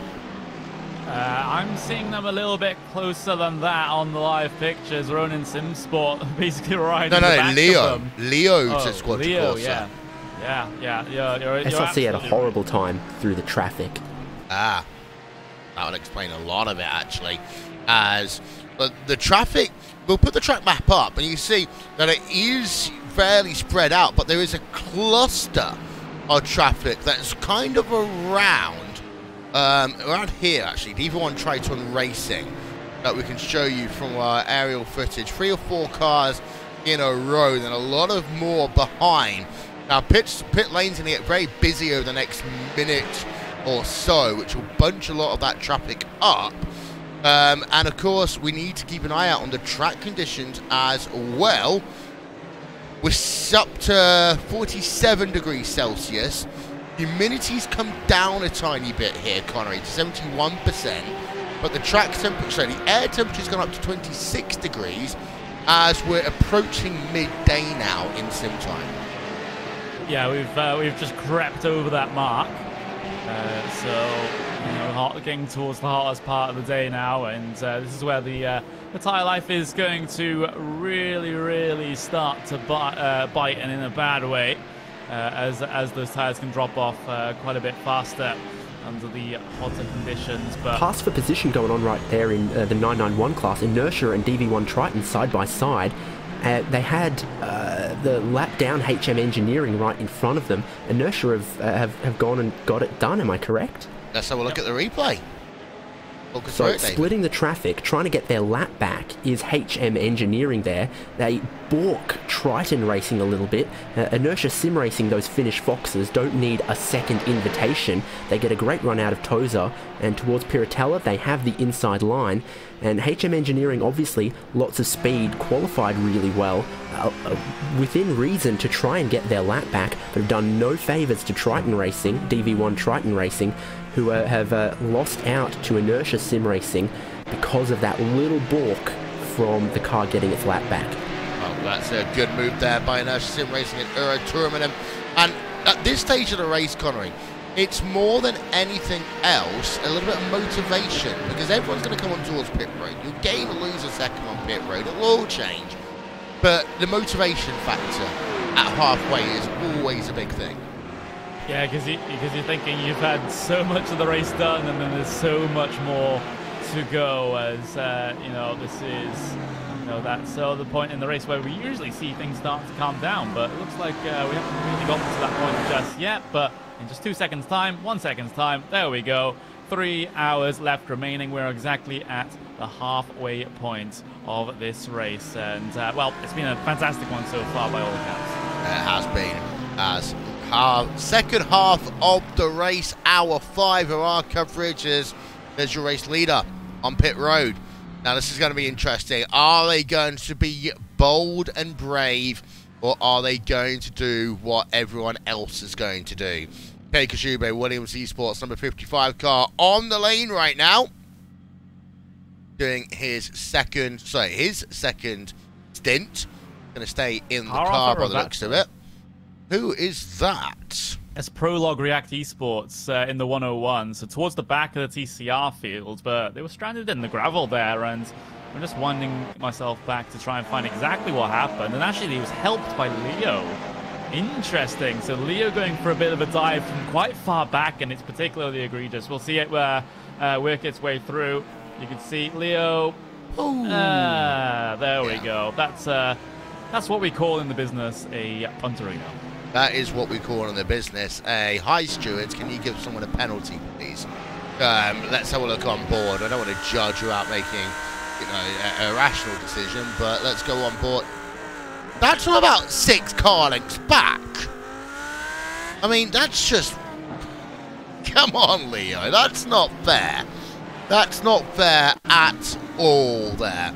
Prologue React Esports, just for the record, let's do one more look on board of them.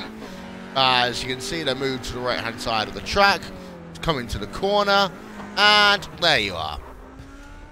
Yeah, they have nothing they can do there. You know, as you know, they're on the brakes there. They can't really deviate their lines all that much. And all of a sudden, in one of your wing mirrors, you see this iRACING car just come at you, and you're basically a sit-and duck from that point forward. So, as a result of that, I would expect that Leo does get themselves a penalty here, and I wouldn't be surprised if it's one on the more severe side. Yeah, indeed. So, yeah, let's have a look, by the way. Keg Schuber, I want to go back to that story very quickly. And they did do the safe option this time around, David. They took a pit stop time of 1 minute 7.4, lane to lane 1 minute 41.1. So that time much more normal, shall we say, compared to their first stint when they took the alternate option. Yeah, and I think while the weather conditions changed from clear to partly cloudy, it's still going to be pretty hot for the whole remainder of this race. I mean, we're looking at finishing 3 p.m. local time, and that's the solid bulk of the heat of the afternoon as well. So I don't think we'll see many teams try to double stint to get to the end from here, especially in the GT3 class. Interesting that some of them tried to take that gamble right at the start when the track was cool, and for the most part, I think it paid off for Williams. They built out an 8 or so second gap over the Biela car, and they've held on to it mostly since then. And interestingly, it was a strategy call at Kota that got Williams the win ahead of Biela as well, when they were just about to approach a whole bunch of traffic. So the interesting strategy calls is paying favours for Williams. It just goes to show that you can have the quick drivers and the good setups, and you know, having someone with their eye on the track map, their eye on the times, and telling you, actually, let's come in a lap early, can really help you out in these races. The strategy element plays in so heavily to these endurance races. Little drift for the Huber 991 class car there, but they held on to it. It's a case of blinking, you miss it in TCR, because all of a sudden Craig Setup Shop had just stretched, flexed their muscles, that's the word I was looking for, and they've got a 5.3 second advantage over Core Sim Racing. And I don't see anything on my timing screens here, Connery, that suggests that's anything else apart from Craig Setup Shop had just woken up and thought, okay, we've got enough fuel to go to whatever we want to do now, we're going to go racing.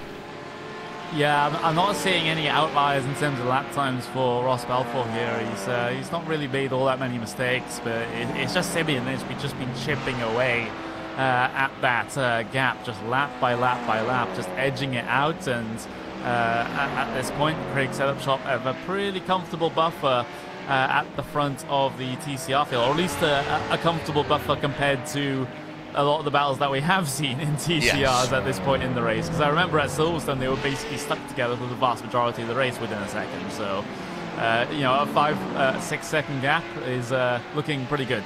Yeah, it's worth noting, by the way, that Alpine Star Geodesic Racing have fallen behind one of the satellite racing cars, and the other satellite racing car has caught up to the rear of them.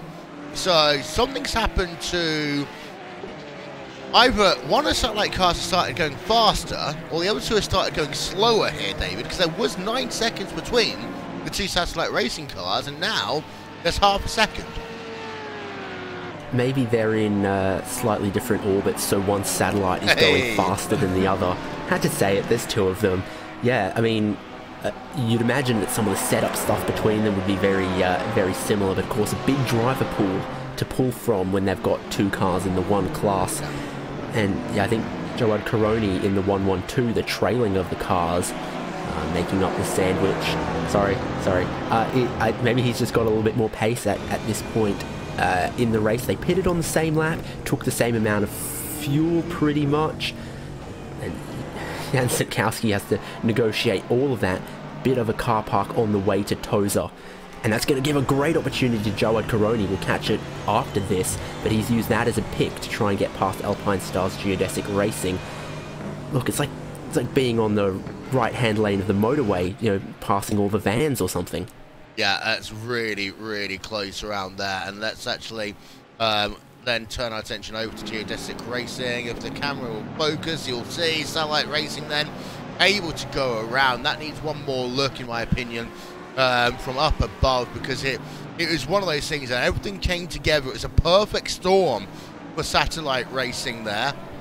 I made my own pun, I didn't even mean to, as they were able to just sneak it down the inside and make the pass complete. Geodesic Racing now down into 9th place in class as a consequence, and give you an update on all the pit stop situations. Everyone who has pitted so far in GT3 has taken tyres. There's 2 people on pit road right now.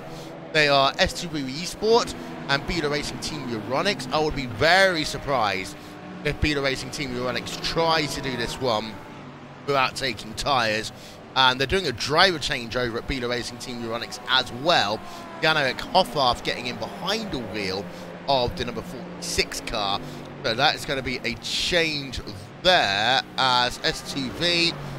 Let's go on board of them, shall we, for a moment, and let's show you their pit stop time as they just tick over towards 1 minute on track. See the engine starting to rev in that Mercedes AMG car. Off the jacks, 104.1, out and away he goes, Connery. Yep, that's full pit stop service there for S2V Esports, but we wouldn't expect anything less with the track conditions being the way they are at the moment. So double stint's not very viable at this stage. So S2V Esports going to come out just behind the Porsche here, and they'll be off and away in not too distant future. But what I'm interested in is actually, still those 2 Satellite Racing cars, because this is a teammate versus teammate affair, and historically, at least over the past couple of months here in iRacing, things haven't gone too well between teammates in these sorts of endurance races. So hopefully Satellite can't continue on the trend. And also, Satellite Racing haven't had the greatest luck or experiences in 24-hour series esports either. I've got a good friend of mine who's a part of Satellite Racing, and I'm sure he wants me to turn the camera away from them now, because otherwise we'll end up seeing the 2 of the drivers hit each other or do something on the track that they would not be happy with. We've got most of pit stops done in terms of your GT3s. The last of them actually coming through right now. Currently leading the way is technically Leo Racing, but they of course got a pit stop to come. Oh, sorry, they're 4th place. It's just showing me on graphics incorrect there. Ronin Simsport are technically leading the way, but they just come down on towards pit road to make their 3rd service of the day. That will put Williams Esports back up into the lead of the race. Give you an update, by the way. The number 12 car, interestingly, hasn't been investigated yet here, David. So it's not been reported to race control yet, which is rather interesting. And the last penalty we have is the number 21 car, the Williams GM Esports Azuri car, Pierre Lisson. They've got themselves a 15-second penalty for double tapping the number 999 E1 Triton Racing car, putting them into. Yeah, so still busy at race control, but not with one of the incidents we saw. So that's interesting. I guess if it wasn't reported, that either the team doesn't have someone available to report it, or have decided to let it go. Maybe their New Year's resolution is to be more forgiving or something. Certainly that's not mine. Yeah. Also, the number 911 car, we saw this one earlier on, Burst Esports and Harrison Finch, causing a collision with the number 154 car, Team Chimera. 5-second penalty there for Harrison Finch for that one. And we talked earlier on about the number 33 car, Movano Racing, their 3rd penalty of the day. For those of you just joining us, by the way, it's a little bit different in terms of penalties compared to previous races, Connery, because of the fact that if you take a penalty, which you're allowed to do now as part of the 24-hour series esports, whilst doing service to your car, it will add about 25 seconds to your penalty time.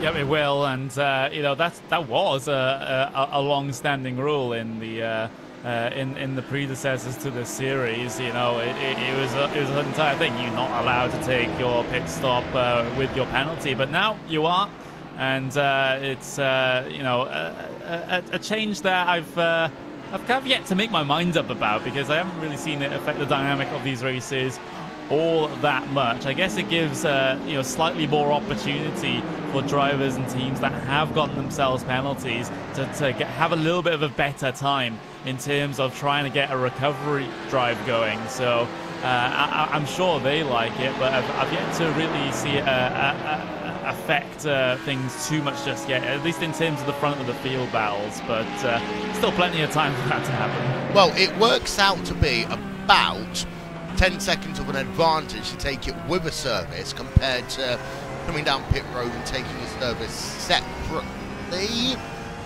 because 25 seconds is 10 seconds quicker than the time it takes you to come all the way down pit road, get into your pit box, stop and come all the way back out again. So it is a slight advantage for those teams who can still take a service whilst doing serving a penalty, but the time that you quote-unquote save, David, has been dramatically. Yeah, and so the easiest way to make the most of it is just don't do anything that gets you penalised. Oh, yes. I think that's the best advice I can give on this. Sure, I mean, the old 5-second stop and holds that would just add 5 seconds to the pit stop were tiny little penalties that race control could award when contact was kind of someone's fault and they needed to give a penalty but didn't think it was really egregious, or there was other mitigating factors to it. I guess they can't really do those anymore, but nonetheless, I mean, if anything, all it's done is made every penalty that race control had that they could levy against you just a little bit harsher.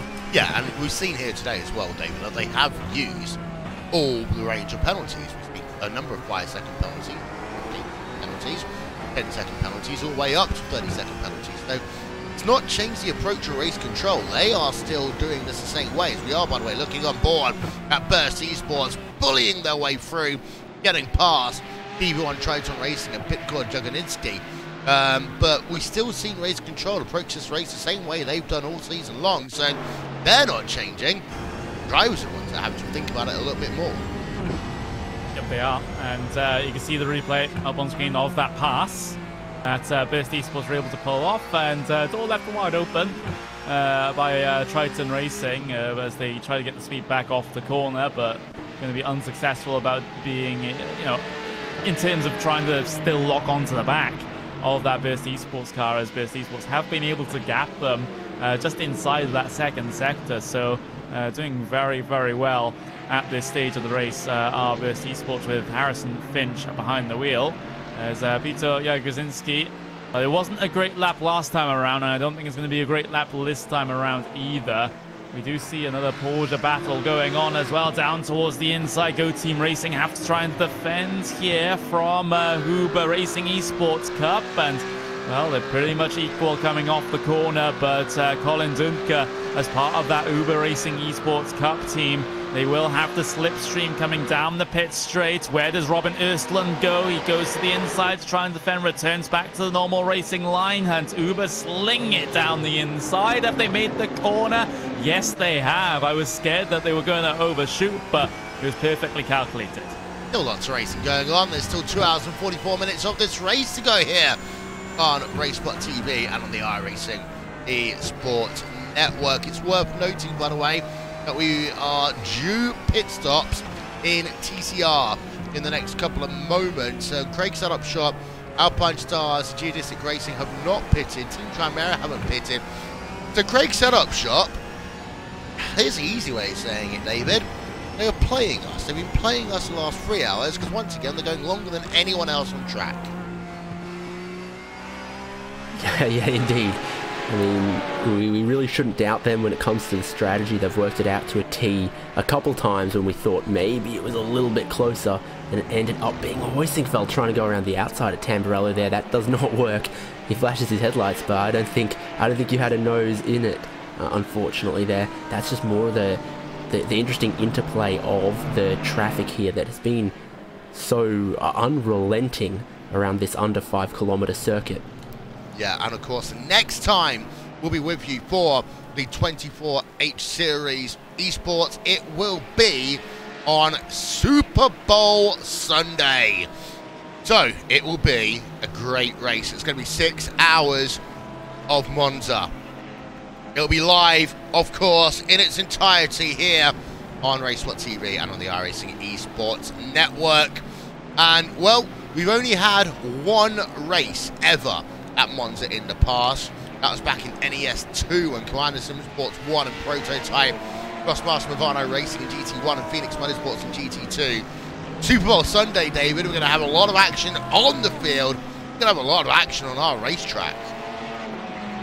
And I think that's the day I'm at the Bathurst 12 hour, so I think I've read this correctly. I'm missing that round, unfortunately, but I'll have other things to do. Yeah, and I'm going to be Super Bowling it up, so, well, at least I don't have to watch the Patriots in a Super Bowl again, as I'm sure iRacing's going to terminate this feed within about the next 10 seconds now I've said that. But we can see Craig set up shop then, coming on towards pit road right now, and as they do so, we're going to have ourselves a look. As Craig set up shop, they are going to take fuel and tyres here.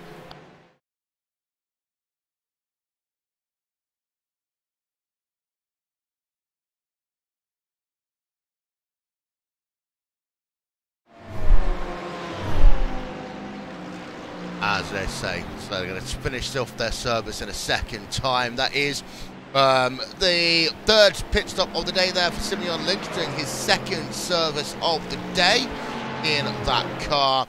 As a wonderful look up at the start-finish straight here at Imola as well. And of course, you can see they've extended essentially the pit complex by removing the final chicane majority of racing circuits, and that's the reason why now you don't have to do that horrible chicane at the end of the lap, Connery.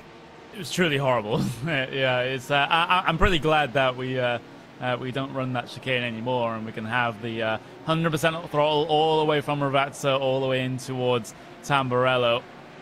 A little bit better that way. Of course, it gives us a couple more opportunities inside the slipstream to be able to make things happen down in towards turn number 1. But Craig set up shop. They're coming off of the pit lane in just a couple of moments time. SimRC have already made their way through here, so SimRC get themselves back to the race lead here in TCRs, and well, as a result of taking the pit stop here, Craig set up shop are going to be on the older tires, so they'll drop even more time than this. I've just realised, by the way, Connery, I've got a Tennessee Titans jersey that I found really, really cheap when I was in where's it? In the Netherlands for the Spa 24 hours. It's the reason why I was in the Netherlands. It's only a 2-hour drive.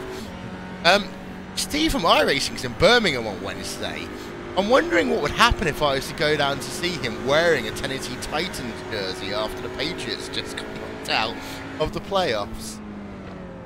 Yeah, do you want to come back to your flat alive? That's basically...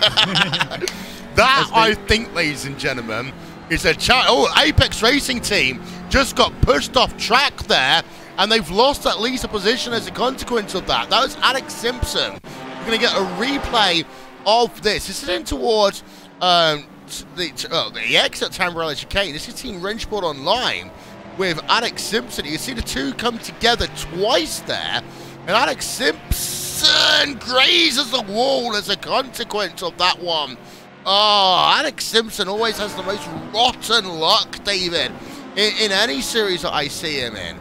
I don't know whether it's just this or anything else, but Alex Simpson, he always seems to have the bad luck, and that's a big wallop there, and you'll see a next wallop into the tyre barriers, grazing its sidearm.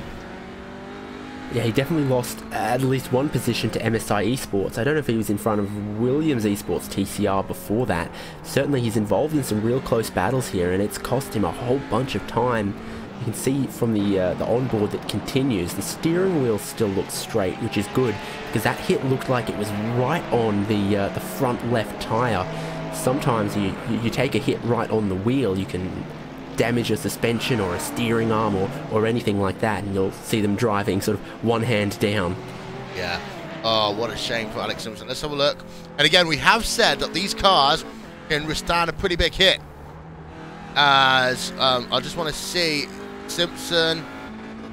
He's carrying it on. The issue with the start-finish straight here is it's not really as straight. So you're always turning a little bit, but that car looks as though steering's out by about 5-ish degrees, maybe, David? I'm not quite seeing that, and it's always tough to tell. It's just one of the Huber GT3 cars slot in front of him. Yeah, maybe we'll know in a second. So he'll move the camera over a little bit, maybe a tiny bit right hand down, but it looks relatively level. Yeah. So there we are, Alex Simpson, the Apex Racing team car. As we just go back up into battles going on in your Porsche category. And this is your 991 category, and it's Go Team Racing versus HM Engineering. Battle for 8th place on track. The 959 car, of course, have had penalties here today. HM Engineering, which is putting them back a little bit. And the 907 car, Go Team Racing, they've had penalties here today. So penalties offset. The result of the play is a battle for P number 8 on track. And just to let you know, I just scrolled down. All of a sudden, we've got a couple of extra incidents that have just come through. And the number 100 and the 902 car, we saw this, we didn't see this one, Gold Team Racing White, and the number 100 car, Core Sim Racing. It's a stop and hold penalty for the number 100 for steering into the number 902 car. So this actually could have Connery have explained a little bit about why they lost so much time all of a sudden. Yeah, that would definitely do it. So number 100 car, Core Sim Racing, getting hit with that penalty, and that's not ideal when you're inside a championship battle, a podium battle that they're in right now, which is basically a three-way battle because SimRC, Craig Setup Shop, Core Sim Racing, all involved in this one, and we'll get to see how this one will actually turn out by the time the end of this race arrives. But right now, you have to argue, though, Craig Setup Shop do have the strategy advantage. They have the fuel advantage coming to the end of this race. And let's just see if anyone can, have an answer to that one. Because, yes, right now they don't have the track position, but, they have that sort of wild card in their pocket so they can just play in the final stops and just get a jump over everyone. Yeah, so let me go back and let's have a look at the other incidents being investigated. Number 51. That is in your primary class, and there is an incident between number 51 and number 199 car. 199 machine is Apex Racing Team Alex Simpson, and of course the other team, the 52 car. Even 52, they've updated it. The Straw Grange Sport Esports black car is currently under investigation, David, for the incident down at Tamburello. Yeah, that makes sense, I suppose, doesn't it? Yeah. So let's have. Yeah, it's gonna be one of those things where it's gonna be reviewed.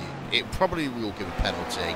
And again, we've seen the stewards be firm all race long. And in terms of battles, though, in terms of battles going on in terms of your field, we've kind of extinguished most of them for the time being in GT3, and part of the reason for that is because of the fact that there's no crazy strategies this time around. Well, the strategies have sort of shook out to everyone has to take tyres every stop. Everyone's filling their tank and gearing towards a short final splash. Connor, you go ahead.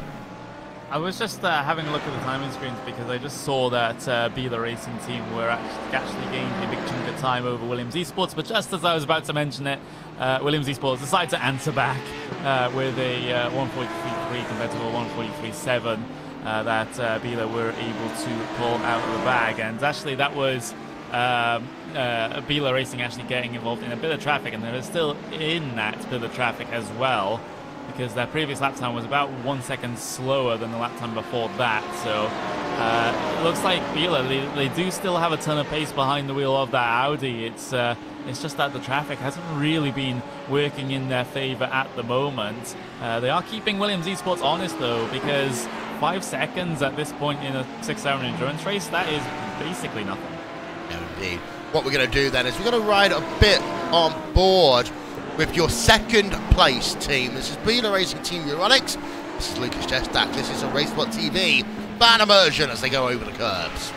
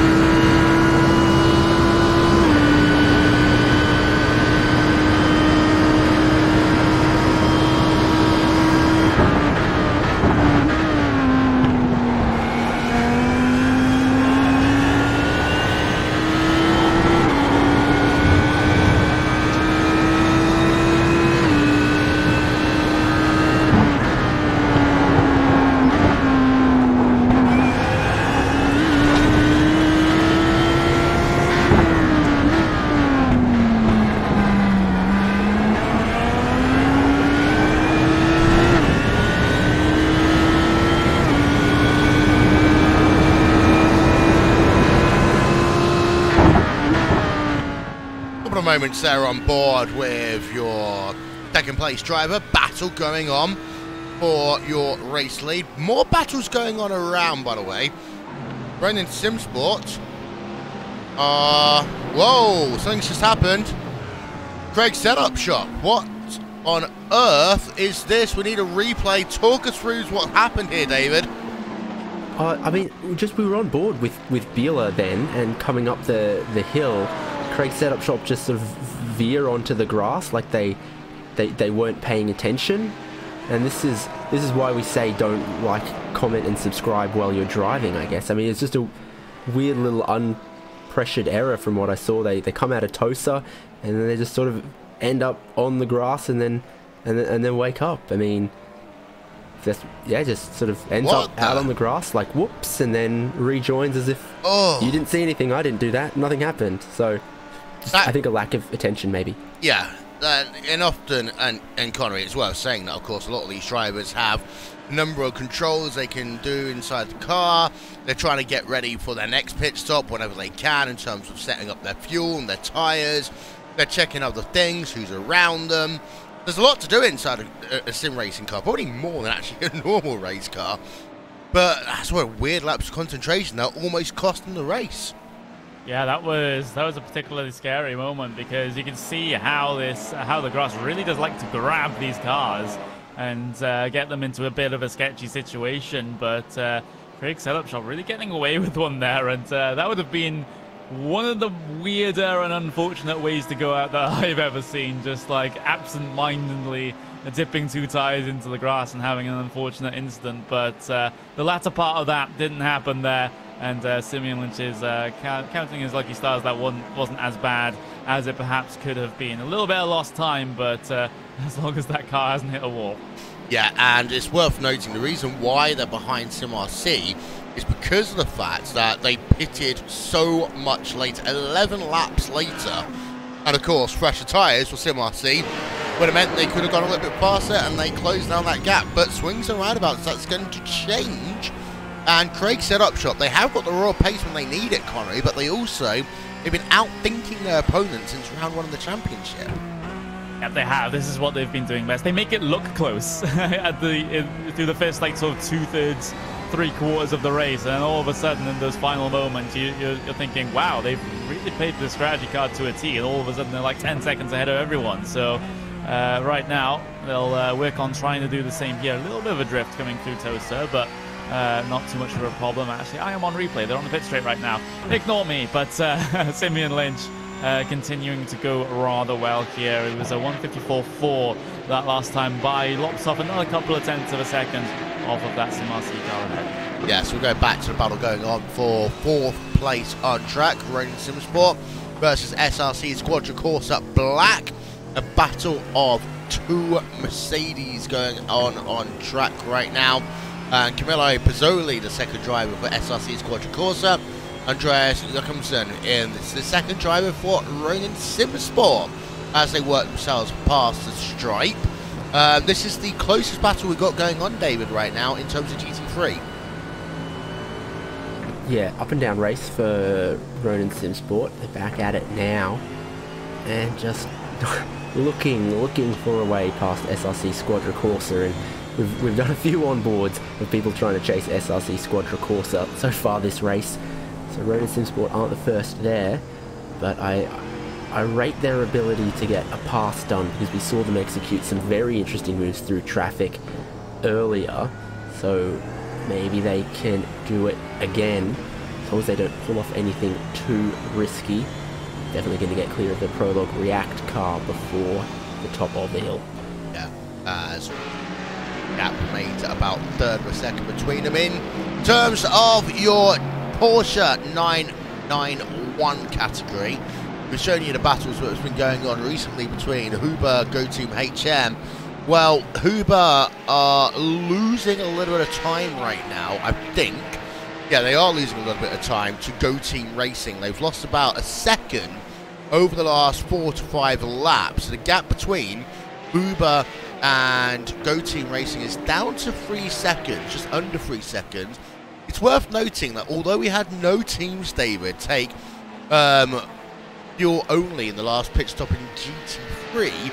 In Porsche, we had both DB1 Triton Racing, Williams Gym Esports Cup, IRDK Endurance, and Williams Gym Esports all not take tyres. Yeah, the 2 Williams Gym Esports Cup entries both following the same strategy there on fuel only. And the tyres do tend to be just a little bit more durable underneath these Porsches as well.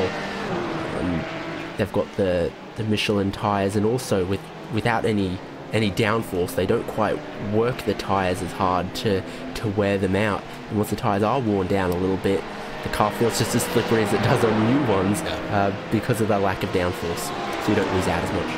As the, let's say that's the closest battle we've got going on. And we have got a battle going on though for the race lead once again in TCR, Connery, because, well, Simeon Lynch has come alive again, and he's now just 6/10 of a second back from Sim RC. Having got those tyres up to temperature, having worked the gap back down, it looks as though that Simeon Lynch wants the lead of the class back again. Yep, and he's pretty likely to get it if you ask me. The fresher tyres, you know, the huge amount difference in terms of the stint lengths right now. The tyres on the Craig setup shop car are about 10 laps older at this stage, so they can really use that to their benefit here. You can see how much faster, how much more confident that they're able to take the 2 Ravaxes right at the very end of the lap. And now it's basically going to be SimRC on a timer here, because Craig setup shop, they have the draft, they have the slipstream on the way down in towards turn number 1, and they have the tyre performance to use to try and get past as well. Do they decide to do so? They do go for the dive down the inside at turn 1, and SimRC have absolutely nothing to try and fight that. They'll try and find a bit of an alternate, a bit of a better line coming through Tamburello. They do actually gain a decent amount of speed off the corner, but I think Felix Lunding doesn't want to fight a losing battle. No, he doesn't. And the 127, as a consequence, is back in the lead of the motor race. Core Sim Racing, by the way, they've now faded to 10 seconds behind this leading duo. So it really is Craig setup shop and maybe Sim RC as your leading 2 cars. And then Core Sim Racing, well, they've really started to pull back in this motor race late on. Haven't served their penalty yet either. Are they not? You're right. You're right, actually, unless I'm very much mistaken. I'll need to double check that one. We will double check that one. But I think SimRC, big drift. Oh yeah, that's down at Aqua Minerale there. Let's get ourselves a second look at that one, Connery. What happened? Well, Audi down the inside. We'll get to see it in just a couple of moments, and SimRC, you know, just trying to get themselves slowed down for the second apex of Aqua Minerale, and they just slide out. That is a bit of a solo car error there for Felix Lunding. Actually does tag the Leo Racing team car, which was the Audi that was trying to work their way through. Uber Racing Esports, good avoiding action for them, but this is a scary moment for SimRC that could have been so much more, so much worse. Of course, in these front-wheel drive cars, you basically nail the throttle and you're able to recover them. So pretty easy to save in that respect, but still, that's a bit of a heart-and-mouth moment. Yeah, let's get a look very quickly on board with the Leo Racing team car, see if we can see that contact. And we're on board with them. This is through Piatella right now. Left-hander leading down towards that Minerale. You can see just how narrow the track is. It's only about 2.5 car lengths wide here. Comes down. And there's Thwack even, as you come out the corner. And the racing team, they remain in 3rd place in class. I say remain, they are 3rd place in class. They've done an interesting job. The number 12 car, of course, they had themselves a couple of moments in this race here today. Just trying to have a look to try and see about penalty situations going on. No further action, by the way, for the incident between Apex Racing Team and the number 52 car, that's a sort of Edgeport Esports car, and also racing incident being reported for the incident between the number 100, which is the Core Sim Racing car, and the 902 car, the Gold Racing Team white car. So actually, David, what it looks like is that the incident, the penalty that was originally given to Core Sim Racing has been redacted into a racing incident. Well, there we go. That is, it sounds like Core Sim Racing have pleaded their case, had it looked at again potentially, and the ruling has been slightly altered, which is very, very good news for Core Sim Racing, given that otherwise it would have pretty much ruled them out of battling for those top 2 spots against the Sim RC and Craig Setup Shop.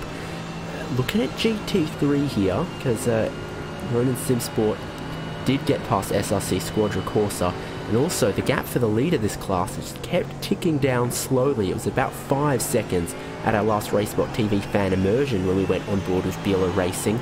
It's now closer to 3.5 seconds, so that's closing in as they head towards their next pit stop. Could be very spicy for the lead overall. Yeah, it's worth noting that Ronan Simsports has got past SRC Squadra Corsa in what will be a battle that I think will go on until the end of this race. Andreas Jakobsen has finally seen something else apart from the rear of that number 27 Mercedes. Now he gets to have a look at another rear, and it's a Porsche that's, the number 988 there, just pinching him a little bit too closely for my comfort. But of course, this is why I'm a commentator and not a racer, as the number 27 seeks an opportunity here. Lights are flashing, we're going to go 3 wide in toward the Variante Alta, and the SRC Squadra Corsa black car there. Wisely, some would argue, Connery decides to back off. Yeah, that's always not going to be a great situation, going 3 wide into Variante Alta. I've never seen that go well for anyone, so luckily they all bail out of it by the time that prospect is a realistic one. So SRC, just having to bide their time at the moment. It's they were. You could so easily in that sort of situation just get so greedy and just stick with it, but yeah, it's a good call to just when you're beat. If you commit to that sort of move, you're just going to make things worse for everyone. Even if you don't come off the worst as a result of an incident through there, you might even be risking a penalty for unjustifiable risk or something like that. So a good call there for Pizzoli. It's a hard one to take on the chin, but it's simply what you have to do sometimes. And there's a replay on board of Pizzoli. You can see he just gets pushed a little bit wide there by the Ronan Simsport car, and they go 3 wide. He's on the rev limiter in 3rd and just thinks, yeah, maybe not. Maybe not. The number 27 car. Goods heads up, driving by him and that team there. And, well, we've got Inertia Sim Racing and DV1 Triton Racing. This is going to be a quick one. It says, even though Inertia Sim Racing has got some damage to its car, because of the fact that Inertia Sim Racing are on fresh rubber, and DV1 Triton Racing here, David, are not on fresh rubber. Yep, another double stint from DV1 Triton Racing. They're going to get held out wide of the apex by the Williams G Missouri car coming through. Inertia Sim Racing say, I'm going to try and use that as my opportunity to come on through, and I think they've done it before Aqua Minerale. So, the traffic certainly helped.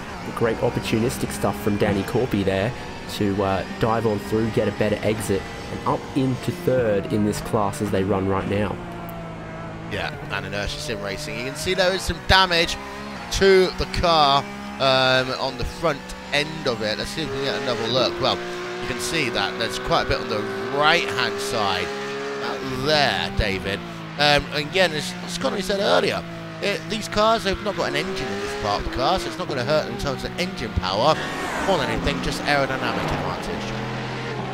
Yeah, and you're not even going to be keeping your suitcase or golf clubs or anything up the front of these racing versions, so I don't think that'll be bothering them a whole lot. It looks worse from on board, honestly, than it does from any other angle. Just a little pop in that panel that happens to be sort of within the driver's view. If it was lower down on the bumper and you couldn't see it, you wouldn't worry about it. Yeah, precisely. Meanwhile, Keiko Shube continues to lead the way. Let's go through your top 8 in each of your classes here with 3 hours and 45 minutes of this race scored complete. And we start with Williams Esports. They are leading. They have led most of the way here today, but iRACING Team Euronics are giving them a run for their money. 2.3 seconds is the difference between Williams Esports and the iRACING Euronics team, with 3 hours 45 minutes of the race scored complete. iRACING team, they are in third place, but almost a minute now behind your top two drivers. Running SimSport, we've seen them in so many battles today. They are in fourth place of SRC Squadra Corsa, rounding out your top five. 1 minute 5 behind your class leader. Williams Gym Esports in sixth place, with S2B Racing in seventh, and then eighth place is then Phoenix Racing Esports. We'll move over to look at your 991 class, and it's MSI Esports who now have a dominant lead of a minute over Burst Esports, but a large portion of that minute comes down to the fact that the 911 car had at one point to come down and do a secondary pit stop. They got tyres on the car, but the fuel just was not going in. Compounded then by another 25 seconds when they had to actually come and do a stop and go penalty in their most recent pit stop. Inertia Sim Racing, they run in third, but you can see there's some damage to the front end of that number 900 machine. The Trouble 9 runs in fourth place. DB1 Triton Racing, we've seen them in the awards a bit here today though as well. Williams Esports are down a lap to their class leader. F4H Racing in sixth, Uber Racing Esports in seventh, and Go Team Racing round out your top 8. And then over to TCR, Craig Setup Shop leads by 2 seconds over SimRC. It's been flip-flopping between them, but it looks like Craig's Setup Shop has the strategy on point here to take the win from SimRC, but we'll have to find out over the last 2 hours of the race. Force Sim Racing, they run in third place, within 10 seconds of your class leader, but have faded recently after a previous incident. Altus Esports, they are fourth place, and they are kind of in a battle to an extent with Williams Esports and also Apex Racing Team. Apex Racing Team recently had a moment down at Tamburello Corner, but it was deemed to be of no further action. MSI Esports in 7th place, and then Alpine Stars Geodesic Racing round out your top 8. Let's have a look at the track conditions. Well, we're as hot as it was in qualifying, Connery. We're up now to 50 degrees Celsius in terms of the track temperature and the skies. We had some clouds for a moment or so, but that's all gone. It's clear skies again. Yeah, it is, and well, it's just going to get, well, it's going to be one of the tougher portions of the race here with the with there not being all that much grip out there, and you know, especially going off of line as well, because you know these tires have been shredding the rubber and leaving marbles on the outside. It's been a long time since I've ever seen some considerable marble build-up here in one of these races, and it's good to see that it is around, and it might affect the racing when they go side by side or even 3 wide into some of these corners, if that potential is on the cards for the end of the race.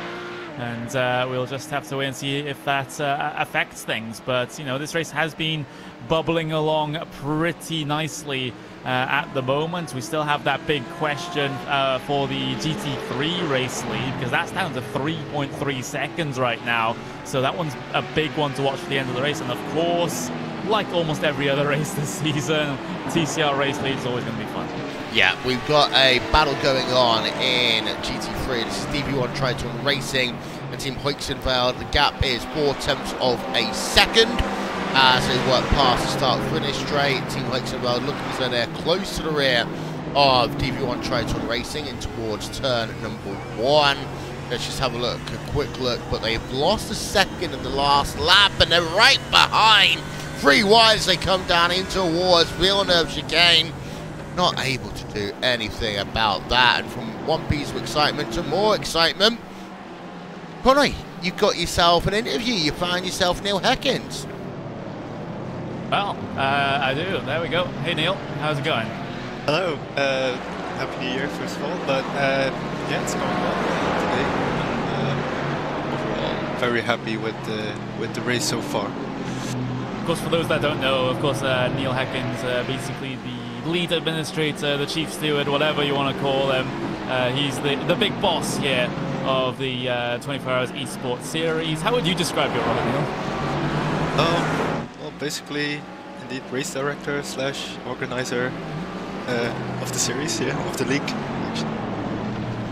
Well, there we go. You've been. Has it been pretty busy in the steward's office? Because we have had a good couple of incidents so far in this race. Not race-ending incidents by any means. The rate of attrition has been pretty good so far, but just these couple of bumps and bangs here and there that you guys have to be sorting out. How's it been working your way through the protests? Yeah, it's pretty good actually. This race, at least from my experience. I mean, in the beginning it was quite busy, of course, as we always see. But we never had the feeling that we had to rush or that we were getting behind on things. Yeah, and then especially in the second half of the race, it's been quiet so far. Knock on wood. But, it's actually the racing is actually pretty cool. Yeah, we've seen you know, a couple of incidents, you know, involving a bit of a sketchy situations with lap traffic. Do you approach the sort of those sorts of incidents a little differently at a circuit such as this, where it is very tough for those faster classes to get past? Well, basically, yeah, we just look at the incident. Basically, of course, we take into account the type of corner and the type of cars which are involved. But yeah, I don't think we really handle some corners differently than others. We just take a look at it and sometimes also ask for the story, their point of view from the competitors when needed. And I think that also helps a lot in understanding the situation. Of course, you had a little bit of a rule change with regards to how penalties are served here. Now teams have 90 minutes to serve their penalty, you know, and there's also the fact that they can now serve their penalties inside the pit stops, albeit having to take that extra 25 seconds stationary on the pit lane. How do you think that has affected the racing? Yeah, I'm not certain about the racing itself, but it gives us and the teams a lot more flexibility with the penalties. Before we also had to make sure that teams did not have a pit stop while serving a penalty, but now we don't have to look at that anymore, so it saves us a lot of time. But it gives teams the time. Sometimes we have a discussion afterwards. So teams still have time to discuss when necessary. And you know, when it comes to those sorts of updates, which are huge quality of life improvements for you guys, because of course another race control related change that was made recently was the incident point limit. So, you know, being able to give automatic drive-through penalties for those. How much communication is there between the sort of big league administrators like you guys and iRacing to get those things done? I'm always curious to see if there's any communication at all, or if it's iRacing just doing things all on their own. Well, yeah, of course we often, like, if we think there's something wrong or if something could be improved, we let iRacing know. But yeah, for example, with the recent changes, there was, at least with me, no communication,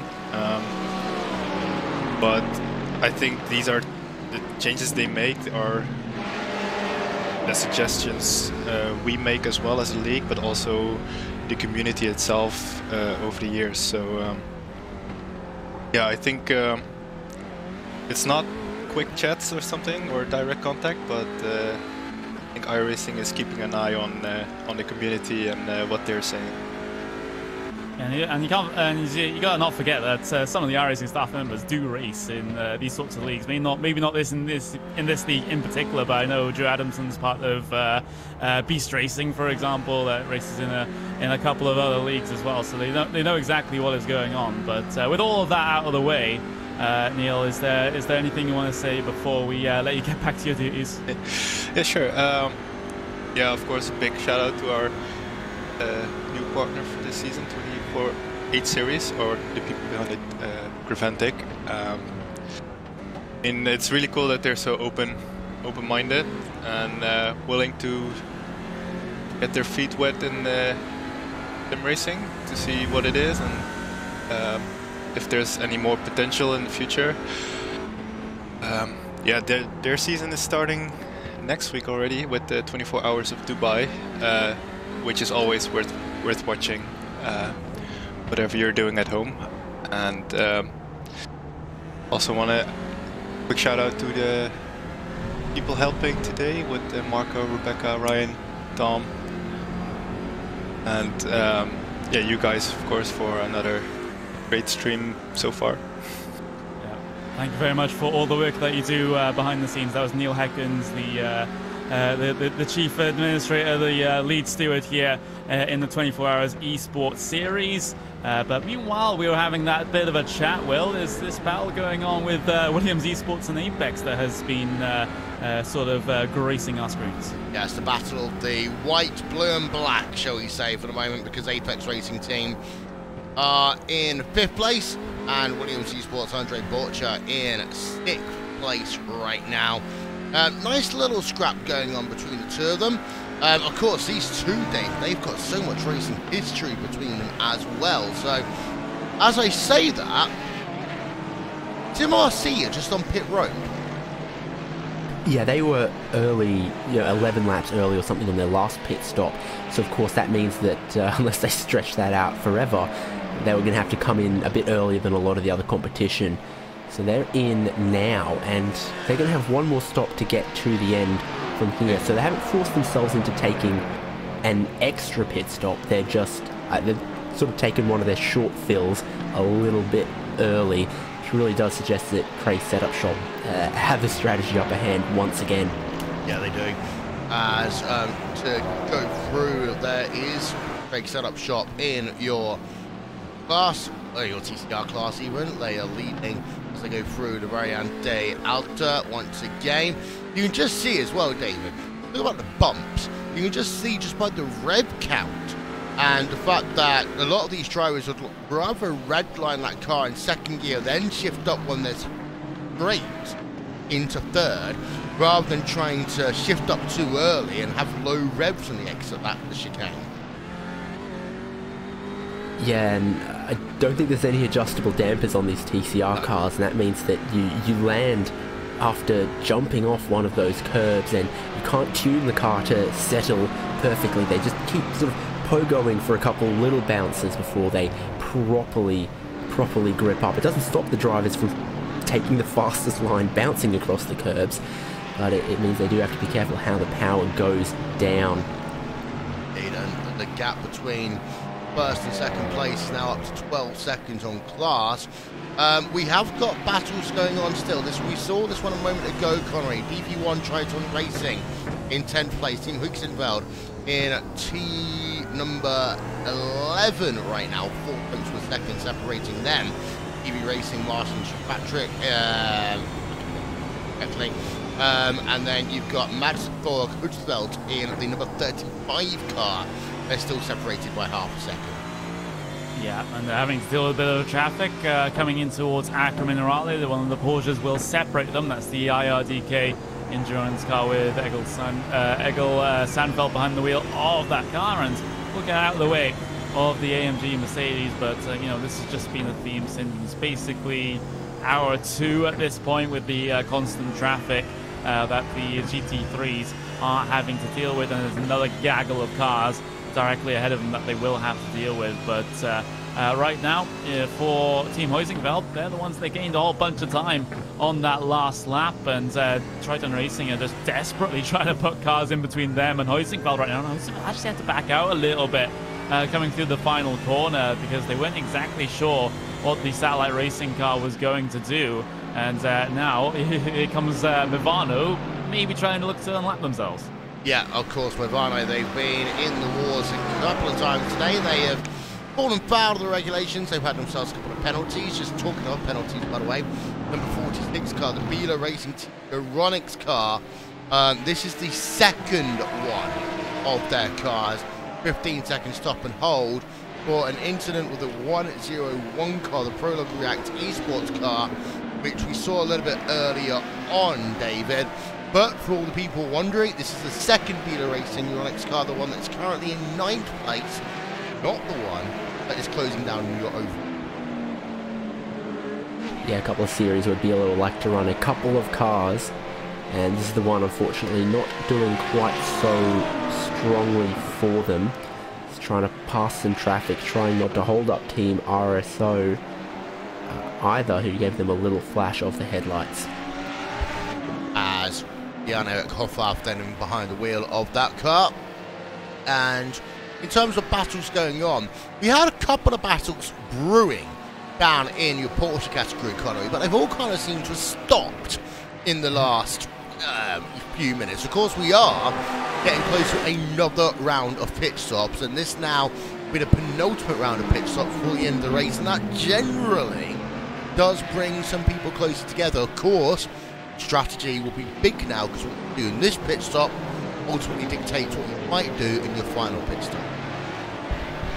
Yeah, absolutely, and well, we're seeing a couple of cars head their way on towards pit lane. We actually see the SRC Squadra Corsa black car come down in for their second to last service of the race here. So Pizzoli bringing that car down in, and it's going to be another full service here, I suspect, for the GT3. There's no point really in double standing at this stage, because it's 51 degrees on the track temperature right now. So yeah, that's not going to happen in terms of anything double stint related. We'll see a driver change for SRC as well, as Bacciella gets himself back behind the wheel of the car, and soon they'll be off and away. We also had Williams Esports GT3 from the race lead come in as well, so it just leaves Beeler Racing Team Euronics now out there. They can actually go around about 2 more laps at a stretch, and they'll be able to come down in. So they actually have a little bit of a pit stop advantage here over Williams.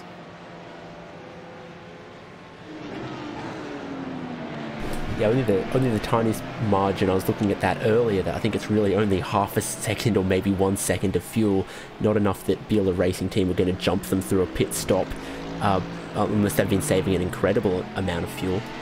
Yeah, and it's worth noting that there's a driver change as well. Ron Heinrichs getting back behind the wheel of that Williams Esports car, doing his second stint behind the wheel of that one. So he'll be back out in a moment's time. As you can see, pretty empty down the start-finish straight right now. Let's have a look at the track map, and you'll notice that we are starting to get a lot of drivers bunched up in the same part of the racetrack again. This could be difficult, David, mainly if they all decide to come on towards pit road at the same time. Well, we've already had someone be penalised for chopping across another car on their way into the pit entry. So that's something that happened. So yeah, I mean, the clumping is real, because it looked very, very empty on the pit straight for a bit, and then we cut to a couple of angles, and you could fit 5 or 6 cars in one shot here. So I wonder if some of that happens just because this little section across the top here, and then through Aqua Minerale, it's just so difficult for a move to get done. And then once the cars do get clear, maybe on the exit of Variante Alta, it sort of packs up groups of GT3 cars and groups of Porsches, and not sure, that could be what's going on. It could be. It could just be a natural phenomenon where everyone is just, yeah. Half a second still between Alex Simpson and Andre Borcher. Apex Racing Team versus Williams Esports right now, and they're just trading lap times here, David. 1 lap, Alex Simpson's faster, and the next lap, Andre Borcher's faster. Worth noting that Alex Simpson will be due to pit 4 laps before the Williams Esports car. Yeah, so you wonder how much fuel Bircher is saving at this point. Not a whole lot from the shift lights that I had a peek at approaching Rivazza there. Didn't look like a big lift and coast. Certainly the draft relatively powerful in these cars. The fuel savings rather phenomenal from doing so. So maybe we'll get an opportunity to look down towards Tamburello. Yeah, actually, let's go back on board Let's actually do a lap on board. Racewhat TV fan immersion coming up.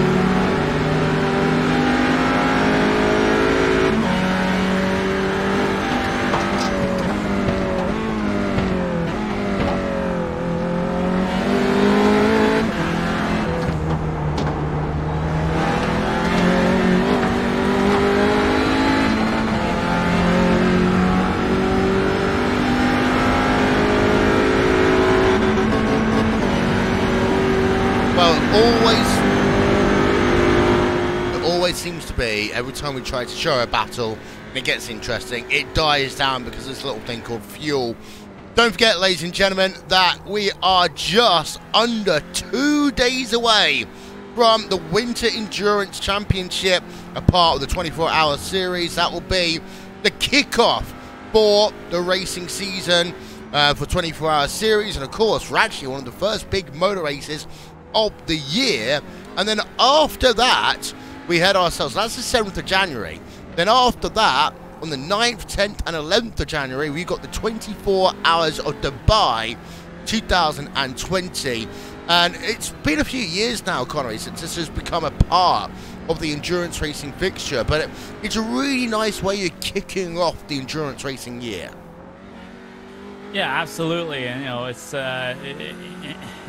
a decent start to the basically the new racing season for 2020, because the vast majority of series have been on a bit of a winter break. So it's nice to start things off with a bit of a bang in terms of endurance racing here. So you know, and so, of course, with the partnership with the 24-hour series that this series has. That is obviously going to be ultimately beneficial as well. I just wish that we might be lucky enough to get the Dubai track in iRACING at some point, but you know, we'll just have to see. It's probably not the best drivers track, but for the sake of completeness in endurance series, we probably should have it. I was always waiting for you to say, I wish we could go over to Dubai and help the guys commentate it, which we're more than happy to do. If you need some extra people. But just to let you know, by the way, 109.4 was pitch stop for Beta Racing Team Euronics the last time by. 109.5 the pitch stop for Ryan Heinrich and the Williams Esports team. Then Haas got behind the wheel of the Beta Racing Team Euronics car. 4 attempts per second was a difference lane to lane, David. But the early advantage of the new tyres have really helped Williams Esports. And of course, we've got to remember 2 different tyre models in play here. You got the older tyre model for the GT3 class, where the tyres will be at their very best for the first couple of laps and then slowly die down, compared to the Porsche class and the TCR class, where the tyres will start off as cold as ice and then warm up to the 51 degrees track temperature that we've got. Yeah, and then continue to heat a little more beyond that as well. But yeah, certainly the undercut far more powerful in the GT3 class, where the tyres are switched on. They've got tyre warmers functionally for them, and so yeah, you can pit a couple laps earlier, use those fresh tyres. Where it's not quite as easy to do that in those other classes of cars where your outlap might be a little bit sketchy before you start to get the heat up, start to then put in the quick times once again. So yeah, that has extended out the gap in our lead battle that we were hoping and sort of watching brewing between Williams Esports GT3 and the number 45 Beulah Racing Team Euronics entry. It's now up to Sven Haase to put the hammer down on that one. Meanwhile, Ronin Simsport continuing what they've done in previous rounds of trying to go really, really long and take a short final stint and hope that catapults them onto the podium. Yeah, indeed so. This is a little bit out of place battle. It's between Satellite Racing and Darren Caroni and SimRC and Claudius Weed. The reason for that is SimRC pitted rather early in that last sequence of pit stop, where Satellite Racing have not yet pitted. So that's the reason why. But SimRC, now their tyres are up to temp, they would want to get past as quickly as possible. Penalty for the 988 car.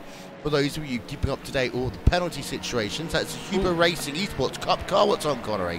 Start lap 128 for Core Sim Racing. They had a bit of a problem getting into turn number 1. They take a wild ride coming through the gravel here. Marius Gollenbeck behind the wheel of the car. They actually will wind this one through. It's Core Sim Racing, part of the number 100. We'll do that one in a second, because we've got also Darren Nowakowski in the Triton Racing car. He's had a big off, and that's down at Outcome in a Raleigh. So that's, we're trying to do, oh, he hits the wall. Oopsie daisy. And then Core Sim Racing, Marius Gollenbeck, who of course was one of the first people I ever commentated with on iRacing. So let's turn our attention over. This is Core Sim Racing and the... I don't see him. Well, they actually went down to pit lane and they spent some time out of the car. But if you go back to lap 128 for Core, that is going to be the point where they had a little bit of a problem in towards turn 1. We'll get ourselves in just a couple of moments. Yeah, we'll work ourselves through it. We'll I know get how to difficult it is now being director. Yeah. So, but in the meanwhile, we saw a moment there, as you say, for DV1 Triton Racing. They went off at Outcome in a Raleigh, and that was on cold tyres, David. So the cold tyres, we've seen a couple of teams have moments down at Outcome in a Raleigh so far in this race, and it's because of the fact it's a treble apex corner.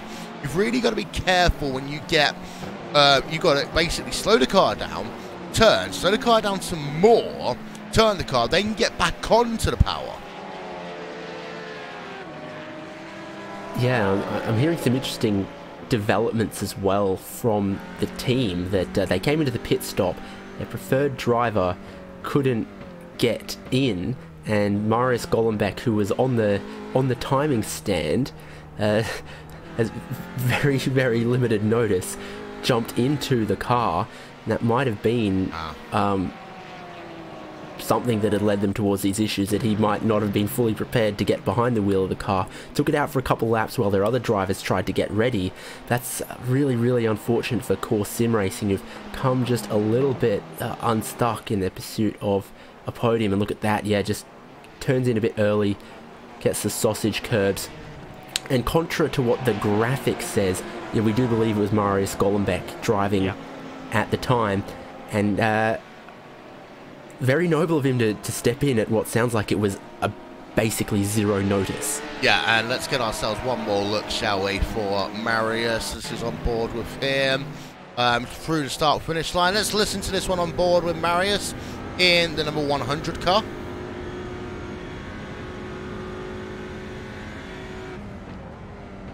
Yeah, you can see the issue started on the braking into the corner. Then he hit the sausage curb. Then he hit another sausage curb.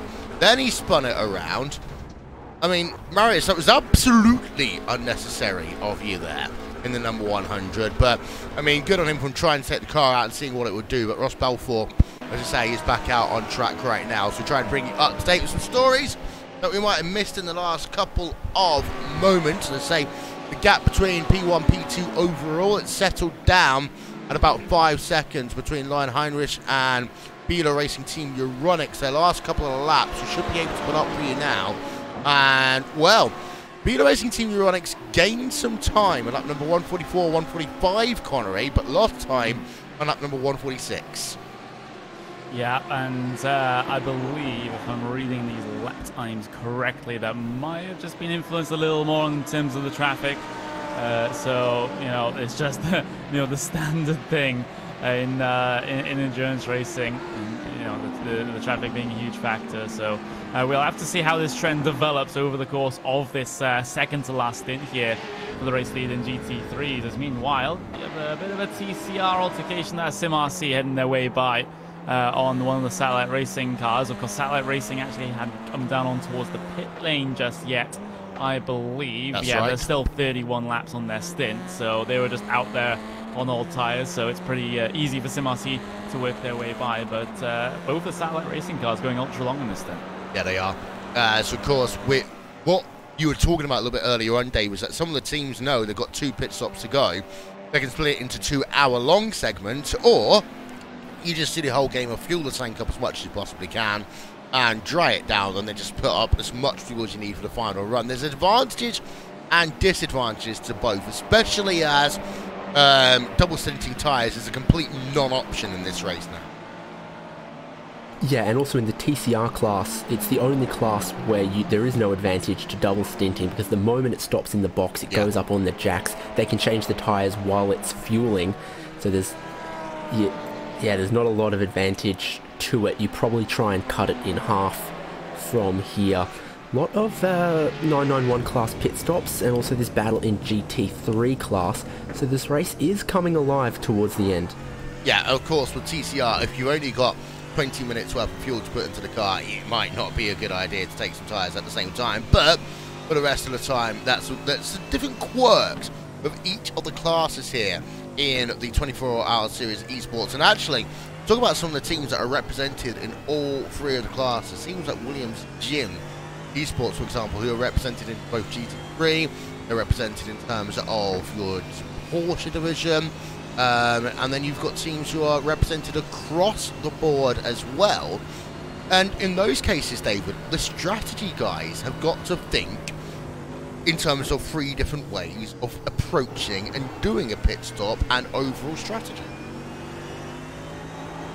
Yeah, that's the marvel of this, that there's the different cars, the different classes, and their own little subtle, dare I say it, quirks and features to how they go racing and what the best way to approach an endurance race is. And Sinkowski has a moment of hesitation there, wondering which way to go around the traffic.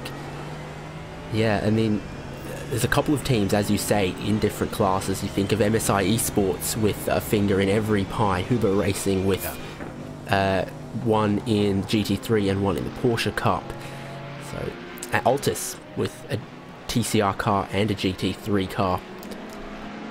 So we just have a look at Dennis Garrison in Virtual Motorsports versus Shaw Grensport Esports and Mike Nuremberg, who did not get a penalty for his earlier altercation, actually, with Apex Racing Team.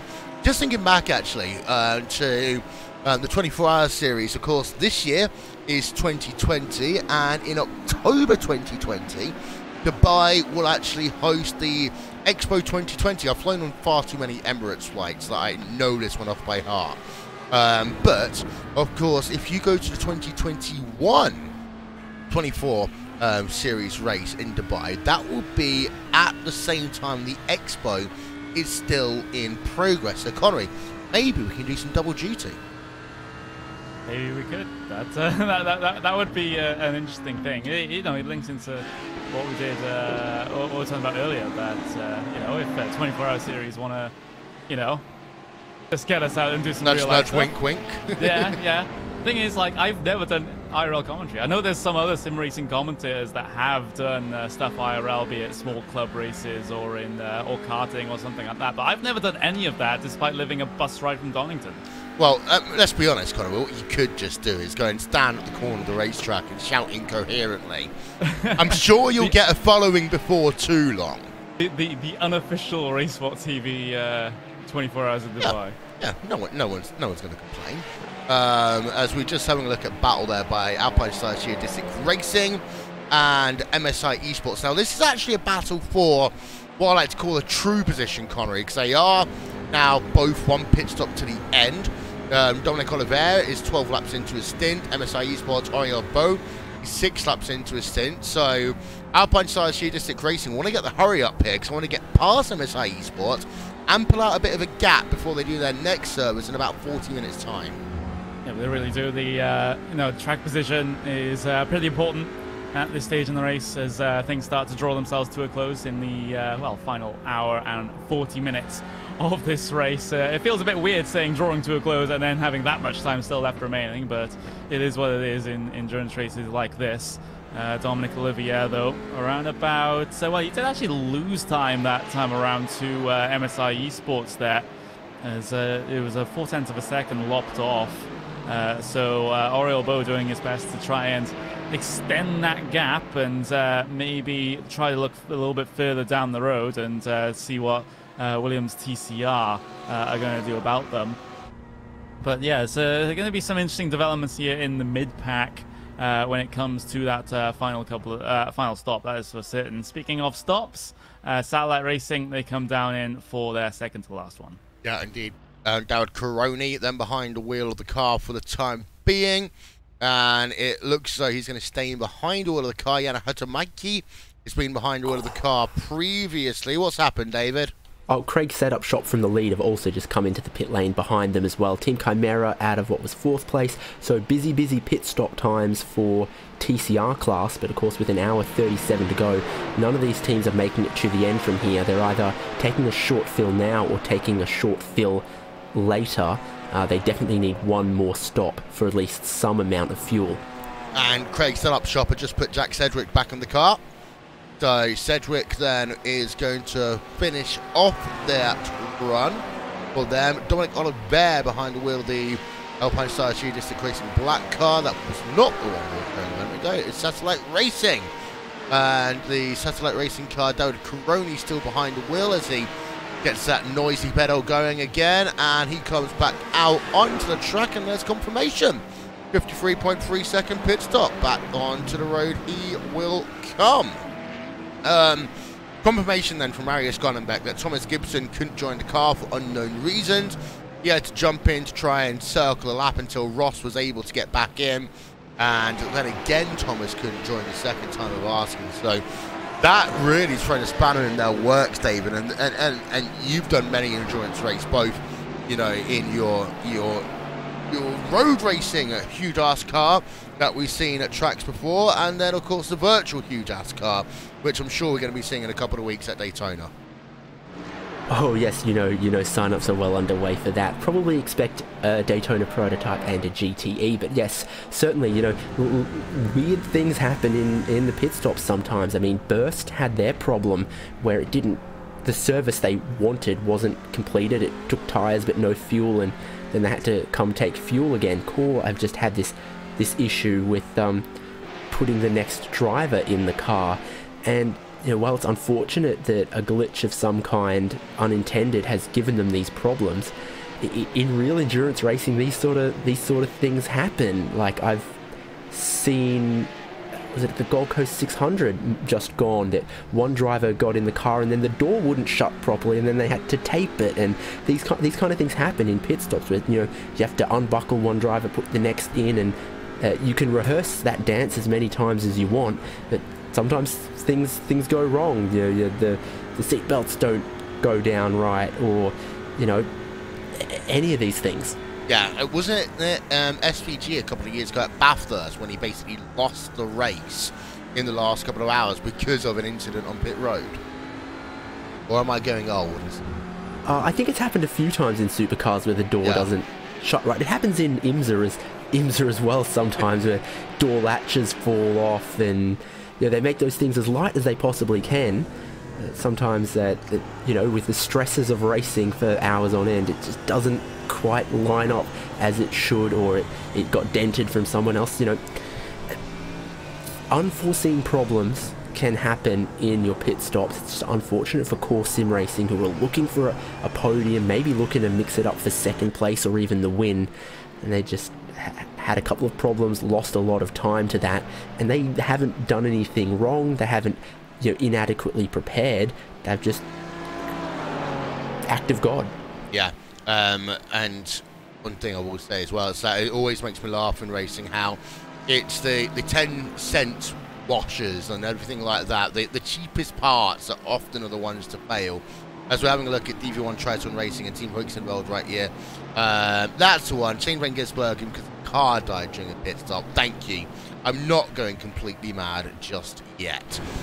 Team Hoeksenveld, Jan Senkowski, and DV1 Triathlon Racing, Mark and Patrick. As the gap between these two, Connery, is still within about half a second, and interestingly, a little bit more, they are separated by only 1 lap in terms of their stint.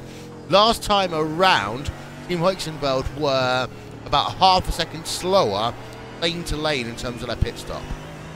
Yeah, the toughest part here for Team Hoeksenveld, though, is their rear wing damage, which isn't helping them in a straight line, and due to the fact the balance of performance between the Audi and the Mercedes in terms of straight line speed, it does slightly favour the Audi. But the thing is, Team Hoeksenveld did gain quite a bit of ground there in towards turn 1, so that draft is negating the effect of that damaged rear wing, so it's not affecting them as much as I first thought here. So they're still in a pretty good position to try and pull off a pass in the not too distant future, but we'll just have to wait and see how long they take to do it. In towards Tosa, I'm not going to go for the hopeful dive, take a little bit of a wider line off into the corner, but it's going to be resulting in them getting the run off. As you can see them just closing up behind the trees up towards Piratella, and well, it's slightly wide there from the Audi, but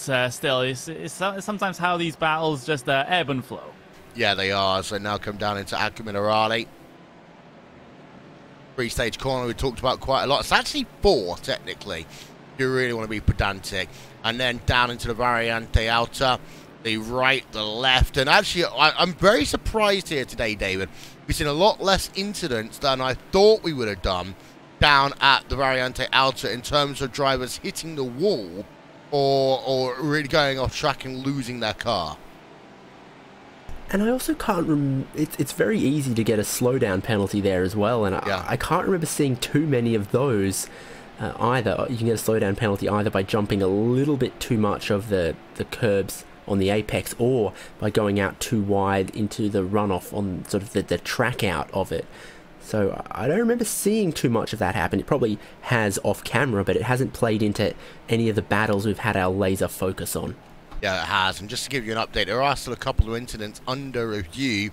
For 101, the number 988 car is currently under investigation, and we'll bring you up to date with that and other incidents in a moment's time, as we've just been able to do an entire lap there on one camera. I mean, admittedly, it is a camera which is situated high above the racetrack, but hey, we've been able to do it at the very least as they work themselves down towards Piattello once again. A little bit more traffic coming into play. That's a geodesic car that they're just going to work themselves past and run down into Piattello right now. Then it's Acqua Minerale coming up next. And you can see that actually, Connor, it's the twisty bit that seems to be hurting the Hoeksenveld car the more with that downforce more than anything else. They go past an MSI car. Well, you know, it can slightly change the balance of the car. The Audi is pretty good through the corners as well, a little bit more nimble. You know, usually when you talk about the AMG Mercedes, you talk about how, you know, basically on rails can be a little bit understeery in some situations, which isn't exactly ideal around here. So you can understand why the Audi is just having the better time coming through some of these corners, but Senkowski just keeping the Triton Racing car honest right now. But you can see on this lap he has lost actually a decent chunk of time, so not exactly ideal here for Senkowski. He actually risks losing the draft. He does. He's now almost a second back in that battle for what is 12th place overall, and of course 12th place in class. Meanwhile, we've got Go Team Racing, F4H Racing. They're separated by not much on track. It was less than a second. It's just crept up above a second again, David. Well, you can see that the SRC Squadra Corsa GT3 car is slid by Go Team Racing somewhere. to then be in the middle of this battle. Might have cost Go Team Racing a little bit of time. Now F4H Racing gets the same treatment as they're held wide of the apex through Piratella. The gap will, when it updates, be now underneath a second. So traffic giveth, traffic taketh away. The battle now down to 6/10 per that graphic. Oh, now it's 666. Spooky. Yep. The number of Iron Maiden? Someone else like that, who knows? Well, there's no Beast Racing, unfortunately, in this race. Otherwise, it'd be the number of them. No. They cancelled our sponsorship deal, so we don't talk about them anymore. RIP. Yeah, sorry. Go Team Racing and F4H Racing separated from stage still less than a second as they come down into Ravatsa. And Go Team Racing. Actually, let's do a lap, shall we? Let's go a lap on board of Go Team Racing.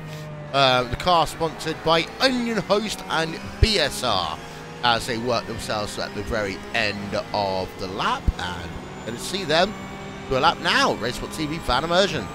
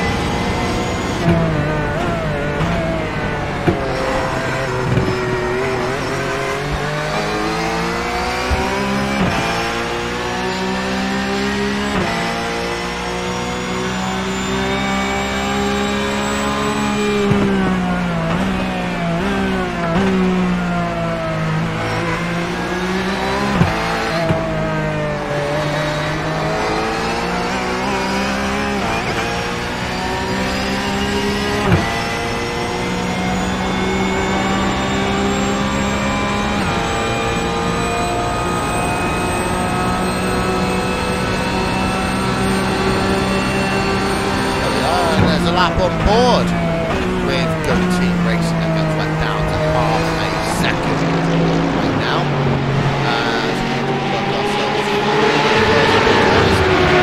Oh, look at that. So I see the track setup shop separated by 8 tenths of a second. You know, I'm sure that this is the same sort of approach that my cats would take if they were to be involved in sim racing, because it is just the most. Hey, we know what the outcome's going to be in this circumstance, barring any mayhem. But it's just the whole thing. Once again, we've got to commentate about SimRC, defending from Craig's setup shop. We know what the outcome is. How do we make it interesting? Them having contact. That's how you make it interesting. But the thing is that's something that's you know, under the spirit of the competition that no one wants to see. Yeah, it's not that Bowman, whatever it is, but it's, yeah, that oval race that we always see when everyone just starts fighting each other.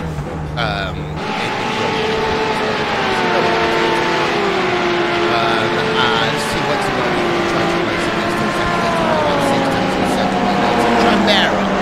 Okay, let's focus on this one for a moment. Team Tramera and Corsin Racing separated by 4 tenths of a second as well. Look at that, it's going to happen already.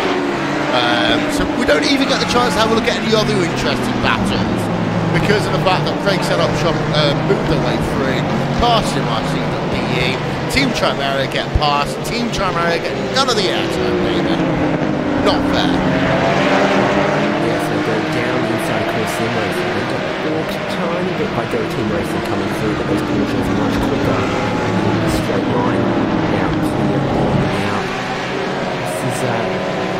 of sim racing, salting the lead there because they're now down into 11th after being in third before their pit stop paid. From a certain camera angle it looks full wide on the pit straight, but it never quite was. You see Chimera sneak down the inside there and grab 10th spot. Yeah. Oh yeah. Yeah, sorry about that, ladies and gentlemen. There we are. Apologies, sound issues. We're bound to have a 1 or 2 here today. But yeah, Team Chimera, they're past core sim racing now. That was easy by them. They've moved themselves up 1 spot. Let's go back up, shall we? Let's go back to Go Team Racing and F4H. And the gap between the two of them is 4/10 of a second right now. Ashley Finch in the number 997 car. Go Team Racing's 907. With Henrik Lindhoff behind the wheel. They head themselves down towards Ravat. So we did a lap on board with Henrik Lindhoff a couple of moments ago. And, well, the car, or Go Team Racing, they can get close, but they can't do much more, David. Yeah, I mean, they had maybe a little opportunity earlier when we saw those TCR moves, but then they got put offline from that, couldn't strike, and the opportunity was taken away from them. And now there's a little more traffic coming up. Will that present opportunity? F4H Racing slow it down a little bit through Tamburello. Go Team Racing looking for a line, looking for an opportunity. It's not going to happen into Villeneuve either, and their line, their entry, compromised by having the TCR car on the racing line. That was Talk Freak Racing. So again, you know, you might think as the following car that the traffic helps you and distracts your rival. In fact, this is one of the ways that it's not helping Go Team Racing get the pass done. Yeah, we haven't talked about this at all, actually, in this race, about the fact that traffic management is more than just threading away from the needle. Sometimes it's about making life as uncomfortable for the rival behind you as possible. And I've seen this in some extreme circumstances over the years in a multitude of races, that, you know, you can brake just a little bit early, but not too early that the car behind runs into you, because it hurts their entry speed and gives you the better acceleration out the corner. Go Team Racing almost get alongside as they work down into the Variante Outer, but Connor, there's a lot much more in play than, you know, just a case of playing follow the leader. The leading car, when they're coming towards traffic, there's a number of things they can do to be a little bit sneaky. Yeah, they can. You know, you have the classic sort of weaving to try and break the draft. You know, getting into a bit of awkward situations when it comes to not only like early breaking into the corners, but also, you know, slowing up on the apex of the corner to try and you know, put off the driver behind. It's all these sort of sneaky, underhanded moves. Not exactly kosher in terms of racecraft, but it is something that drivers do. But Go Team Racing down the inside at turn 1. They'll look to open the door, and the door was certainly open, but not committed enough to try and bring it side by side through the first chicane. So Go Team Racing will just have to stay behind once again. Yep, and that is the battle for 8th place in class. Team Mad were telling us earlier on that they were catching up to the rear of some of the satellite racing battles, etc., going on track. Well, as it stands right now, they are behind Alpine Stars Geodesic Racing. They lost a second on lap number 140, gained a bit on lap number, lost a bit on lap number 141, then gained 7/10 of a second, Connery, on lap number 142. So now, Team Mad, they're 7 seconds behind Geodesic Racing with 18 minutes to play in the race. Yeah, they are, and well, they're going to have a little bit of a fuel advantage for the final stop as well. So they can just take a couple of laps less, and they'll be able to get the jump in the pit stops if they so want to. They would want to be a little bit closer than they are right now, but it's certainly a possibility that they can go for coming into that final stop. As Team Mad, like you said when we mentioned them earlier, preferring to work things out in terms of the strategy to get themselves ahead instead of trying to make those passes on circuit, and it's worked well for them before. There's no reason why it can't work well here as well. Yeah, indeed, as we've got ourselves, say, just under now 80 minutes of this race to go on Racewhat TV and on the iRacing Esports Network. And don't forget to hit that like, share and subscribe button if you want to find the very best racing from across the iRacing broadcasters ourselves, Racewhat TV, Global Sim Racing Channel, Podium Esports. We've got Apex Racing TV. We've got all the others whose names I keep on forgetting, live on the iRacing Esports Network, youtube.com/iRacing Esports Network. And of course, if you are new to iRacing, hello, how's it going? We'll hope that you're enjoying this, the 4th round of the 24H Series Esports from Imola. And if you'd like to try out iRacing and see why it is the world's most realistic racing simulator, then you can get yourselves 3 months for just $10 just by using the promo code PR-248series. Offer applies to new members only, and you get yourselves 3 months worth of an iRacing subscription for just $10. Use promo code PR-248series right now, and you can join the world's biggest and most realistic online racing simulator. That is iRacing. So, where are we in terms of our state of play as we come closer and closer to the end of this event? Well, got a battle going on here. This is for P6 on track in TCR, David, and it is a very rapidly moving Alpine Stars Geodesic Racing over MSI Esports. Yeah, and you've helpfully brought up that lap delta graphic that shows us 3 laps in a row of it closing, and almost a whole second the last time around. That's why it's now underneath 1 second, and a little bit of traffic comes on through the Burst Esports 991 class car, but it's of no effect on this particular battle, where the trend is definitely this Geodesic Racing car closing in the gap on 6th place.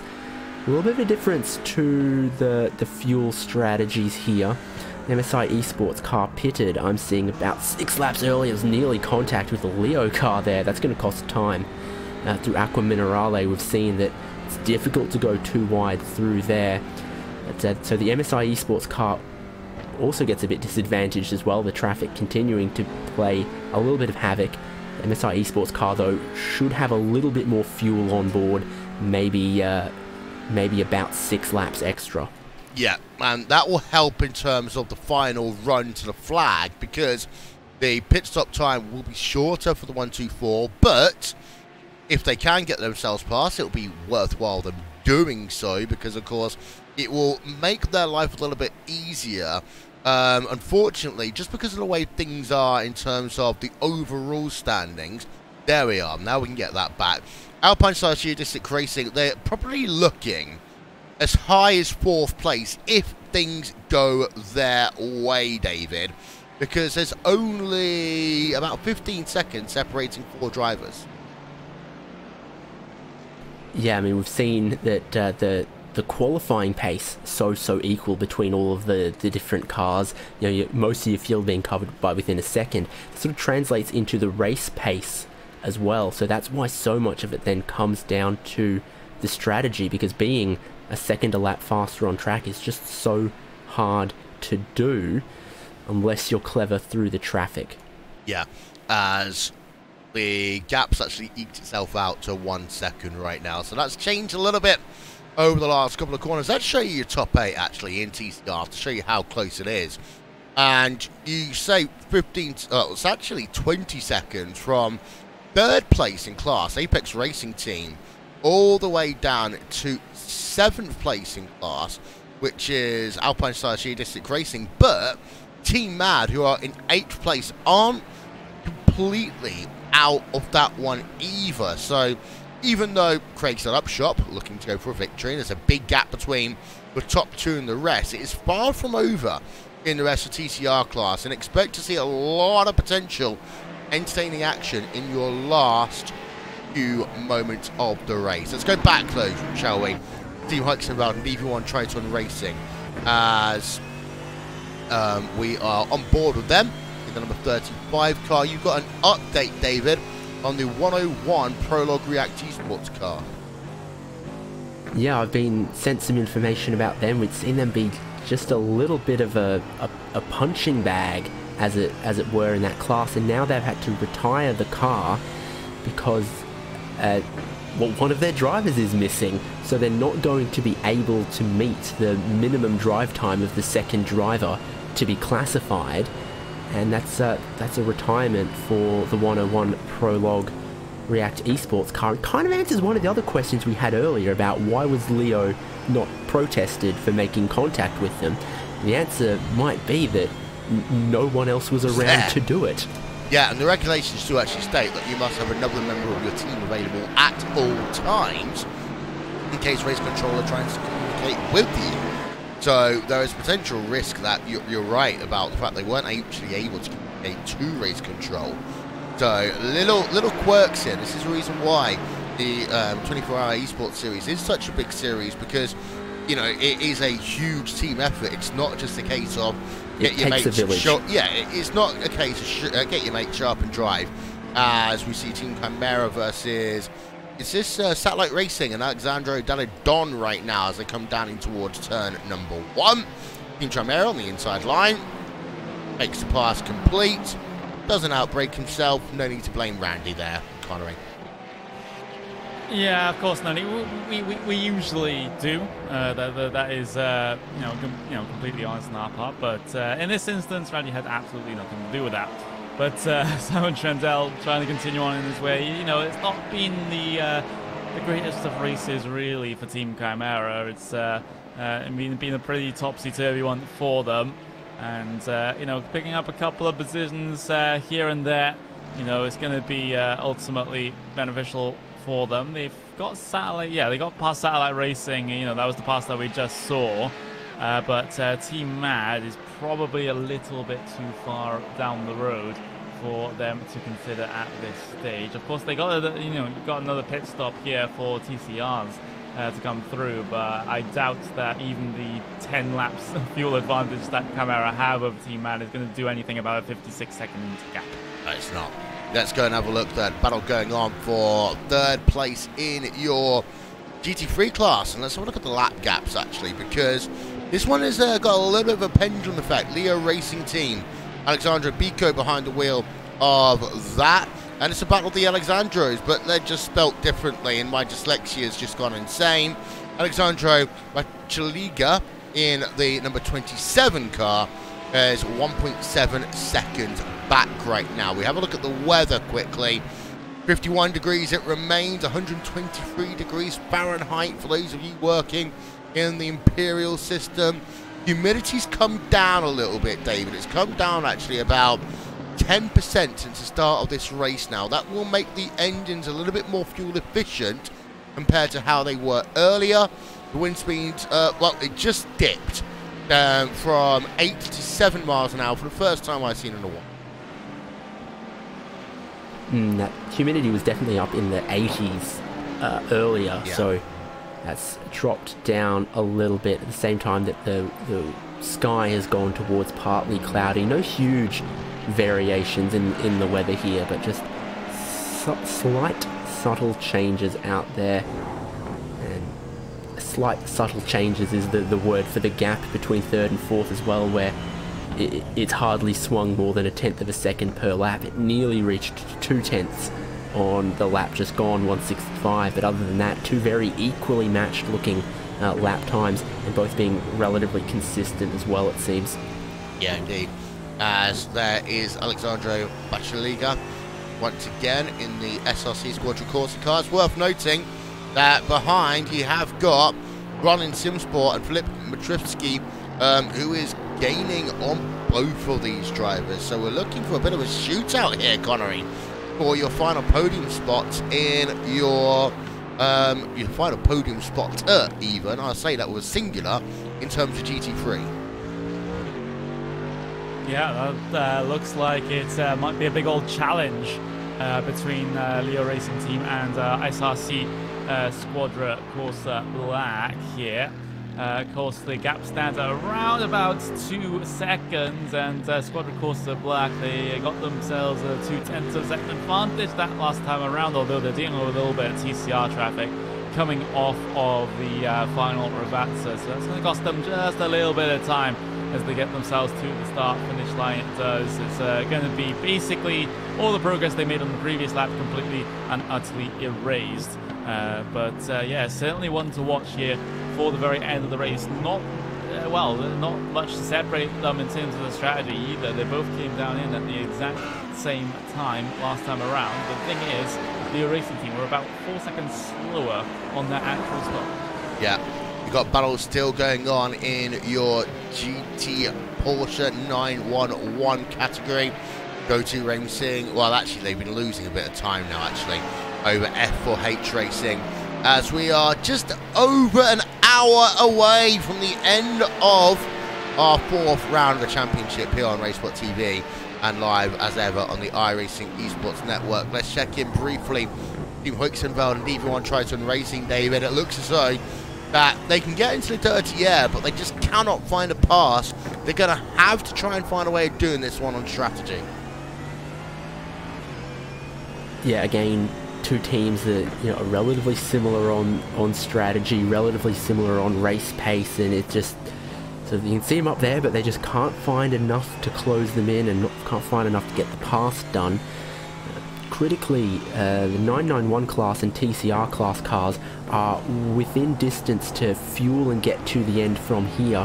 The GT3 pit stop window, I'd say, probably opens in 2 or 3 laps. Real stretch to get 67 minutes of decent speed out of a tank of fuel in these cars, but in just a couple of minutes as we get closer to the top of that final hour, they'll be able to make their final pit stop if they want to jump in early and get it done. Yeah, as just looking back up through the battles going on around, and this is what we talked about earlier, by the way, in terms of SimRC versus Craig Setup Shop. Ever since they got themselves past there, Connery, on what was not the most entertaining pass today, we must be honest. They just pulled out an 8-second advantage over SimRC, and it's almost painful how quickly they're going now. They're at some point almost 3/4 of a second faster than SimRC. Yeah, it's incredibly impressive what they've done here today. Like I said before, they've kept the illusion of keeping it close, but this is the time in the race now where they really do start to stretch their legs. And Jack Sedgwick going to be pretty happy with his performance in this race. He's done 83 of the 151 laps so far, so the majority of laps being done by Mr. Sedgwick, and he's done a very good job at it. He's inside the top 30 overall as well. That doesn't really matter much in the grand scheme of things, considering how few retirements that we actually have had. We've got Williams Gym Esports Cup, you've got ProLab React Esports, Satellite Racing, Chartwell Racing, Logitech GLTC Esports, and SRN Motorsports Orange. So that's basically only 6 retirements in this entire race. The 11 and the 35 just had a brief change of position, David. Talk us through it. Yeah, just as we cut away from Triton Racing and Huixenveld in that battle, well, actually, Team Huixenveld are in front now. What I did see just as we cut away is out the final corner, out of the exit of Rivarza last lap, bit of a wiggle on the AstroTurf from DV1 Triton Racing, gave Huixenveld a good run. They get in here into this battle side by side through Tosa there. Maybe is it the better run up the hill with that Mercedes grunt? But this is a fantastic battle that we... nothing was happening, so we looked away, and then we get this kind of side-by-side action. DV1 Triton Racing get back in front, but somewhere towards Varianti Alta, or maybe the exit of Aqua Minerale, Team Huixenveld get back on through. Yeah, so we're going to replay the tape a little bit further back, and let's show you what happened the first time around. Because you say it was at the end of the lap, Team Huixenveld were able to get themselves past for the first time. And let's ride this one on board, shall we, with Team Huixenveld and Jan Sentonkowski in the number 35 cars. They head themselves down towards turn number 1. It just looked as though that all of a sudden Team Huixenveld had found a way to hit themselves through maximum power, maximum attack in towards turn number 1. They swapped the positions once there down at Tamburello corner. Around the outside went Jan Sentonkowski, as he then goes down to the inside in towards the Villeneuve chicane. They stay side by side through there. dropping back, and of course it gives you the better run and into Tosa, take on the outside line as a car is deciding to do some spinneroonies at the same time in the gravel. We'll try and work out who that was in a moment's time. Core TCR. Yeah, it looked like Core, and I was just wondering what's happened to their race all of a sudden. As Team Hoyks, We can look at that after. I think it'll be interesting to dissect. As Team Hoyks they then go on the outside line down through Piatella, and then it's just going to be a send it moment down into Aqua Minerale. Not yet, as they head themselves through Aqua Minerale. Ah, that's what happens. DV1 Triton Racing get themselves a slow down penalty, David. Oh, actually, with this incident with their Core, it involves your race-leading GT3 car. Williams Esports actually give them a bit of a love tap coming out of Villeneuve, and that sends the Core car for a little bit of a ride. So that is complicates things a little bit further. I'm not spotting a lot of damage to the Williams Esports cars. I think they can continue on just fine, but still, that'll draw the attention of the stewards. Yeah, so let's have a look at this then. Let's start by looking at it from Williams. Yeah, actually, let's go to where are they? Coursing Racing right there, heading themselves past the start-finish line and towards turn number 1. So let's have a look on the, it's under investigation. The number 55 and the number 100 are under investigation for an incident. We'll figure out what the incident was fully down through Tosa. No issues, but there you can see the Williams Esports GT3 car coming up behind as we go on borderline Heinrich then, as they work through into the Villeneuve chicane, the left, the right, out of the corner, under the bridge, and a tap and a spin hard into the wall there for Core Sim Racing. And the view wasn't the best there because of just where it was on track. It was underneath a bridge. We saw the contact, but I would love to get ourselves another couple of looks at this one. We start off by looking at Core Sim Racing from up above. This will give us a better look, and you're going to see about now. Okay, so the first thing is that the Williams car at this point here, David, all 4 wheels off the track. You can see clearly the white line. At the point of the contact, all 4 wheels off the track.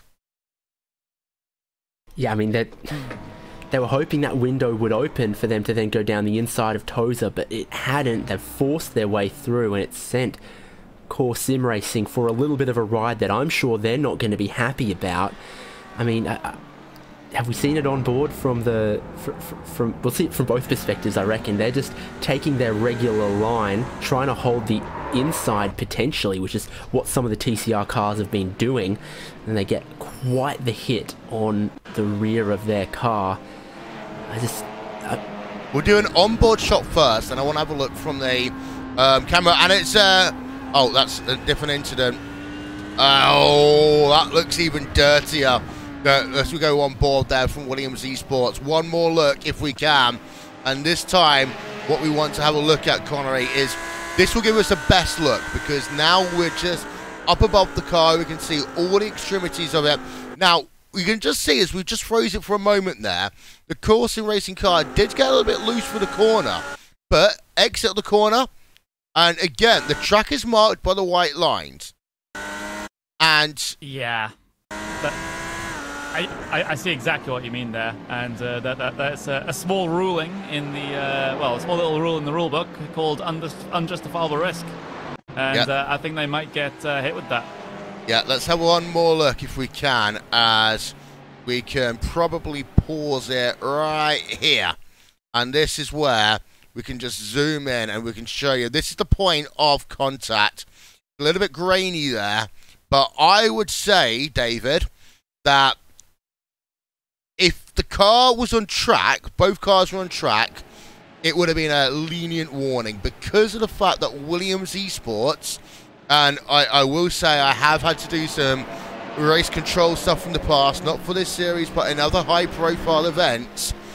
If that was me making the decision, I would say that would be a penalty for Williams Esports.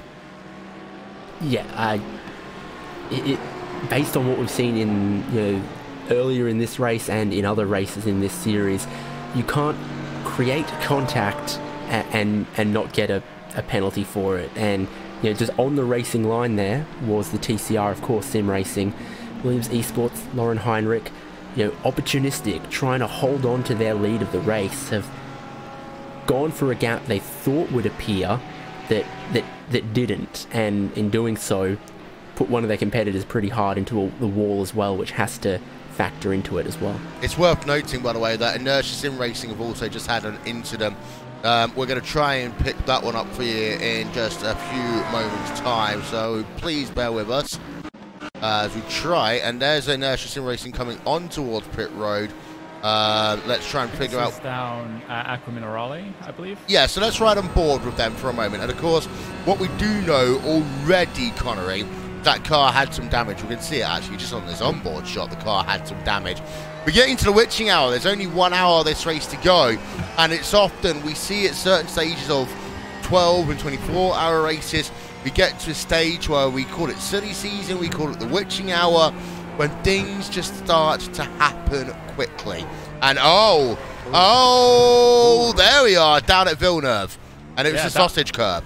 Yeah, because I saw them go off also at Aqua Minerale, so they must have had an incident after this one as well. But that was the big one that knocked everything out of an alignment in terms of the front end of the car. And you can see he's struggling to keep hold of it. He's trying to test the steering coming down this little bit of a straight in towards Piratella. But as you can see, he'll get through Piratella just fine. And into Aqua Minerale, he'll have another bit of an off. And that has resulted in Inertia Sim Racing having to bring that car down on towards the pit lane. And no, he doesn't go off Aqua Minerale. I must have been seeing things, but still, Inertia Sim Racing not the ideal situation there, as the front end of that car very much ruined. I'm pretty sure that blue fox on the front isn't happy either. Yeah, so Core Sim Racing, I want to try and see whether or not we can get the shot. Core Sim Racing. It's going to take us a couple of moments to queue it back up, I think. So this was what I'm looking for, is Core Sim Racing, and I think this is beyond the point then, because yeah, this is into the right hander. But I wanted to see, because you made a good point about the rejoin, David, for Core Sim Racing, which could prove to be a major thing. Was that me or was that Connery? I don't know, someone said something.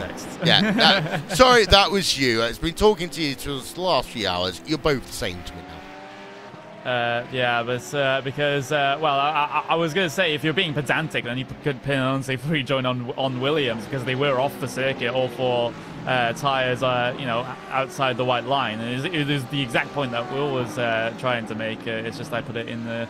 a little bit of a fashion where it applies to a rule that exists.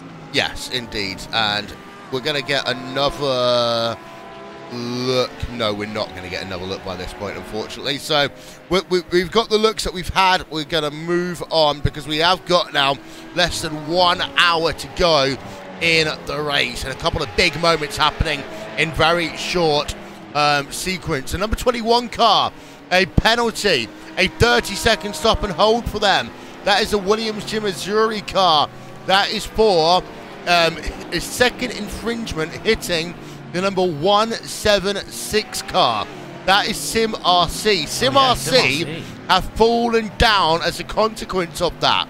So whilst we're looking at Core Sim Racing and Williams, the other Williams car, the Williams Jim car, they're two separate teams, both sponsored by Williams, has had a moment with Sim RC, who has now fallen a lap down, but it's worth noting they've just made a pit stop, so there's things that are a bit up and down in terms of that one for a moment. We do need to bring everything back into one picture. Pit stops are underway for Williams number 55, and this is very important now, because they are making their final pit stop.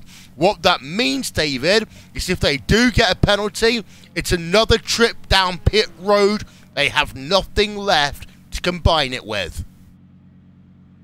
Yeah, indeed. I mean, there's not much longer they're going to be able to go into their stint. 53 minutes left in the race. I'm sure they probably hung it out there as long as they could. That is, it's put them in a very, very difficult spot indeed with how close Biela Racing were behind them.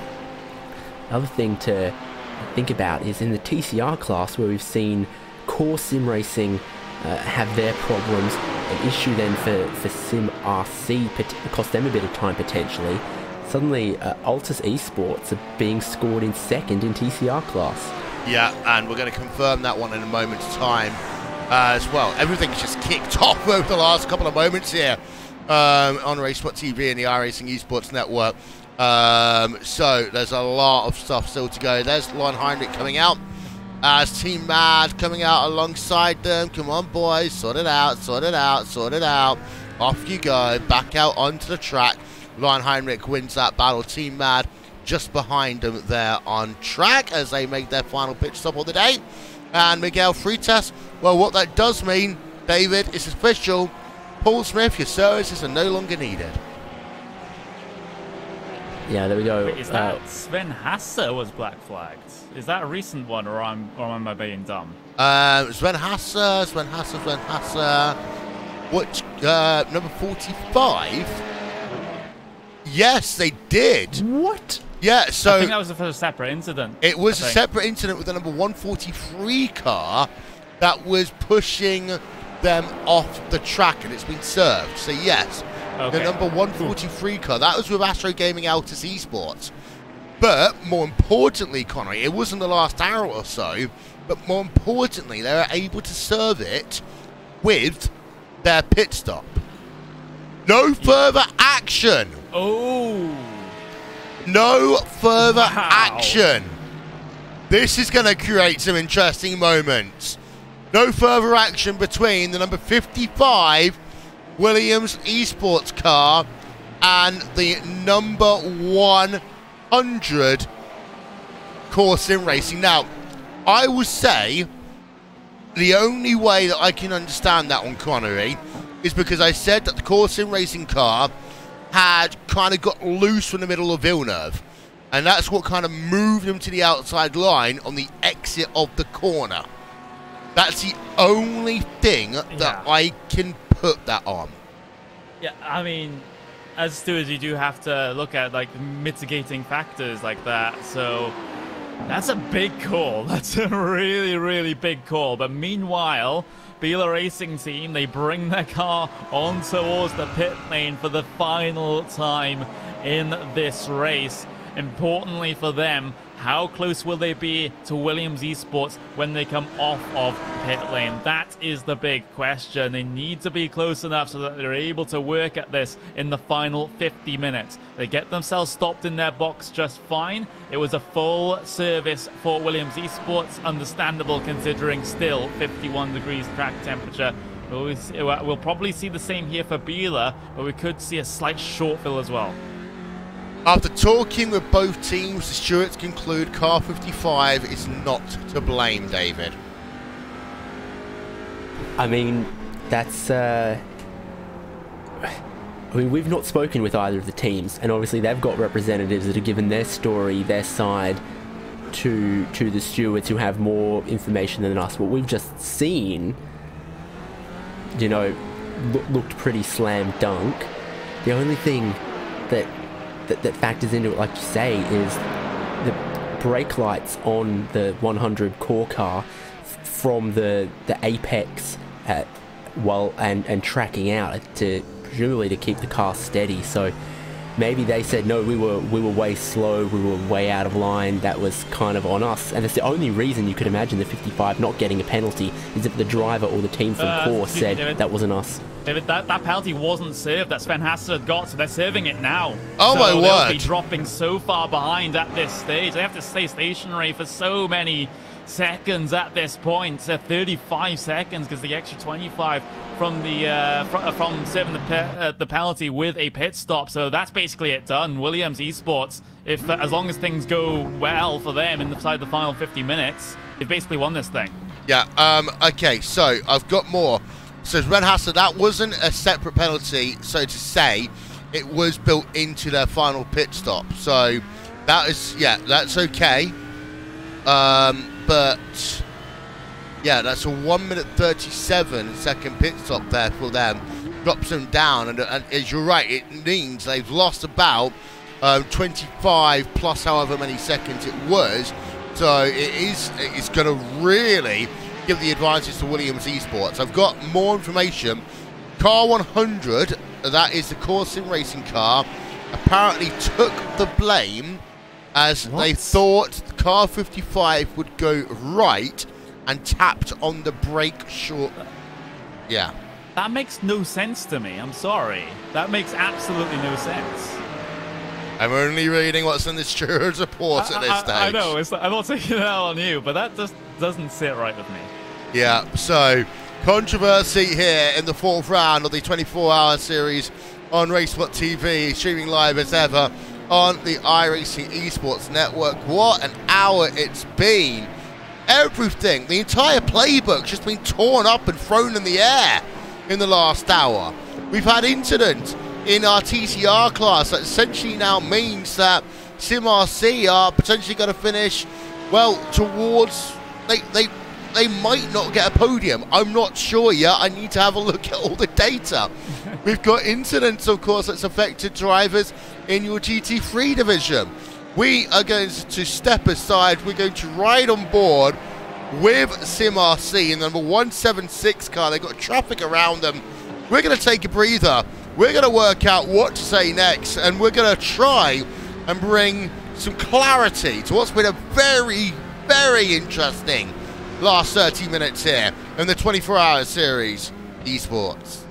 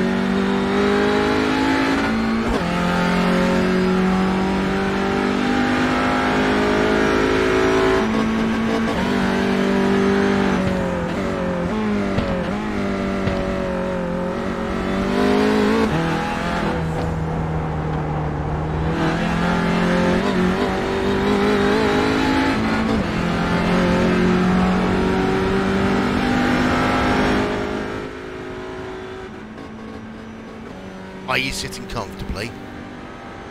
And we'll try to begin. Well, okay, let's have a look through your top 8 first of all before we go any further here in the 24-hour esports series. And we'll start with, we'll go backwards. We're going to start with your TCR class this time. Craig Setup Shop, they are leading. They are yet to pit for the final time, however. Williams Esports TCR are in second place. They will lose second place to SimRC then when they pit for their final time. SimRC have, we believe, got enough fuel to go to the end. Most others around them are the same. Apex Racing Team are up into 4th place. Team Chimera are running in 5th place, but they need to do another pit stop. Altus Esports, they are in 6th place of MSI Esports in 7th place. And Alpine Stars Geodesic Racing, they are in 8th. Back up to your 991 class. And, well, you've got MSI Esports, who have pitted. They've got a 55-second advantage over Burst Esports. Williams Gym Esports, they run currently in 3rd place. And that is looking like where they are going to finish here this afternoon into the evening. 4th place, actually no, Williams Gym Esports, I take that one back. They are yet to pit for their final time, as are F4H Racing, as are Go Team Racing. However, looking at the gaps between all of these drivers, it might be we only see 1 or 2 drivers change in that group. Everyone Triton Racing in 6th place might gain a position. They are fueled to go to the end. HM Engineering, they started off well. They fell back a little bit. They worked their way back forward. They run in 7th place. And then Huber Racing Esports, they are your top 8 in your 911 class. The only team not to have pitted yet in GT3 is your 5th place team, or Team Hoixenveld. Your leaders, Williams Esports, they have done their final service of the day. They are leading by 40 seconds over Beeler Racing Team Euronics, who had to serve a pit stop penalty for the last time they were on the lane. So the gap went up from being around 5 seconds to a far more comfortable 40 seconds for Williams Esports. Neo Racing Team, they've been on the wars a bit today, but they are running in 3rd, and that is 3rd place on the racetrack with a shot at a podium. And interestingly, they've actually gained some time around some of those around them. SRC Squadra Corsa are an example. Team Hoixenveld in the number 35 car have not yet pitted. Running Sim Sports have pitted for the final time, currently P6. Williams Racing Esport in 7th. Williams Gym Esports round out your top 8. The big, well, controversial moment of the race is that one between the Williams Esports number 55 GT3 car and the number the 100 of Core Sim Racing. And I'll come to you first, David, very quickly. I did say it looked as though the 100 car was offline through the centre of Villeneuve. In terms of what the stewards have said, it's as if the 100 thought at that point that the Williams car was going to go in one direction, they went on the others, and as a consequence of that, the 100 car kind of dabbed on the brakes a little bit as if they were going to give some room. Turns out everyone was just in the wrong place at the wrong time. Yeah, I mean, that was the one thing that stood out to me that was odd, is their brakes on the exit of the corner. And we now know from what we've learned that that's because they thought the Williams Esports car was going to go to their right. Yeah, I've got Marius Gonenbeck from Core Sim Racing. He's been looking after their strategy and also had to turn a couple of laps or so as well. Hi, Marius. Well, hey, guys. I just get my point across first before we go to the interview, because I have a pretty lengthy thing to say. Can I do Marius first, because he's the driver? And then I'll of course. Do me. Okay. Come on. I'll get the response then, I suppose. Yes. Marius, go ahead. Yeah, first of all, I don't know what's been happening, but in the last pit stop, just Ross getting out of the car, and basically as he gets out of the car, the game crashes for him. And for some reason, in that moment, Thomas was trying to join and he couldn't get in the car. It was just saying wait for him, and he was basically stuck there. And I wasn't even supposed to drive. I had nothing prepared, so I had to kind of jump in my rig and turn on the monitor, and it also kind of didn't work, so I had to drive with like my desktop monitor, which was 4 meters away, and that was quite of a journey. I was just trying to get out of the way and get the car back to pits, which worked somehow, but yeah, that's obviously cost us P2 or P3 or whatever was possible in the race. And at that point, like we got some damage from that and so on. We were just trying to get out of the way, and we were seeing Williams coming on, and I was telling Ross that they're coming on, and we're not really expecting them to close that fast, but we're just like we're 2 seconds off the pace basically, and the corner's been a bit slower, and I don't think Ross has been expecting them to go over the left, and so have I. So I just told him to stay way left and like get out of the way. But I think Lauren's just been used to like overtaking on the left, and kind of been a good overtaking spot because the PCR car just moves to the right. But it was, I don't think they could have expected this from us, so we were just trying to get out of the way. And I mean, there's nothing really lost for us anyway, so obviously we don't really mind anything here, but can't really blame them for just going for the pass, because I don't think it's ever been an issue before. I mean, you guys have been following the race, so correct me if I'm wrong, but we were just trying to get out of the way at that point. Okay, well, thank you, Maris. We might get the chance to talk to you again a little bit, or you or your team a little bit later on, but well done on surviving the couple of laps there you're in the car. Thank you for your explanation. Connery, over to you. Well, I do have a couple of things I want to say. The first of which is what someone actually pointed out in the chat just a couple of moments ago with Eric Micker. So the lesson is run your normal line, and just, you know, on the iRACING Sporting Code and in the 24-hour series as well, you know, it's the responsibility of the faster car to you know, try and get past. You know, in that sort of situation, as a leading car, theoretically, you should just hold your normal racing line and not do anything erratic, like what happens coming on the exit of the Villeneuve chicane in that particular instance. The second thing that I want to say is that regardless of what Core Sim Racing felt about what they were trying to do, Williams Esports still took a reckless action.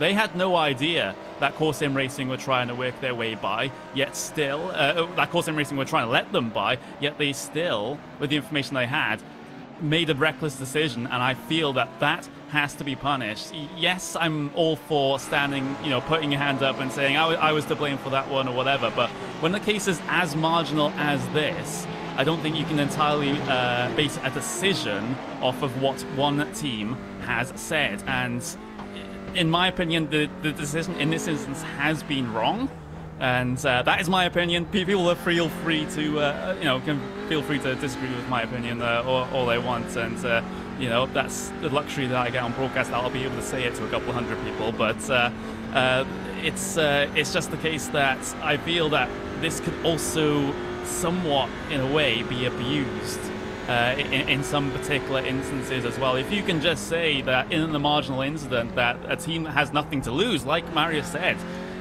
you could just say with an incident with a faster car saying, "Oh, we were to blame for that one. That's completely our fault." When it's still, you know, the decision could go either way, and that affects the racing at the front of the field, then I think that can be a little bit sketchy. I don't want to get all conspiracy theorist or whatever about it, but you know, that's something that can really, really be abused, and I don't really like the precedent that has been set here.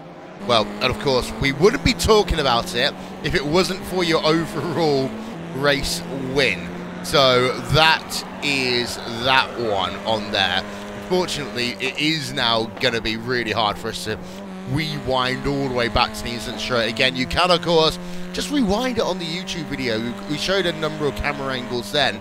We are looking at another Williams Esports car, David, one without controversy for the moment, but battling it out with MSI Esports. This is going on in TCR class, and this is going on for P number 5. Yeah, and Williams, 2 laps out of the pit lane, fueled to go to the end. So their tyres will only just be reaching optimal temperatures right now, as MSI Esports pitted a little bit earlier, would have closed on them in the first couple of laps when Williams were tiptoeing around on their cold tyres. Now it's up to speed, it's 0.6 of a second, and you can be sure with about 30 minutes to go that they're going to battle this one to the end. A top 5 is something to be cherished.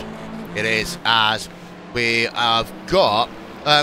we did see earlier on that Team Mad were closing up to the rear of Alpine Stars Geodesic Racing. I want to turn my attention back over to that one moderately quickly, as one car coming on towards pit road from another class, but that shouldn't impact on our ability to have a look at some lap gaps here.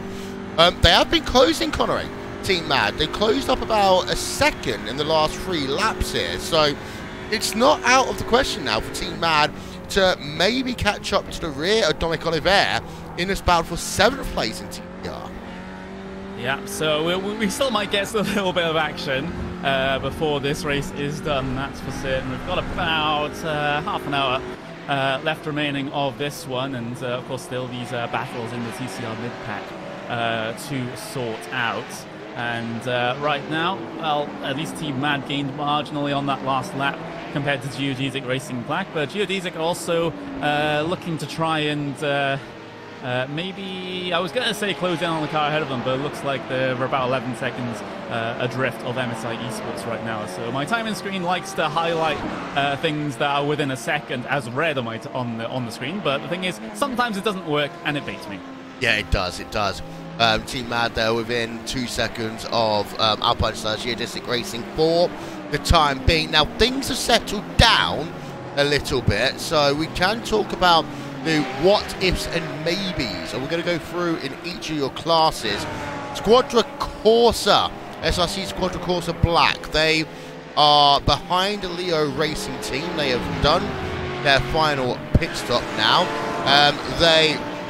They seem to gain occasionally on Leo Racing team. However, Connery, we've got to start remembering there's only half an hour to go. Couple attempts here, no longer cuts it. They've got to be gaining at about half a second a lap. Yeah, that's definitely the case in that particular about 8.4 seconds between Leo Racing Team and SRC Squadra Corsa there. So, you know, it's a lot of work for Pet 3 to do behind the wheel of that number 27, but it isn't completely and utterly outside the realms of possibility. It's just a very difficult one to be able to manage that. It might be helped maybe with an instant, maybe with a little bit of traffic affecting Leo Racing Team, but we'll just have to see you know, what is actually the case here inside this final half an hour. So unfortunately we won't get a battle for the race lead, but we'll get battles in the mid-pack and maybe for a podium here in GT2s instead. Yeah, but also it's worth noting that the 12 and the 27 car were under investigation for having a collision and no further action taken there as they were battling. They went side by side in turn number 2. And the 27 car cuts the curb and spins the number 12 car. However, because the 27 car is now behind and by some moderately substantial margin, they've decided not to take any further action on that incident. And it's mainly because of the fact there, David, that the number 27 car essentially lost more than they gained in that moment. Right, so then we see them in 4th place, as it were. Ronin Simsport were looking like they could have been one of the cars for 3rd place, and don't know if they picked up a penalty or had some other problem with their pit stop. It was a huge pit stop. Yeah, 1 minute 41 seconds stationary for them at their last stop. Sees them in 5th and not really in position to challenge SRC Squadra Corsa. If anything, they've got to look out for Phoenix Racing Esport behind them in 6th. That gap, 5-6 seconds or something. Yeah, and this is a weird one because they had a 141.5 second pit stop and they didn't actually have any penalties. I'm just trying to work out. Vincenzo Amico is the last person in that car. Potentially, and you talked about this before, David, some issues with getting the driver change complete. Yeah, I'm reading issues for Filip Matrevsky while he was driving the car.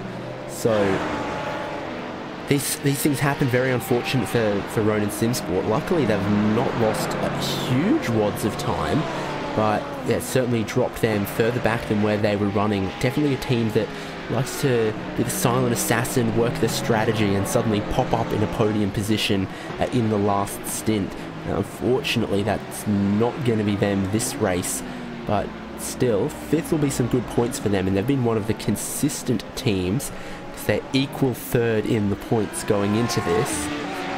We'll see how this shakes out for them. They're definitely going to pick up more points than Williams Jim Azuri, but they're not going to close in any ground on Williams Esports or Biela Racing Team right now. So Ronin looking for that 3rd place in the championship on consistency. Yeah, and apparently they had some technical difficulties which did actually cause that incident, which dropped them back, and it's cost them potentially 2 places as well in there. And apparently in terms of that car, let's have a look. Sorry, we've got ourselves Williams Esports and MSI Esports. Just having a look at a battle between them. This is in TCR. We've talked about this one already. The gap is now down to 6/10 of a second.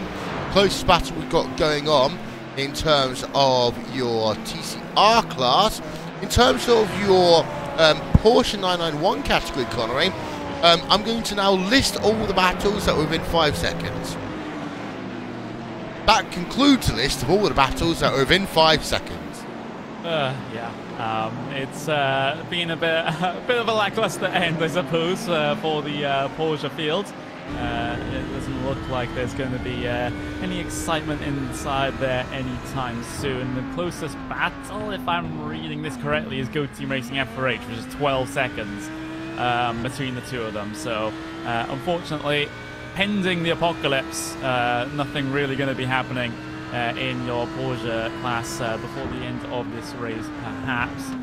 But you know, looks like TCR is going to be where the main action is, I suppose, with MSI Esports and well, with Alpenstars Geodesic and Team Mad involved in a bit of a battle, and of course you have you know, with the strategy still playing out in that particular class as well. It'll be very interesting to see the order that this mid-pack especially finishes. There's a 6-lap tyre difference here, David, between Astro Gaming, Altus Esports, and Apex Racing Team and Jamie Fluke. Fluke's done the majority of the hard work here today in that Apex Racing Team car. Alex Simpson has been behind the wheel. Let's not forget, though, they got some damage when they had a little moment down at Tamburello, and they ended up sideways into the wall there. Altus Esports, their car looks pretty much clean on all 4 quarters right now.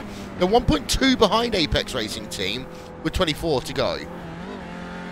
Yeah, tyres should be newer for Astro Gaming Altus Esports here, and they've again just been silently chipping away at it. Took that early short stint in the race, which grabbed them a bit of track position. They've held on to some of it since then. Yeah, but we go back up, David, to our GT3 battle. This is the closest battle, technically on track, and it is between Shore Grange Squad Esports Black. They are currently 13th place. They've got DV1 Triton Racing just ahead of them. And in terms of the lap gaps, well, look at that. Last time by almost over 8/10 of a second, taken by Shore Grange Squad Esports and Andre Melchers over DV1 Triton Racing. Yeah, we saw a bit of a move from DV1 Triton Racing to block out Shore Grange Squad Esports about here a lap ago, and 2 tyres on the grass for Sorg as they tried to get towards the inside. This time they're looking to the outside towards Tamburello. It really seems like the Sorg cars got just a little bit more straight line speed as they're side by side in towards Tamburello. They get their nose in this contact. The two-mate contact there down at Tamburello corner. Shore Grange Squad Esports comes out. Clearly the better factor of that one, but it's going to be another incident review, I am sure, over in GT3. And, well, we saw it from a decent camera angle. I want to kind of have another good look in towards, it's not turn 1, where the incident happens. I think everything is fine through there, through turn number 1. And then it's the second part, when you come down into the second part of Tamburello, that the two, and you notice there that the Shogun Esports car, Connery, just tries to avoid the sausage curve, but as in doing so, pushes out into the DV1 Triton Racing car. Yeah, that's why it's, you know, so difficult to run side by side through there. You know, the car on the inside has to avoid the curbs, and of course Triton Racing on the outside, try not to lose too much time by going too wide through these apexes. So they do leave a car's width of space, I guess, up against, if you're looking at the sleeping policeman perspective. But still, it's more of a sort of 2-into-1 situation. Simply doesn't go, and Triton Racing have come off the worst. Yeah, replay this time on board. There we are with Shogun Esports and Andre Melchers. I want to get one more look, if we possibly can. This is from our overhead camera down in towards turn number 1. Again, it's not turn 1 here. Turn 2, actually. Technically, it's turn 3, but this is the angle that we first saw it. You notice just how close it is between the two as they come through there. And here's a good little look as they come into the corner. There's not much room for Shogun Esports on the inside. He's actually already on the curve at the point that the two make contact. But the thing that I noticed, David, is the fact that Shogun Esports, they kind of did a little... The only way I can quantify it, it's a bit like a dog when it shuffles its rear. That's kind of what the Audi number 52 did through the centre of the corner. I am having trouble visualizing what you mean by that. Certainly, from my viewing of that, can't really say Sorg did anything wrong. They'd been treated forcefully the same place a lap before, where they got forced out 2 tyres onto the grass, and I think this time they go, okay, I think you won't let me pass the inside, I'm going to go around the outside. And then when they get squeezed on the outside for the second time, what's Andre Melchers to do? Yeah, and I mean, I've been wrong with Stuart's decisions before today, but I would say that based upon the previous incident between the number 12 and number 27, where the car who was potentially more at fault ended up losing out in the confrontation, I'd say probably no further action there be taken by the stewards. But we might not find that one out until after the race, but we will keep you up to date. The number 177 car there, Connery, of Oriel Bowe. We're back on board of him. He's got Moritz Lohner just ahead of him in the number 133 Williams Esports TCR car. Yeah, not too far away at all for Bowe, as the battle will be separated by the MSI GT3 car, but there's not much that Alexander Sana can do to affect this for his teammates, so he'll just scoot himself by and leave them to it. As MSI Esports, they've done very well to get themselves in this position. They were very, very close in terms of lap times last time around, though. 154.510 from Williams compared to a 154.516 for MSI Esports. So 0.06 of a second between them on that last lap, and that's a bit of a ballsy move there from the TCR car. They dive down the inside of the Porsche, and it's an MSI Esports car as well, so that gets a little bit interesting. Solid Talent's revealed to scoot himself by in the race-leading Porsche car, but yeah, that was a bit of an interesting one. Yeah, here's a replay of that one, as this is a look down in towards Ravazza 1, as that is the MSI car. Look at that, just going down the inside. Nothing wrong in doing so. Again, so long as you pass cleanly, absolutely no issues there at all. Just ahead of that one, David, of course, we still got Astro Gaming Artis Esports and Apex Racing Team. They are scrapping it out here, and this is a battle for 3rd place on track. Yeah, two black stripes, 2 World Championship Pro Series drivers battling it out here in this series for that final step on the podium in TCR. I can't help but feel that Altus Esports have closed it up just a little bit since last time, and they get just the tiniest hip check off SRC Squadra Corsa, and that extends the gap out a little bit more, but then that same car dives down the inside of Apex into Aqua Minerale, and it's back exactly as it was. I think this is going to be a good one. Yeah, it does look as though that will be the case as we just zoom out then, get a wonderful shot. And you can see just how much elevation there is at this racetrack as well. It's one of the things that we often talk about, the fact that, you know, at Minerali there's a big dip at Ravazza, but there is so much elevation change at this racetrack, and these two drivers and these two teams still putting a lot of pressure on here, Connery, as we come down in towards the last 15 minutes of this motor race. Do-or-die moment for a lot of these battles in the TCR class.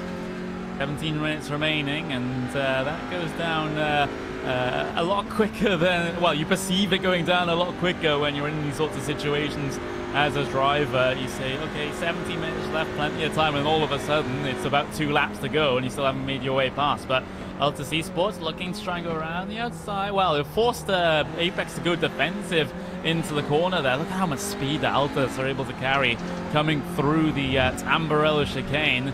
Thomas Tattler just riding on the back of the Apex car of Jamie Fluke here, and now coming through that Villeneuve chicane. Altus Esports still watching and basically stalking their opponents here.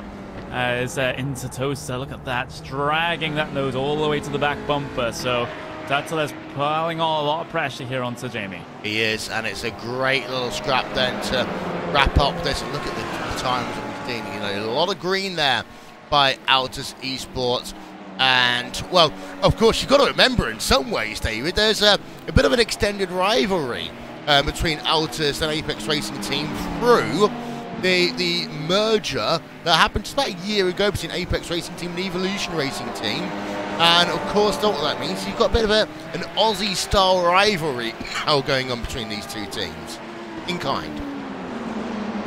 Yeah, so a lot of the initial startup of Altus Esports was drivers who left Evolution Racing Team, which then subsequently merged with Apex Racing and became Apex Racing Team. And so, yeah, there's a few of them that would know each other. I think, you know, Tattler and Fluke, not quite from that generation, but certainly the management at Apex Racing Team and the management at Altus know each other very well, and I'm sure would like their respective drivers to finish on the podium and exclude the other. Yeah, not quite Taylor Swift saying bad blood, but not a million miles away from there. So we're back on board of MSI Esports. He's having to go the long way around. He was looking for the gap there. He was looking to angle his car in such a way he could dive to the inside. Wasn't able to do so. There is Team Huixenveld right behind. This could become interesting here. We go back on board with the number 177 car, because now, yeah, it's going to have to go down wait until the Team Huixenveld car goes down the inside into Villeneuve. These TCR cars we've seen all day long, Connery, they can't really do side-by-side through here, but they can lunge it down the inside of Tosa, but not this time. Altus and Apex, they're going side-by-side, coming through Tosa, and now they start to climb the hill towards Piratella, but it looks like Apex Racing Team have the speed on the entry to the corner. Tattler just making that Altus Esports car just look so big in Apex's mirrors at the moment. Team Huixenveld try to work their way through in their GT3 effort. They won't impede the battle all that much, but Altus Esports again just through the middle of the corner. They're gaining so much speed here over Apex, and doing a very good job at the moment. They have tires that are about 4 laps newer than Apex at the moment, so they can use that marginal advantage through all of these corners right now. And Jamie Fluke, this is going to have to be a big defensive effort here in the final 13 minutes. Yeah, it is. What's also worth noting is that Moritz Lundner in the Williams Esports TCR car and MSI Esports Oriel Bow, they are catching Apex Racing Team and Altus Esports. And there's a look at the lap time comparisons. As we'd see, this is just before they come past the start-finish line. So they gained half a second on lap number 175. did Moritz Lohner. They lost a quarter of a second that last time around. I am of the opinion that now they come past the stripe again. Yep, that's the second of green there, David. So this is the whole thing. That Williams and Altus, they've got to... Sorry, Williams and MSI Esports, they can be thinking, okay, let's give it a few laps. Let's see whether we can catch them, then have a four-way fight. If that doesn't work, then we might as well fight together. Yeah, if them two behind can work together, they could definitely catch this fight for third and fourth. And we saw they had a bit of a battle, lost some time. So what will happen in the remaining about 8 laps? Also, there's another development happening here.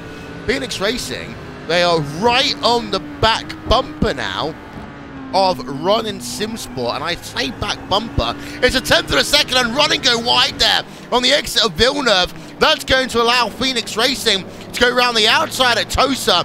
Running are able to cover the lineup now as they head themselves down towards Priatella, but they still stay side by side. Will Phoenix Racing keep their foot in it around the outside, because they'll have the inside line into Aqua Minerale? If they do, they don't. But my word, that was a nice little battle towards the end of this race, Connery.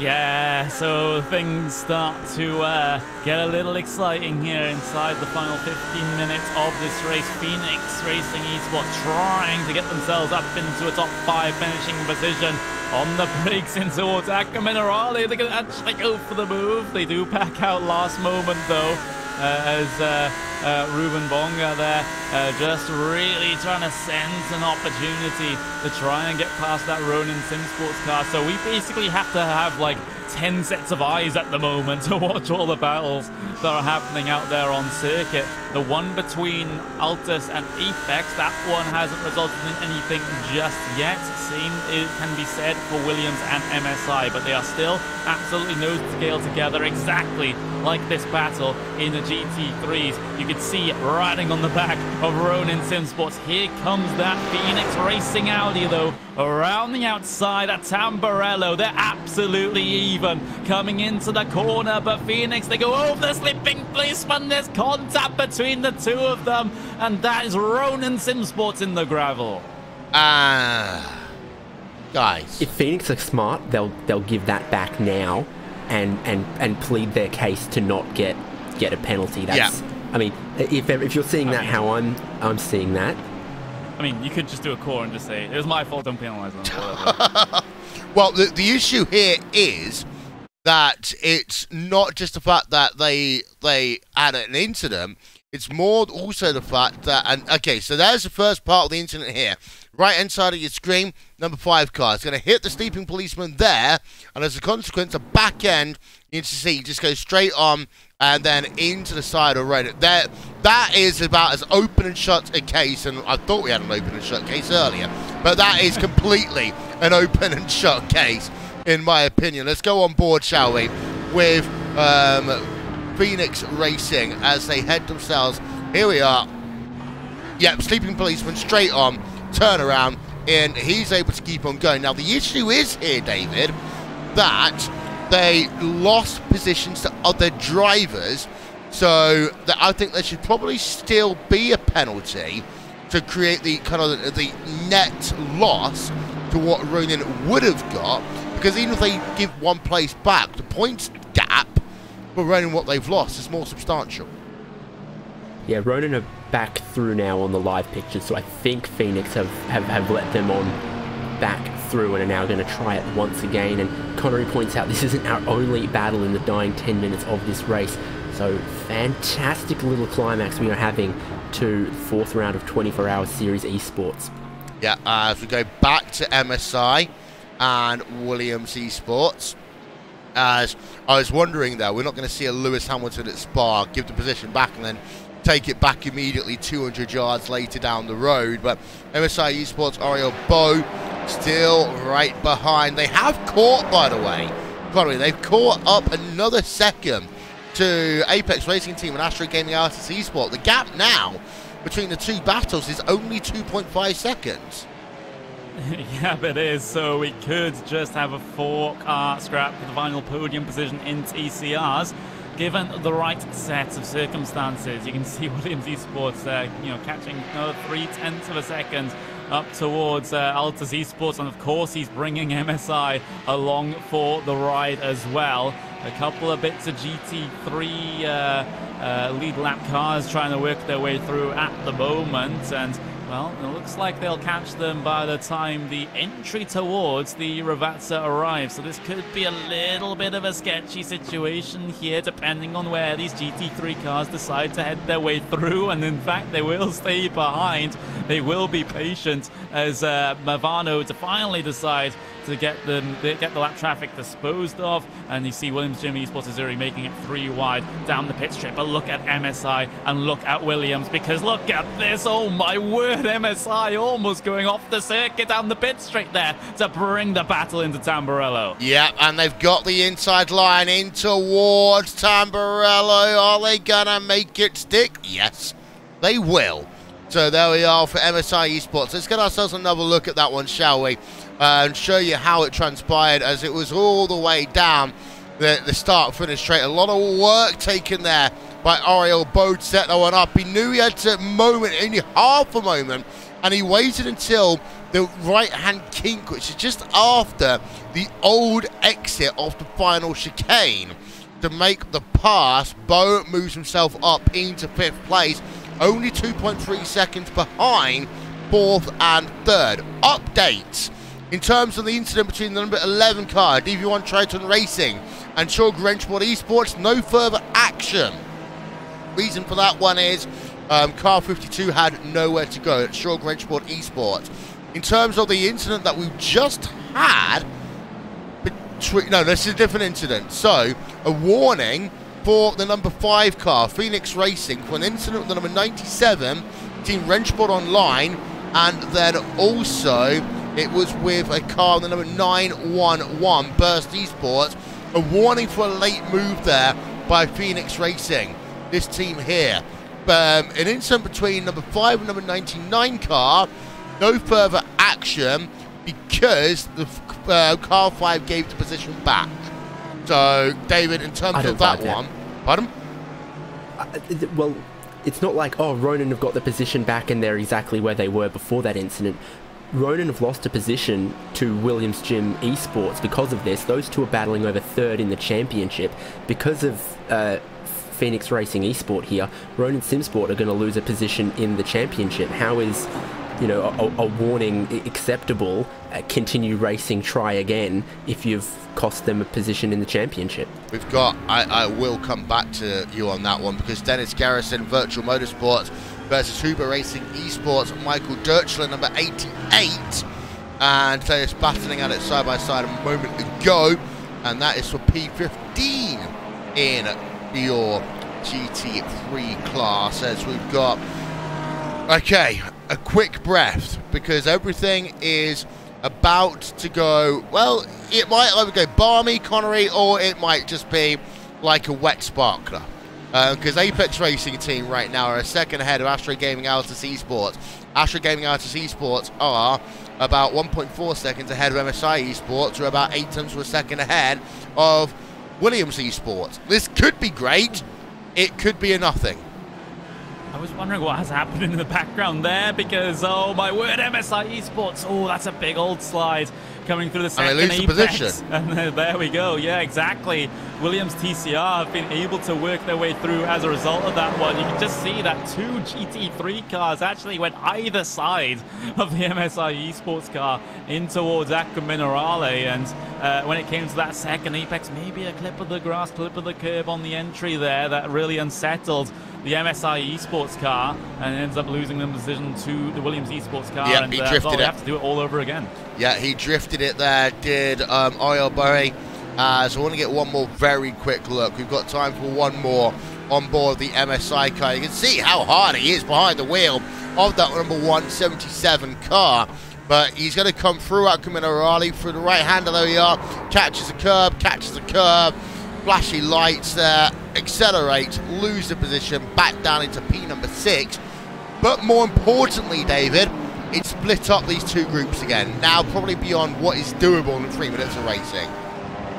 Yeah, they were almost 4 in a line for a little bit, weren't they? But now it's cost a bit of time to MSI and Williams here, and there's more traffic to come through as well.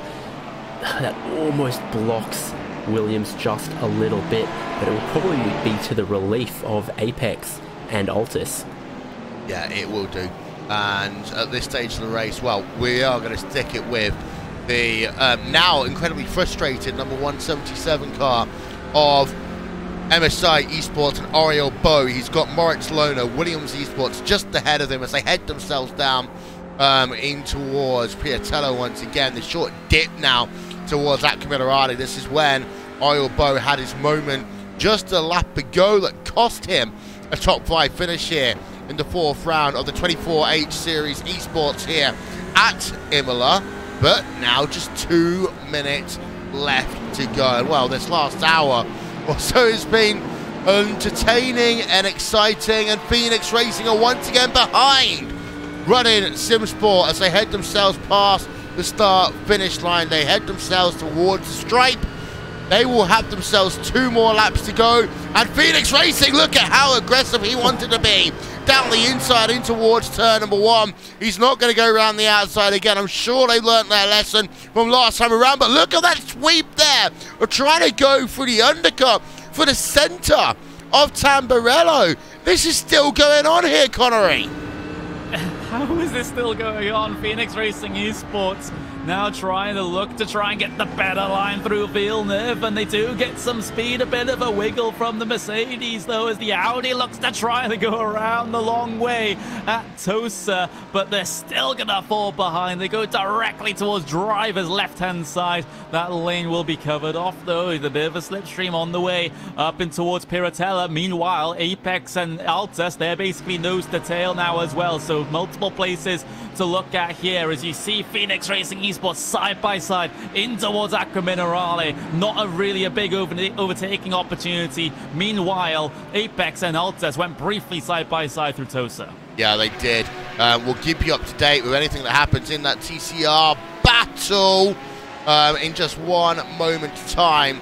And the person that is saying, why do you need 6 monitors? Well, this is the reason why you need 6 monitors. 1 moment, a little bit like this. Ruby and Bonga, I don't think he's going to do anything just yet. Let's have a quick look at what's going on with Altus Esports and Apex Racing. 2 tenths per second for them.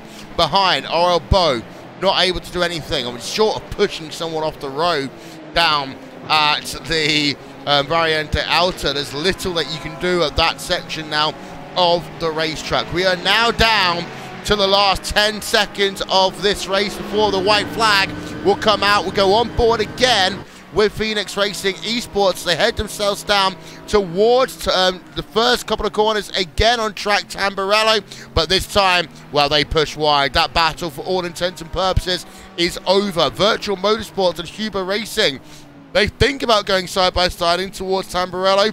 They don't do anything about it. Meanwhile, we are getting ourselves towards the end, and there we are, Williams Esports. They are your victors here, and they get the white flag. The checkered flag is out. Williams Esports, it might be controversial, but they are the winners. They win by about 35 seconds in the end. We are waiting for your class winner in your Porsche category. MSI Esports now, they will come past to claim category victory. MSI Esports once again dominant, extending their run to 4 races out of 4, and Craig set up shop right behind them. How apt, because they're now also 4 wins out of 4 races in this series, but the racing still isn't over yet. There's still a couple of more moments to go potentially. Apex Racing Team and Astro Gaming, Altus Esports are separated by 1/10 of a second as they work themselves now up the hill. As you've also got yourselves MSI Esports, Apex Racing Team should be defending right now, and they're done. Yeah, you're done. You're completely right. And even more so, for some reason, David, Siri started playing music. Hey Siri, okay. stop. Ronin Simsport and Phoenix Racing Esport just crossed the line, and Ronin held on to that skin of their teeth. I mean, we saw how desperate Phoenix Racing Esport were for that, but Ronin have just, elbows out, held on to that one. So, what was that? 3 or so battles to the checkered flag. Of course, you can't keep your eye on every single one of them. Hopefully we get to go have a look at a couple of them, but this 6-hour race, it had its moments in the middle where maybe it was going away from us, but that last couple of laps, the action really, really came alive, I think. So here we do have replay the last lap of, we're on board now with Phoenix Simsport, trying to hunt down Vincenzo Amico, who was on board the Ronin Simsport car, and these guys were just in front of your overall leader. So we saw the overall leader cross the checkered flag, and then these guys just stayed ahead of him to have one more lap to race. Vincenzo Amico, we heard from the team, he wasn't expecting to drive in this race. Very, very late minute call up, not a lot of preparation, and he's thrown into the deep end and into the hot water with this one, isn't he? Yeah, he is, as we see them working up the hill, and it seemed to be just, Amico's great at defensive driving. I've seen, oh my word, down at the Variante Alta. I mean, trying to go around the outside at the Variante Alta is about as crazy as trying to go too wide through the swimming pool chicane at Monaco, trying to do it again on the outside down at Ravazza there.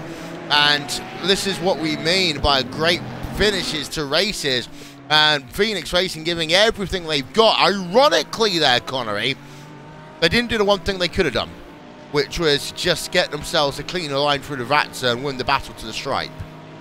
I mean, that could be an option. You know, it's a relatively risky one. You know, you're relying on just absolutely nailing your exit at the final corner to be able to do that, and even that is no guarantee. But still, fantastic racing here towards the end of the race, inside the final basically hour. Of course, we had that huge drama with Williams Esports basically getting away with them, at least as far as I'm concerned, in terms of the penalty. And, you know, they end up winning by 35 seconds, but that could have been so much closer if the decision went the other way. Yeah, let's have a look, shall we? Your final race results then from round number 4 of the 24-8 series here from Imola.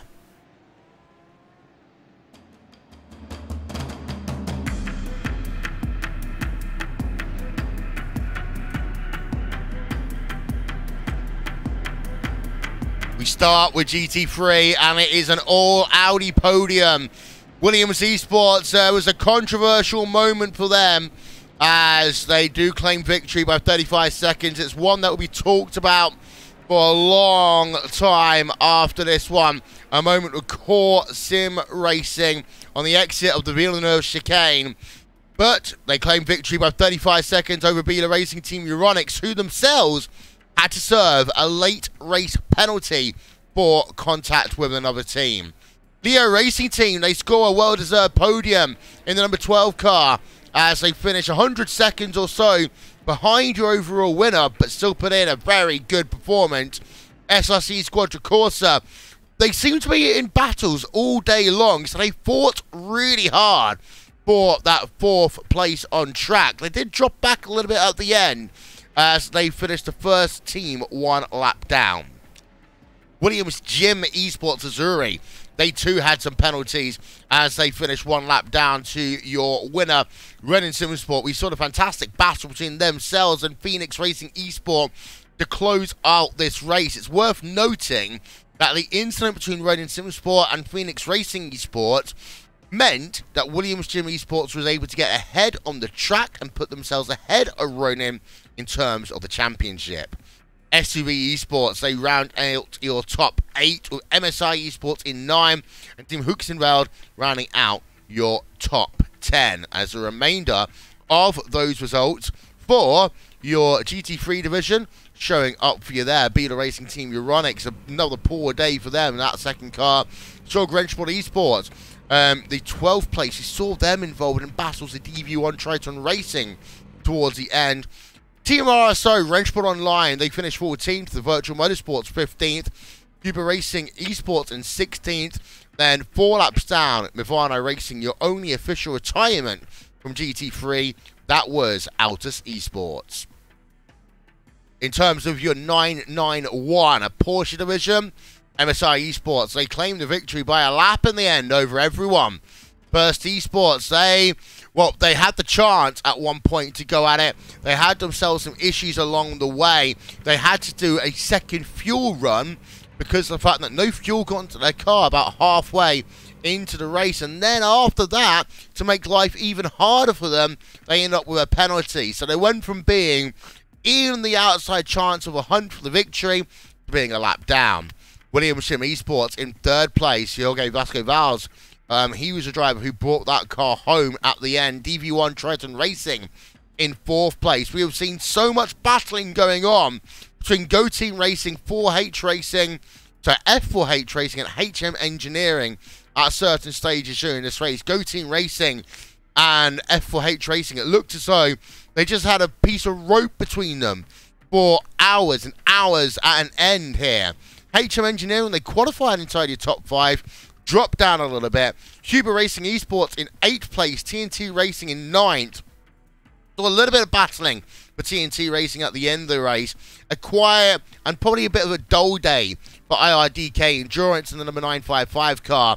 They round out your top 10. Gold Racing Team in the number 902 car, the last qualified driver.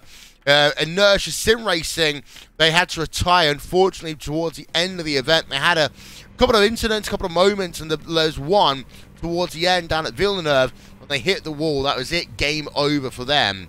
Williams Sim Esports retired out of this event, as did Chartwell Racing and SRN Motorsports. Then, we had ourselves over finally to TCR.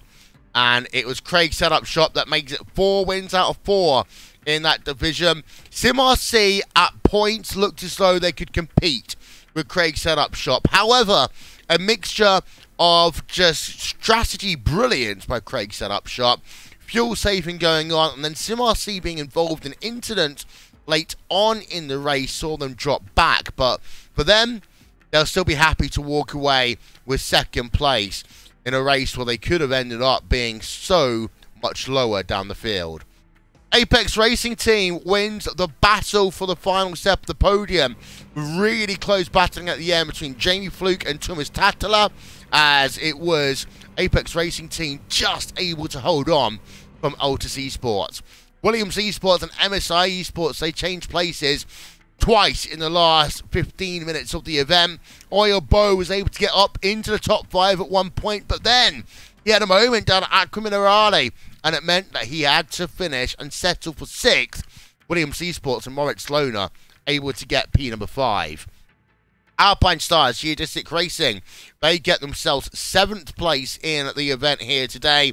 We saw them battle out at the end with Team Mad for that 7th place. Team Mad, they thought that they could target 7th place, but weren't able to do so. Team Chimera, we saw them have a bit of a recovery drive towards the end of the event. And then Core Sim Racing, well, they were leading the race at points.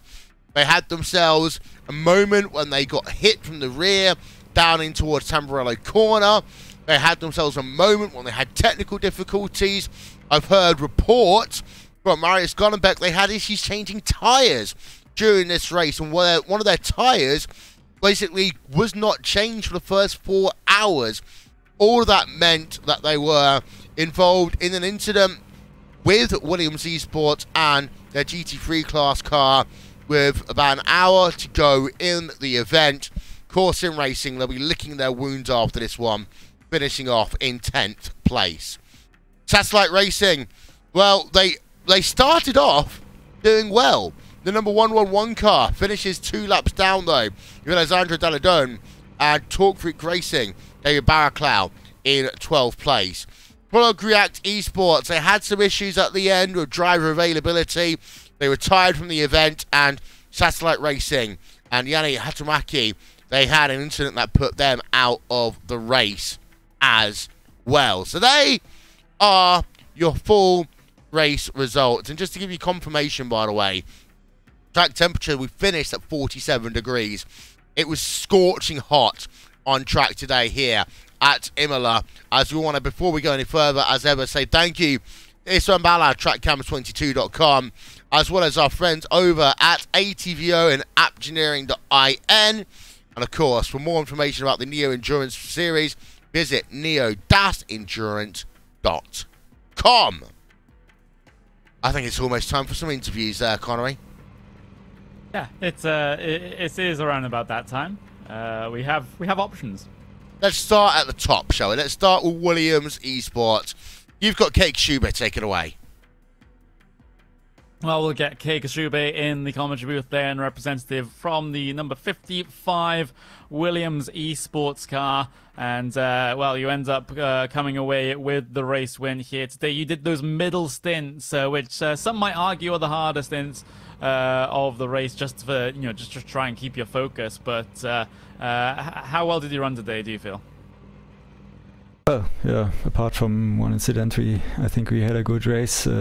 Personally, for me, it was a bit difficult. Lauren did a great job in the qualifying, and yeah, made up a gap in the first two stints of about, I don't know, 10 seconds. Yeah, and then in my two stints, I lost about 5 of them. Struggled a bit with the traffic, not being too aggressive, but aggressive enough not to lose a lot of time, which is always difficult, especially here on this track. And yeah, in the end, we could win it, and we are happy about it. Well, there we go. It's yet another win for Williams Esports here in this one, and you'll extend your advantage at the very top of the point standings. Do you feel that this makes up for what was a pretty bad Silverstone? Yeah, we had bad luck in Silverstone. I mean, in the end, we could have won there as well. We had a disconnect, and yeah, I think here the luck was on our side, and that we did not have to serve a penalty for the incident with the core sim racing TCR car. Yeah, of course, we had bad luck in Silverstone, and we had more luck here. Well, I was gonna touch on that, because we've heard core side of the story, because Marius Gollenbach came into the commentary booth and explained what happened there from them. But I want to hear what happened from the Williams Esports side. Yeah, I mean, obviously, I was not driving, but I was watching like you guys, and when the incident happened, I mean, I was not surprised Lauren will go to the left in this place, because we overtook many TCRs in the same situation. And yeah, it seemed like Ross will also go to the right, and he had the brake light on for a moment. Yeah, and Lauren just thought, okay, I can go left like usual, And yeah, from my point of view, it was a misunderstanding, and we never want to hit another car, of course. And the first thing I did was to apologize to Corb, and that's all I can say about the situation, really. Well, there we go. That's Williams Esports' side of the story, and Kei, coming in towards Monza now for the next race of the season in about a month's time. That one's always a very interesting one, because a lot of teams take a very different philosophy into Monza than they do at some other racetracks, because of the huge draft effect, the huge straight line speed advantage that you have to have. How are you guys feeling heading into that one, especially with you guys being in perhaps the car that's best suited for a track like that, being in the Audi? Surely you're feeling confident coming into there. I'm not sure. I'm not sure if the Audi is really a car to have at Monza, because the straight line speed is not the best thing in the Audi, and also we could see today that the Mercedes could go longer on fuel, which will be marginal in Monza. So I can't really tell yet. We don't have a setup yet, and we have work to do, obviously. And yeah, but we are still looking forward to it. We just have to concentrate on keeping it as clean as possible, and do our job, and see what you can do there. All right, and with that, is there anything you want to say before we move on to one of the two other drivers currently waiting? Yeah, of course. First is congrats to everyone who finished on the podium in this race, and it was a nice race with Bila, so congrats to them as well. And I want to thank our team and our partners like Chill Blast, Razor, BenQ, and yeah, Hoisingfeld, of course. Thank you. Well, there we go. That's Kei Kashube, driver for the number 55 Williams Esports GT3 car. Came away with the race win here today, and that will be their second race win and third podium of the season. Well, yeah, and from your class winner in your GT3 class, let's head over to David, and he's got the winner in your Porsche 991 category. That is Sour Talent from MSI Esports. Well, Salva, welcome to the commentary box, and I guess welcome to MSI Esports' attempt on this title in the 24-hour series Esports. A little bit of a shuffle in the driver lineup, but you guys still come out ahead. Yeah, this week with the Porsche Esports Super Cup qualifiers, it has been a bit difficult for us. But yeah, we've been able to follow the same line, and we've been able to win the fourth race this season. So we are very happy about that. The question after some of these multi-class races is always about the traffic, but here, a shorter lap, a bit harder for you to pass the TCR cars, maybe a bit harder for the GT3 cars to pass you. Some incidents out there. How did you find the traffic? Yeah, I think this was the hardest track for the traffic, because there were some corners that were very, very difficult to handle with the slower cars, and also for the GT3. So yeah, it was very hard to do that and to be constantly focused on the traffic. But yeah, finally we've been able to finish the race without any accident, so that's okay. Now, you never want to count your chickens too early, and you never want to tempt fate, but at what point do you think maybe you've got this one close to being in the bag? It's your championship to lose. Sorry, can you repeat the question? 4 wins from 4 races, yeah. a increasing lead in the championship. Mm-hmm. How confident does that make you? Well, obviously that gives us a lot of confidence, especially for the last 2 rounds. And yeah, this race was, well, it was a key point in the championship, because now the last 2 races we are going to, yeah, especially go for the win. But yeah, everything is much easier now. And what's the future for this MSI Esports number 975? Are you going to keep driving? Are we going to see Mark Perez again, or any other driver changes? What do you think? We don't know. I mean, 2 or 3 weeks before the race, we decide who is going to do the race, and now we don't know. We don't know who is going to participate in the next race. Maybe Alejandro or Mark or me. We don't know.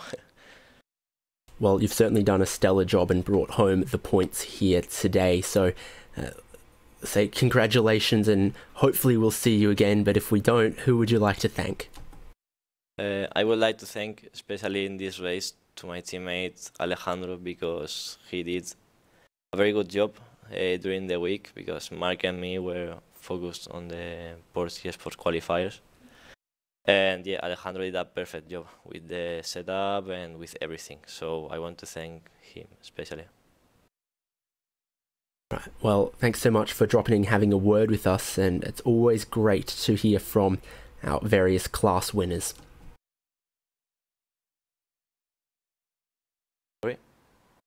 Well, thank you.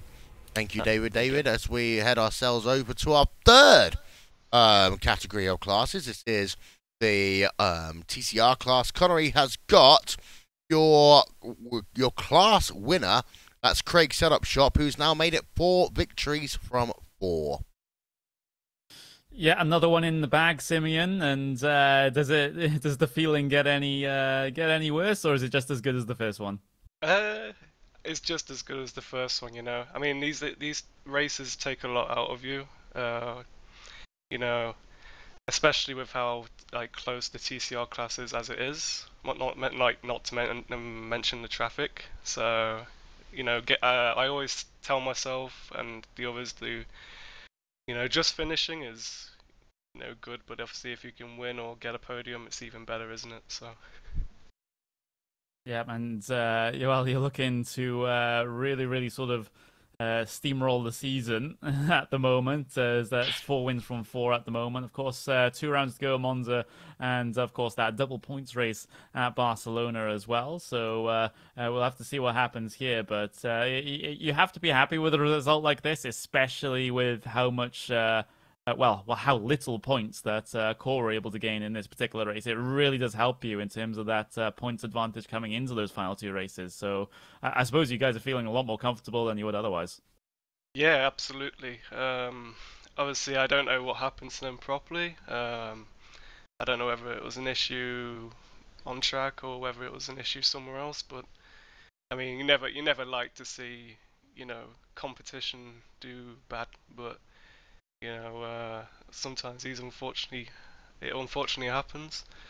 But yeah, it has eased the sort of tension a little bit. But obviously, with SimRC coming second, you know, they were right behind Core, you know, all the way. So I think these next 2 rounds are both different in their own special ways. Mons is a very sort of, you know, draft-oriented track, so there's, you know, going to be lots of strategy to play, and obviously Barcelona is the 12-hour race as well, so there's always opportunities for, you know, little things to spring up and take people by surprise. Yeah, you always have to have your wits about you, even though you've taken all 4 wins in the championship so far this season. But with the method that you guys have used to be able to gain those wins, it seems like I said during the broadcast, you know, up until around about two-thirds, 3/4 of the way through the race, you make it seem like it's going to be close, and then all of a sudden, last portion of the race, you deploy your strategy wildcard with all of your fuel saving or whatever you're doing, and all of a sudden you've got a huge gap. Am I onto something there, or is it a little bit more nuanced than that? No, I think there was a little bit of a different strategy from the other cars today, but obviously I'm not gonna tell us what we do, but at the end of the day, we just stick to our strategy. We don't really worry about what the others are doing too much. I think it's so long as we work and, you know, stick to what we do, we'll do well. But like I say, Monza, Barcelona, I think is going to throw up a lot of different strategies up in the air regarding fuel saving or, you know, trying to build a gap to people within traffic. So. Well, that's certainly going to be an interesting one, and Monza, as you said, always a very strategic race when it comes to the draft. But with with this race in the bag now, is there anything or anyone you want to thank before we move on to wrap up the broadcast? Firstly, I'd want to thank Craig for obviously letting me represent Craig Setup Shop in this series, along with Jack. Obviously, Jack did his mega stints as well in the car, brought it home perfectly. You know, he's been starting the races, so he's been surviving the melees perfectly as well.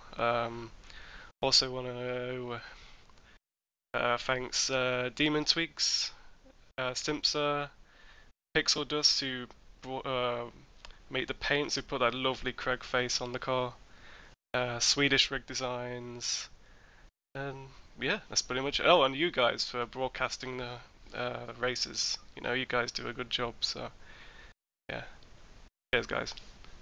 Well, thank you very much. And well, that was Simeon Lynch from the Craig Setup Shop team. 4 on the bounce, and not looking like they're going to stop there, Will. No, they're not, as that is all we have got time for. What's been, 7 hours, 7.5 hours of broadcasting. We do it every month, and we did it again without commercials, Connery. Yeah, of course. A lot of effort going in behind the scenes for this one. You know, it's, you know, myself, you, of course, Will. You know, you've got probably one of the tougher jobs to do, having to commentate and push all the direction buttons. I now know how difficult that is, being a sort of new producer for Esports. And, of course, David here as well.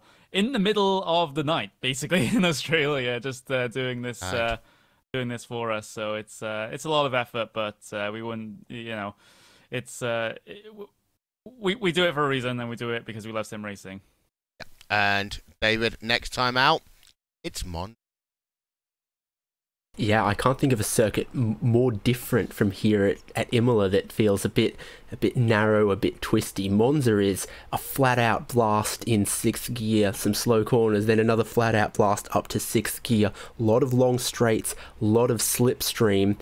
That will be interesting in all of those classes that are a little slipstream dependent. It'll, like was alluded to by Simeon, make TCR quite interesting as well, because they're difficult to separate as a pack on a good day. At Monza, it could be a train to the checkered flag.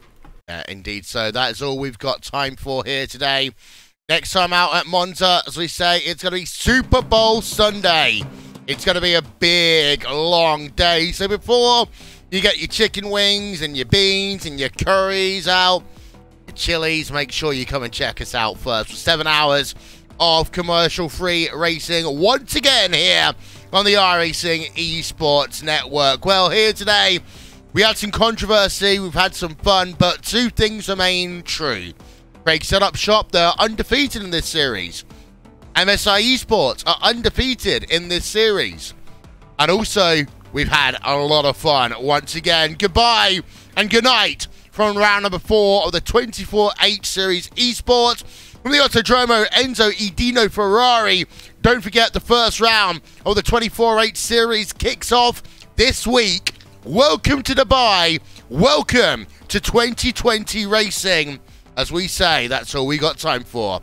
Good night. We'll see you next time.